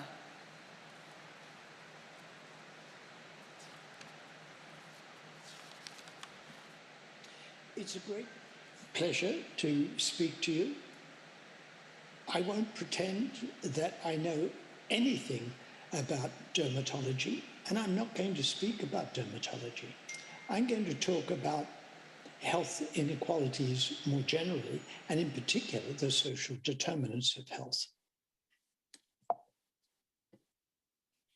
The opening line of my book, The Health Gap, was why treat people and send them back to the conditions that made them sick. Particularly during a pandemic, we think a great deal about the healthcare system. The government exhorted us to stay home. The leading politicians didn't follow their own advice, but they exhorted us to stay home to save the NHS. I thought the NHS was there to save us, but never mind. But my concern is with the social determinants of health, the conditions that made us sick in the first place. What we need to address when we think about inequalities in health is not just that poor people have worse health than everybody else, but it's a social gradient. Classify people by where they live, classify where they live by degree of deprivation, the index of multiple deprivation. And what we see is a social gradient. People near the top in the least deprived areas have shorter life expectancy than those at the top. People in the middle, shorter life expectancy than those near the top. Those near the bottom, shorter than those in the middle. It's a social gradient that runs all the way from top to bottom. This is an updated version of an earlier graph that we published, women and men. The earlier version that we published was in my 2010 Marmot review, Fair Society, Healthy Lives. In February 2020, just before the pandemic crashed upon us, we published Health Equity in England, the Marmot Review, 10 years on, to look back at what had happened in the previous decade. And the picture was not good. Life expectancy, which had been increasing 1 year every 4 years, for this, I've taken it back to 1980, but for nigh on 100 years. That rate of increase slowed dramatically in 2010-11. We had a new government elected, took office in 2010, the Conservative-led coalition government. And this dramatic slowing happened. Put it this way, if as a government you said, we have the ambition to stop health improvement, no other government had managed to do that, you could be pretty proud. We did it. We slowed down the health improvement. Now, I think the government was a bit reluctant to take the credit for that. They said, perhaps we've just reached peak life expectancy. Well, it turned out that wasn't the explanation, because we had the slowest improvement in life expectancy of any rich country, except Iceland and the United States. So no, we had not reached peak life expectancy. Something really dramatic happened. And there was increased inequalities at the time. These are regions of the country. If you're in the least deprived decile, if you're rich, it doesn't much matter where in the country you live. The regional differences are quite small. And life expectancy was improving a bit for each region, for the least deprived. If you're poor, it matters much more where you live. Life expectancy was increasing in London for the poorest 10%. The regional differences were much bigger, and life expectancy was going down pretty well for every region outside London. So pre-pandemic, life expectancy had more or less stopped improving. Inequalities were getting bigger. The gradient was getting steeper. And third, life expectancy for the poorest people was going down. In 2010, my review, Fair Society, Healthy Lives, had 6 domains of recommendations. Give every child the best start in life, education and lifelong learning, fair employment and good work for all. Number 4, which has particular pertinence right at the moment, everyone should have at least the minimum income necessary for a healthy life, healthy and sustainable places in which to live and work, and taking a social determinants approach to prevention. So what happened after 2010? We made the recommendations. The government that was elected had as their number 1 priority austerity, rolling back the state, reducing public expenditure. And by golly, they did it. In 2009-10, public expenditure was 42% of GDP. By the end of the decade, the 42% had become 35%. They really did roll back expenditure. In the 2010 review, I coined a rather awkward phrase, proportionate universalism. I was trying to combine a Nordic approach to social policy, universalist social policies, with a more Anglo-Saxon targeted approach, spending the money where it'll do the most good. Proportionate universalism. We could almost call it leveling up. There's an idea for you. So, social distribution, less deprivation, health, better health, longer life expectancy. But we need effort proportionate to need. The lower down the gradient, the greater the effort needed to level up. What did we get post-2010?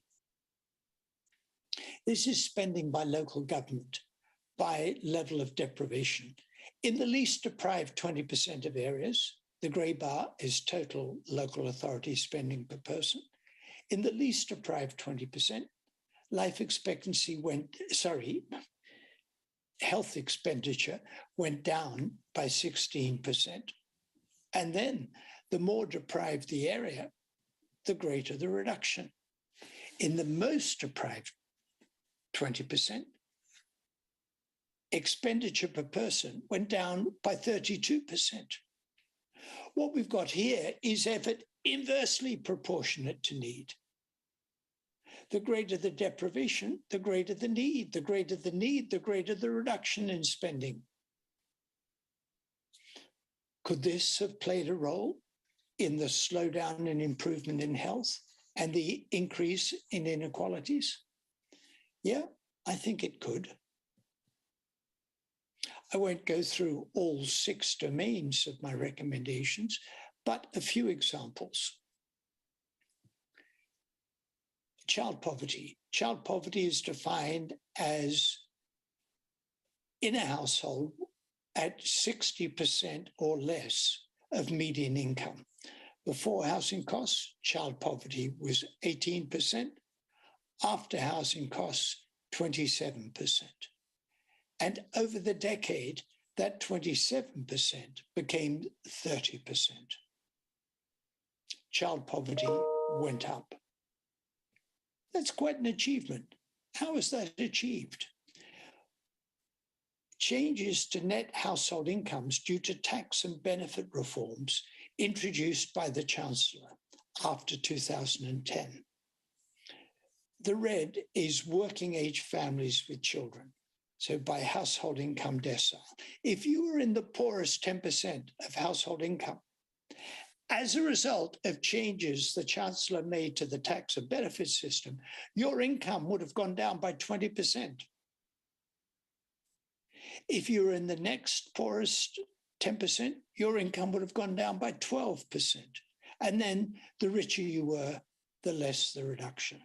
Some reduction at the top, but nowhere near as big as the reduction at the bottom. The Chancellor's aim was to make poor people poorer, increase inequalities, and he succeeded. I waited 10 years to produce my 10 years on report. I waited only 10 months to produce the COVID-19 Marmot Review. I showed you life expectancy before. This is mortality and the gradient, least deprived, most deprived, all-cause mortality, the dark green, a clear social gradient. Here's COVID-19, almost identical social gradient. Yes, we need to control the virus, vaccination, social distancing and the like, highly important. But we also need to address the underlying inequalities. And we did badly during the pandemic. That's the graph I showed you before. And then life expectancy fell in 2020.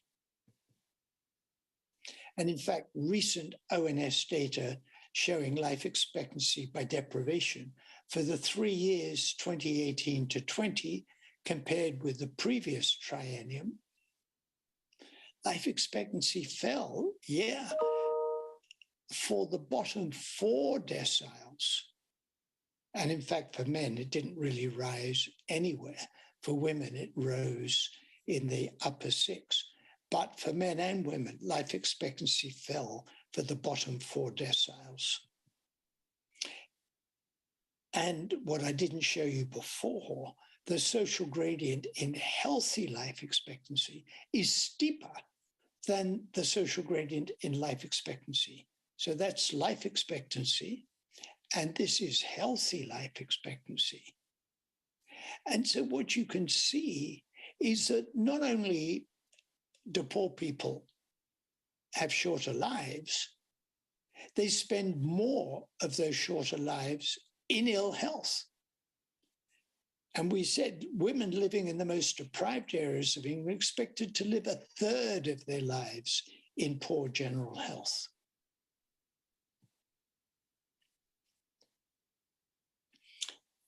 I said we did badly during the pandemic. I showed you the drop in life expectancy. From American colleagues, this is the USA, life expectancy in 2019, 2020, 2021. Thank goodness for the US. However badly we do, there's always the US to do things worse. But then they compared with 19 other countries, Scotland, Northern Ireland, Germany, England, and Wales.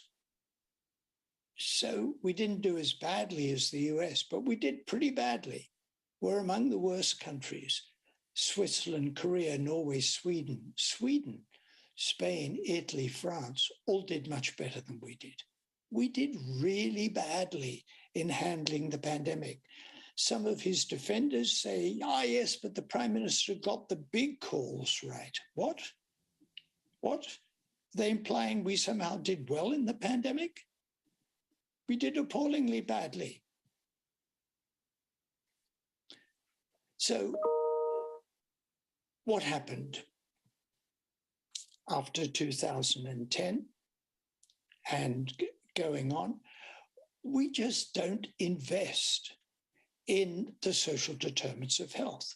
This is public spending on early child education and care from OECD countries. Total spending per child age 0 to 5. Luxembourg, Iceland, Norway, $13,000, $14,000 per child. The OECD average,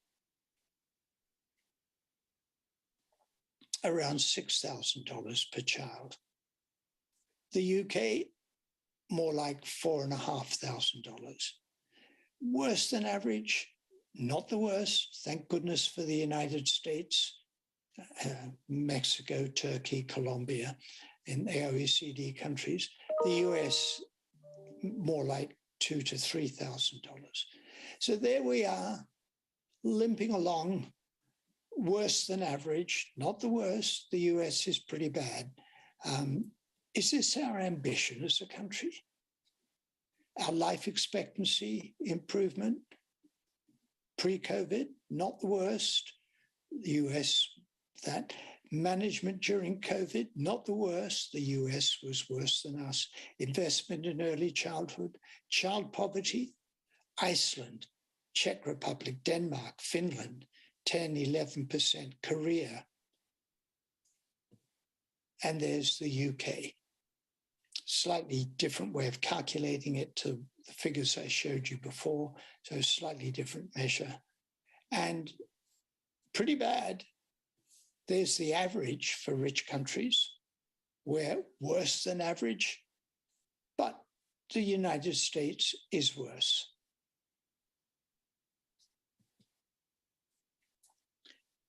PISA, the Program of International Student Assessment, looks at household poverty and outcomes at 14 years of age. So the number of points in time between infancy and age 14 when a child lived in poverty, none, once, 2 to 4, 5 to 6 times. And the greater the duration of poverty in childhood, the worse children scored on word score at age 14. the more likely they were to be obese at age 14, and the more likely they were to be depressed. We're doing badly, and we can link it to child poverty, which is high, to lack of investment in early childhood. And we're doing badly. From UNICEF, we know that child well-being at school age, amongst 38 countries, we ranked 27th. The US ranked 36th. Expenditure on education. So this is real terms change in per pupil funding. Between 2015 and 2016, there was a modest increase in funding for the top 4 deciles, and for the most deprived, a reduction. 2016-17, a reduction across the board, but the biggest reduction in the most deprived.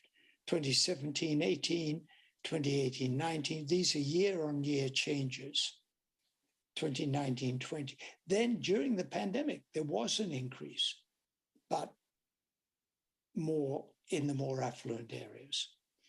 Over the decade from 2010 to 2019, there was a reduction in education spending of 8% per pupil.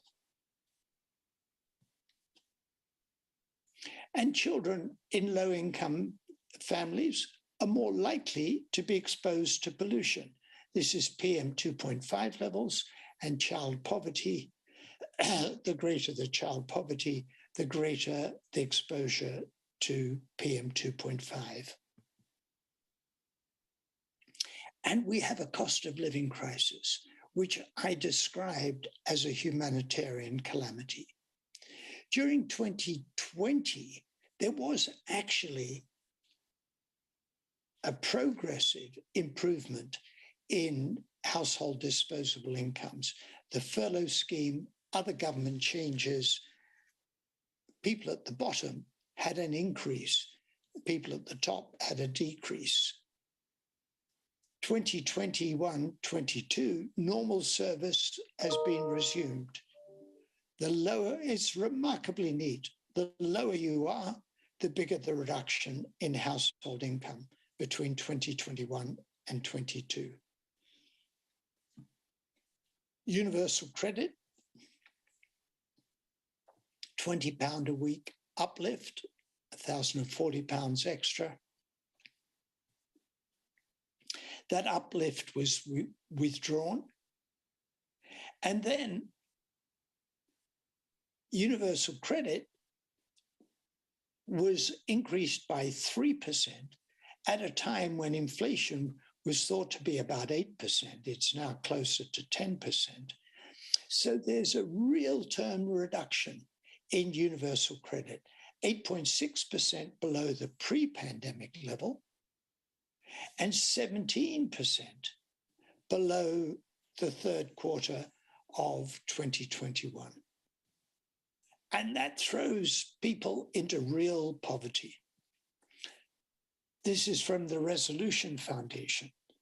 This could be a nurse, a single parent with one child, working 20 hours a week on a nurse's pay. Let's say that her September 2021 income is £18,265. She will lose £1,040 because of removing the boost to universal credit. The cost of living to September 22 will take another £1,200 off income. But there'll be some salary increase, other tax and changes the Chancellor made.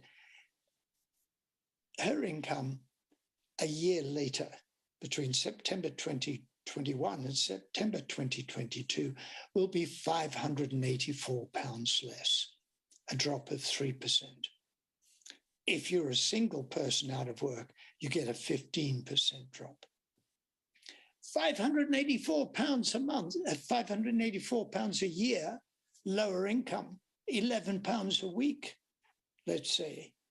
is catastrophic if you are at the margin, if you're just about getting by, and then you lose £584 a year. The calamity of a child with a hole in the shoe that needs a new pair of trainers makes life impossible. We had the Levelling Up white paper. In the Levelling Up white paper, by the way, the analysis of the Levelling Up white paper was really good. 4 missions, 12 objectives, it's great. But the white paper referred to what Germany had done to level up when they incorporated the former Deutsche Democratic Republic, German Democratic Republic of East Germany. They spent 2 trillion euros over 25 years, which is equivalent to about 70 billion pounds a year. Did it work? Well, here's life expectancy for women in the West and the East. Reunification. Yeah, I think it worked. Men didn't quite close the gap, but certainly narrowed it. In the Levelling Up white paper, the budget for 4 years was £4.8 billion. Now there are other monies floating about, very difficult to get the exact figure. But £1.2 billion a year compared with £70 billion a year in Germany, it's the wrong order of magnitude if really we want to level up. IPPR North calculated that the 2021 allocation of Levelling Up funds was £32 per person in the North, compared with the drop in annual council service spending over the last decade of £413. So take £413 away over the decade, give £32 back and say, that's levelling up. That's pretty depressing. On the bright side, we've been working with localities, Coventry, Greater Manchester, Luton, Waltham Forest, Cheshire, Merseyside, Lancashire and Cumbria. Leeds wants to be a marmot city. The North of Tyne Combined Authority has approached us. Gwent said they want to be the first marmot region in Wales. It's really exciting. I won't go through all of what Coventry did, but they took our 6 domains of recommendations: best start in life, education, fair employment, healthy standard of living, healthy and sustainable places, and taking a social determinants approach to prevention, and made it the policy of the city of Coventry. We produced our report for Greater Manchester, Build Back Fairer in Greater Manchester, Health Equity and Dignified Lives. And now for the first time, we've started to work with business. Legal & General, a big insurance company and financial services group, approached us and said, how could we improve health and reduce health inequalities? So, supported by them, we produced The Business of Health Equity, the Marmot Review for Industry. And we said there are 3 domains where industry, in their day job, could improve health and achieve greater health equity. First, good quality work. Pay. Everybody in work should get the real living wage. Benefits, conditions of work, working hours. Second, goods and services. Do you produce products that harm people's health or products that are good for health? We certainly do not want the food industry to go down the same route as the tobacco industry. We all rely on the food industry for our food. We don't grow our own food. So we're absolutely reliant on the food industry. It can be a force for good in improving health or the other. And investments are important. And then the third domain is the broader implications: partnerships, procurement change, impact on the local environment, advocacy and lobbying. So going forward, we've got our original 6 Marmot principles: give every child the best start in life, education and lifelong learning, fair employment and good work, healthy standard of living, sustainable places and communities, and taking a social determinants approach to prevention. We've now added 2: tackle discrimination, racism and their outcomes, and pursue environmental sustainability and health equity together. If we want to create better societies with greater health and greater health equity, we have to address poor governance and political culture, reverse the increasing social and economic inequalities. We had a reduction in spending on public services pre-pandemic. We're ill prepared for the next pandemic. We have to reverse that reduction. And we were unhealthy coming into the pandemic. We need a healthier society. My overall recommendation is to put a fair distribution of health and well-being at the heart of all government policy.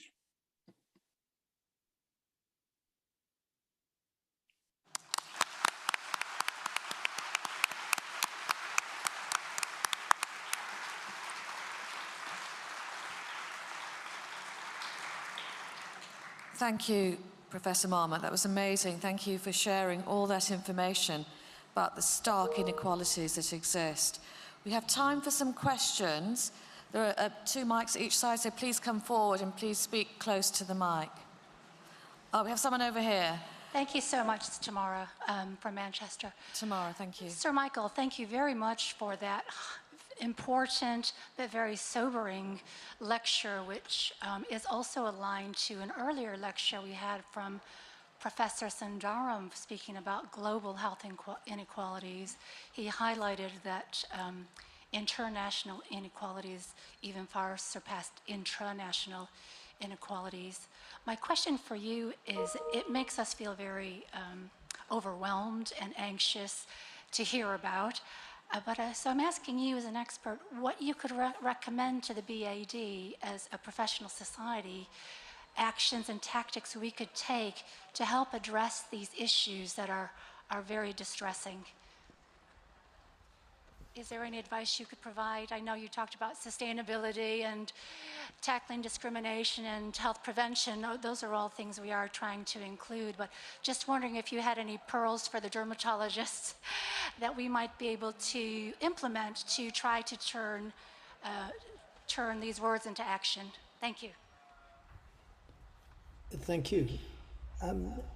When I spent a year as president of the BMA and a year as president of the World Medical Association, each time we produced a report on what doctors could do to address social determinants and health equity. So not specifically for dermatologists, but for doctors. And we said 5 things: education and training, so understanding the nature of the problem. The second, see the patient in broader perspective. I was talking to the Royal College of GPs last Thursday, and they said, yes, of course, that's what we do as primary care doctors. But if you've got a patient who's homeless, you don't treat them and send them back to temporary accommodation and ignore the homelessness. The third is the healthcare institution as anchor institution, as employer. So looking at the wider impact on the community, the environment. And you might say, well, yes, but not dermatologists, but you work in healthcare facilities, you're part of that system. And the fourth, working in partnership with others, because you might say, well, I mentioned the idea of homelessness. Dermatologists don't address homelessness. No, but you can work in partnership with others who do. And the fifth is advocacy, standing up on behalf of the patients and the populations that we serve. So I think there's a great deal that the medical profession can do to address social determinants of health. Thank you. Howell Williams? Yeah, thank you, Sir Michael. And we tend to avoid talking about politics at this meeting, but I think in this case you've produced such clear data to suggest a clear link between health inequalities. So, you know, you've spent a lot of your life now, Sir Michael, producing convincing data. So my question to you, I mean, given that the political response has been almost the opposite. If anything, the inverse care laws and health equalities have increased. So my question to you, has any politician ever listened to the recommendations and implemented what you have suggested with such convincing data? Well, related to your name and your accent, last week I had a private meeting with the Minister of Social Justice in Wales. I know that the First Minister, Mark Drakeford, is very sensitive to the kind of evidence that I've produced. And Wales' programme for government is trying to implement the kind of recommendations that I propose. Similarly in Scotland, similarly in local government all around the country. We produced a report for Greater Manchester a month ago for Cheshire and Merseyside. We're working in Lancashire and Cumbria, in Waltham Forest, in Luton, in East London. We've been approached by the South West. Gwent wants to be the first Marmot region in Wales. So, whether it was related to this or not, I tweeted maybe last week, I said, people ask me, in a way, your question, is anyone listening? And I said, yeah, lots of people are listening. The medical royal colleges, local government, the governments in Scotland and Wales. The only significant group that appears not to be listening is the government in Westminster.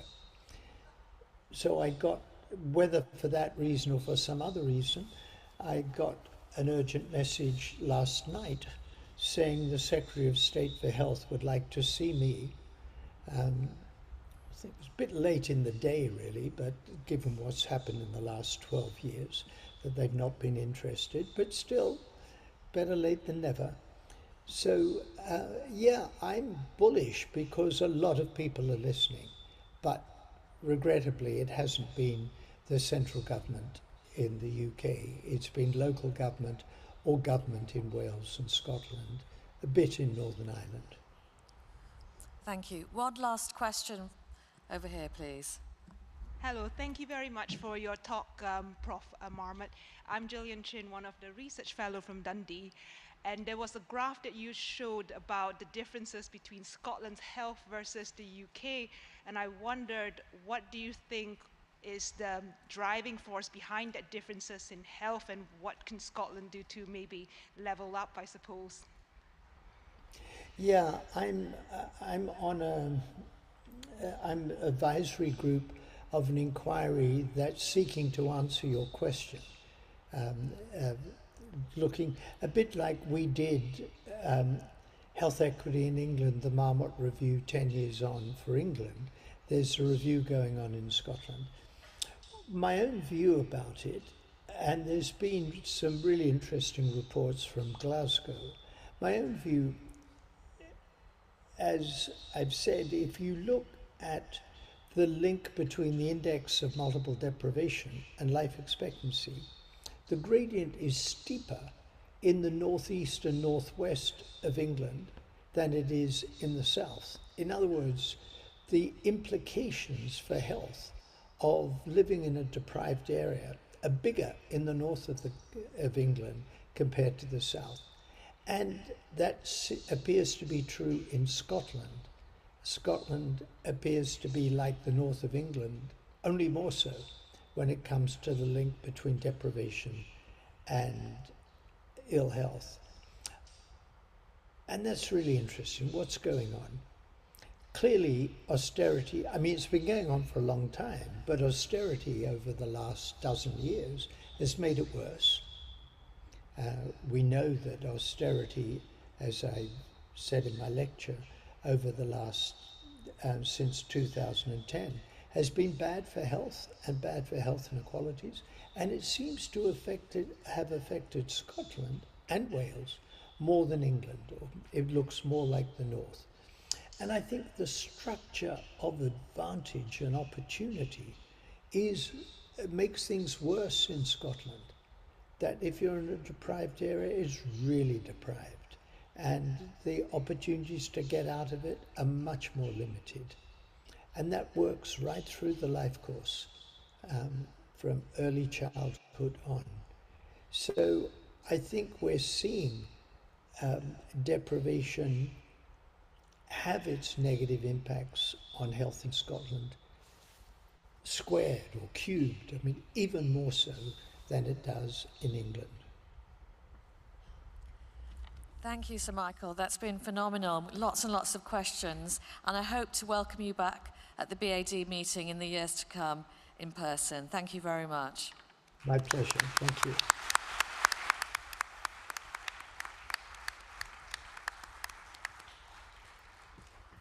So we come to our final speaker for this session. Another form of inequality, we'll be talking about medical workforce race equality standards. So our final speaker is Professor Bartho Gaur. He's a consultant in diabetes and endocrinology at Portsmouth. He's also the National Specialty Advisor for Diabetes in NHS England. Unfortunately, he can't join us because he's at an NHS England meeting. But recently, last year, he was appointed as one of the NHS directors for equality, and you may follow his blog on the BMJ. Thank you, Professor Bartho Gaur. Hello, everybody, and to start with, thank you to the British Association of Dermatologists for the kind invite. My name is Bartho Gaur. I'm a consultant in diabetes. I hold a few national roles. One of them is a National Specialty Advisor for Diabetes, but in context to this particular invite, it's about the more recent role I've taken, which is as the Director of Equality for the medical workforce, looking at issues of racism, etc. So I've been asked to talk a little bit about the MRES, and we'll go into it, what it is, and etc. And, so what now, which is a fair question going forward. So what I'll try and do is work the technology, share my screen, and go from there. So bear with me, and hopefully that should do the job. So MRES, what next? That's the sort of title of the talk. As mentioned, my name is Bartho Gaur. And so to begin with, a little bit of backstory of me. So you have some context about my own personal and invested interest into this. My parents were doctors here, early 70s, came to the UK. I returned when I was nearly 5 years old. I did my schooling in India, Calcutta. I did my college in Calcutta, and then I did my PLAB, IELTS, everything, and finally came to the UK in 1998. So that was a fair few years ago, nearly 25 years now. So that was the backstory as to how things progressed. Fast forward, became a diabetes endocrinology consultant, Portsmouth 2008, did some management roles locally for 4 or 5 years, developed a model of care, and then took over as one of the national leads for diabetes about end of 2016, did some work in GIRFT. Some of you may be aware of that, getting it right first time, which is involved around variation in 2018, and this new role which started 2021. So that's where we have been so far. So this came out in July 2021. After, in fact, my appointment was in response to this. This is when it did start, so to speak. So that's a relevant point. And this was one of the impact of this report coming out. And then my appointment was to try and take things forward about improving things as they are. So don't worry, I'm not going to go through into vast details as to what it is, etc. But I'm going to give you a few overview as to where things are. So I think the first thing about the MRES is because it's been around for nearly a year now. So the thing is, have you heard of it? And if you've heard of it, have you read it? And if you've read it, what has been your reaction? And more importantly, did it surprise you, or did it feel like, well, it's a bit part of the same, nothing that we have heard different? So I think everybody probably needs to start by asking themselves that question about the, bits about how much you've heard, and then, the next following bits after that. And the reason I say that, the purpose of any data sets when come out, and we in the diabetes world, for example, are blessed with plenty of data. So I'm in charge of a fair few national audits. And the purpose of data for me is to show there is a problem, consolidate that the problem has continued, convince others there needs to be a solution. And then after that, then it doesn't need to be convincing, there needs to be tracking progress. And that's what we do in, for example, diabetes care, foot care, etc. So if I give you that example, data started off about 10, 12 years showing there was a problem with amputation, showed that it was not just a one-off, it continued, so consolidated that. That data was used to convince others to invest, to look into areas, having clinical leads, and finally now we are tracking progress about the improvement in amputation rates. So similarly, I think if you look at this pieces of data, which again I'll come to in a minute, the idea is that is there a problem with race inequality or any inequality in the NHS? And you show there's a problem, continued problem, try and convince others to join in to help, and finally to see whether there's progress or not.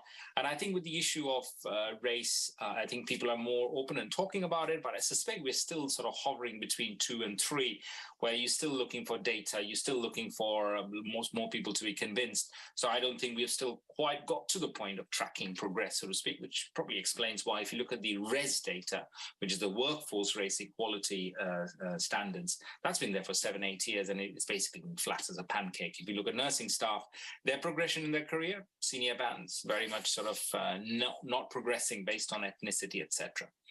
So before going on to the data of what it shows, I mean, in general in life, there are 4 groups of people. You have the I'm in, as soon as you show them any data, you have, in context to this, if you have read it, the data or what you're about to see, you might go like, well, I'm in, I believe there's a problem with race, and it doesn't matter what your background ethnicity is, I want to try and support it. Then you will have a group of people saying, well, I think we need to do a little bit more data, I need a bit more convincing that, and if it is, then I'm in. Then you have people just tired and beaten up by the whole NHS of what's going on around us, all the pressures of work, etc. And you say, I'm too tired. Well, what is it that you want me to do? Is it something that's important? And finally, you'll always have a group of people that don't believe there is a problem. And I personally don't criticize anybody on that. I think the question for everybody in the audience is to think about where you sit. So you see a data, and where do you sit? Do you believe there's a problem? Do you believe that something needs to be done, or do you not believe there isn't a problem? So I think that's where I talk about the data set. So what are the top headlines from the MRES? Here are the basic, there are many, many markers. And if I give you very, very simple GMC referrals to the top of the tree, you talk about one of the worst things that can happen to a doctor, referral to the GMC or the regulatory body.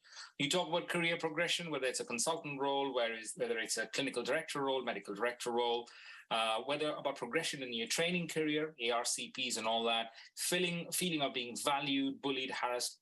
All of these, in simple plain term, there is a skew.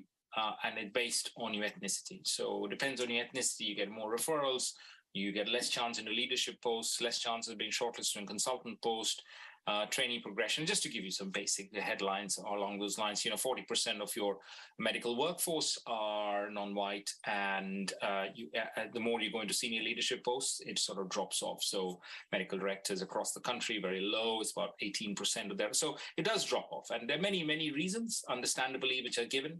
People don't apply, there's no role models, etc. But the data is as it is. And there's a big saying about, if you are not at the table, you're likely on the menu. So we're also tackling someone health inequality. So we need representation from everybody in different leadership posts. So that's the so the headline simply is that irrespective of what market you pick, you have this all across the board. There's a problem all across the board. So that's where we are. Now that you know that, that's there. As I said, the data's out there. You can just Google it. It says MRES 2021. It will come up. You can go through all the data, the slides, etc. I think the question that you need to ask yourselves, this is not me about saying that, okay, data is just as it is. What do you need? Do you need some more data? Do you appreciate there is a problem? Or do you think that this is not a problem, really? These are just overhyped. This is more of a woke generation, people talking about race thing. And if you do believe there's a problem, what can you do about it? And is it all about the system, or is it down to local people as local individuals as well? Because fundamentally, you have to believe that the system isn't completely wrong, in the sense that there is an inherent sense of a collective who believe that there is something that needs to be more fair. And that's the question really that we need to ask ourselves as to where we sit. So I wrote a blog. I read a blog in the BMJ, and this was, we talked about the 5 initial steps which I'll outline, and we are trying to work towards it. We're not trying to sort of say we'll solve everything in 1 year, 2 years' time. I think it's more about trying to sort of engage with people, try and get things together, and then move things along as we are. So there are 5 areas which we are going to try and tackle and look into. Number 1 is GMC referrals. And what do we want to do with GMC referrals? We want to put things into blind panels. So if there's a referral, we're working with responsible officers about the trigger points about referral to GMC, that it shouldn't be used as a threat. It shouldn't be, and if there is, then we have another step that where it goes to a blind panel where the race, sex, any other protected characteristic of the individual is taken away. And once that is done, you have that panel as a friend to advise you whether that person needs to be referred or not. So the blindness of the panel and the blindness of the candidate takes away any bias. And then the decision of our referral is made actually on clinical grounds of safety or whatever be the case, which might have triggered the GMC referral. So there's a gap. There's a definite gap between referral patterns based on your ethnicity. And I think it's important to say that referral pattern gap exists more from staff rather than the public. So it's actually us who ourselves are triggering all these referrals. So that's something with blind panels.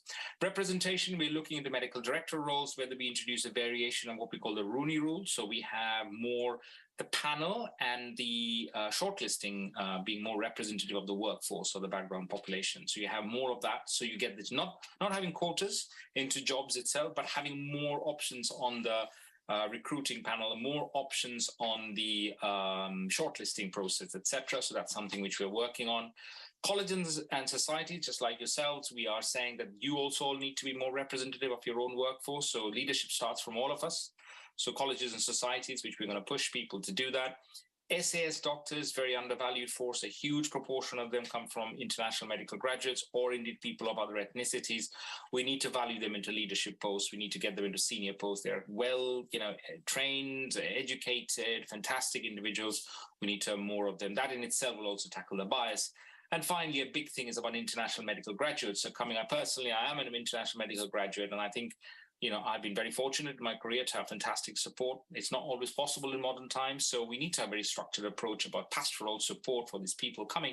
They're coming to this country to help us out, and I think the least we can do is try and support them, help them in their career pathway, and try and guide them, so to speak, as we go along. So there are 5, we're calling it the first 5. The first 5 areas we want to tackle, again, GMC referrals, blind panels, more representation in panels and shortlistings of medical director posts, colleges and societies being pushed to have more representation of their workforce, SAS doctors into more leadership roles, and finally international medical graduates to have more support so they feel less bullied, less, not valued, when they come around, they don't feel they're just being put into areas that nobody else wants to do and all that sort of stuff.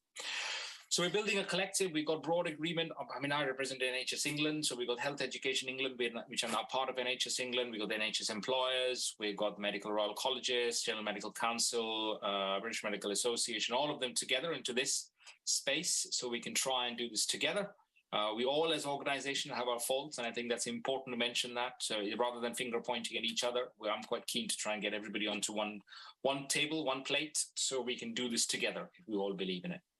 So my top tips, which I say to local, if you want to tackle this locally, in the Avengers Stronger Than the Hulk, people know, those who know me will know my love for Marvel Comics. I always talk about the collective is far more important than the individual. You've got to use the power of the public domain. Nowadays, there are very many people who are very keen to try and tackle these issues.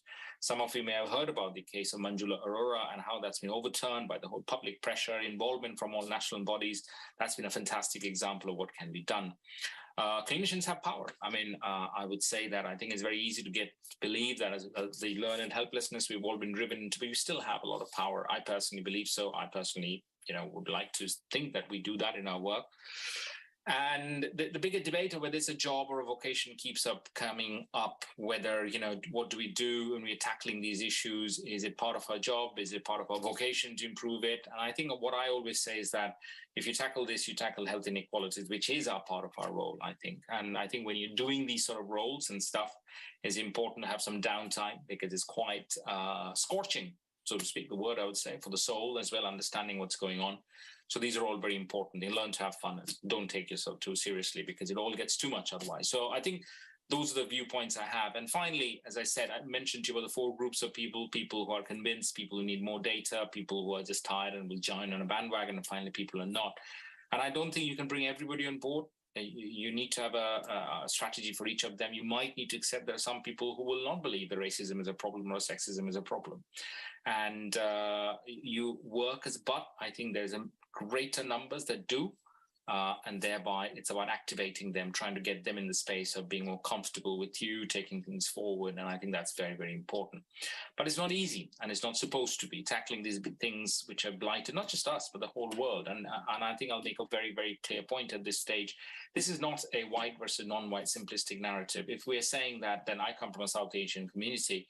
I think we're ignoring a lot of the misogyny that appears in my own community, a lot of the what I call anti-blackness that is existing in my own community. There are a lot of nuances to this, but I think it's about equality and fairness. So I think we need to challenge that, and it's not easy to do that.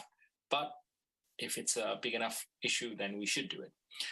I also think that you will fail in your journey when you're trying to tackle these things. And I think as the national team, this is not about an issue that just a national team needs to do. This is, for example, we talk about international medical graduates. There's so many international medical graduates in the NHS. So many of them are in consultant posts. Well, why don't you engage with your trust and find out what they're doing for the incoming batch of international medical graduates? What are we doing to help them? I think these are all, to me, very important, that you can do a lot of things at the grassroots level, but you will fail and you will also win. So I think it's about keeping that pressure up, keeping that you're doing the right thing. That's what you should sort of believe in.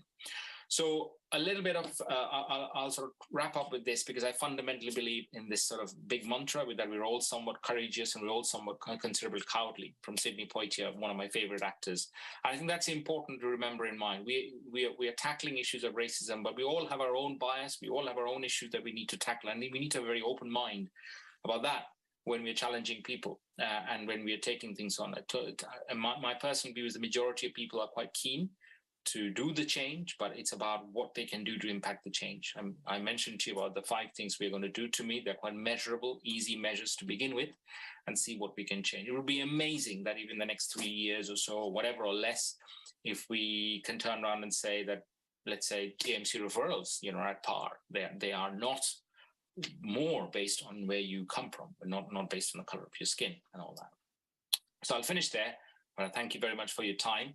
And I would like to thank Pew for inviting me, which has been much appreciated.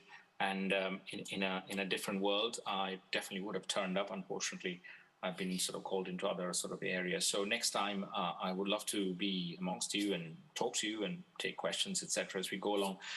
If you want to contact me, if you want to talk to me about something, my email is partha.kar@nhs.net. The blog I mentioned is there in public domain. It's via the BMJ. But if you want to contact me, if you want to have any ideas, then let me know. I'll be very, very willing to sort of take that on board and chat.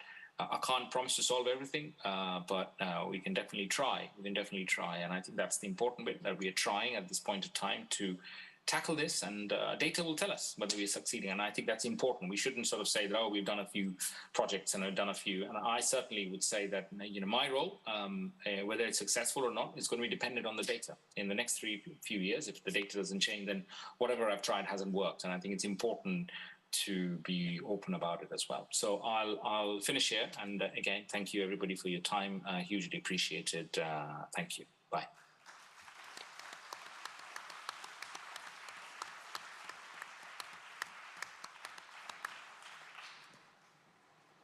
So thank you, everybody. That comes to the end of our first main plenary. We do ask everyone to clear the hall now, because we're going to prepare it for the AGM. I hope that most of you will return for the AGM. That if you could start coming back in at 5:20, that would be great, so we can start on time, so we can finish on time. Thank you very much.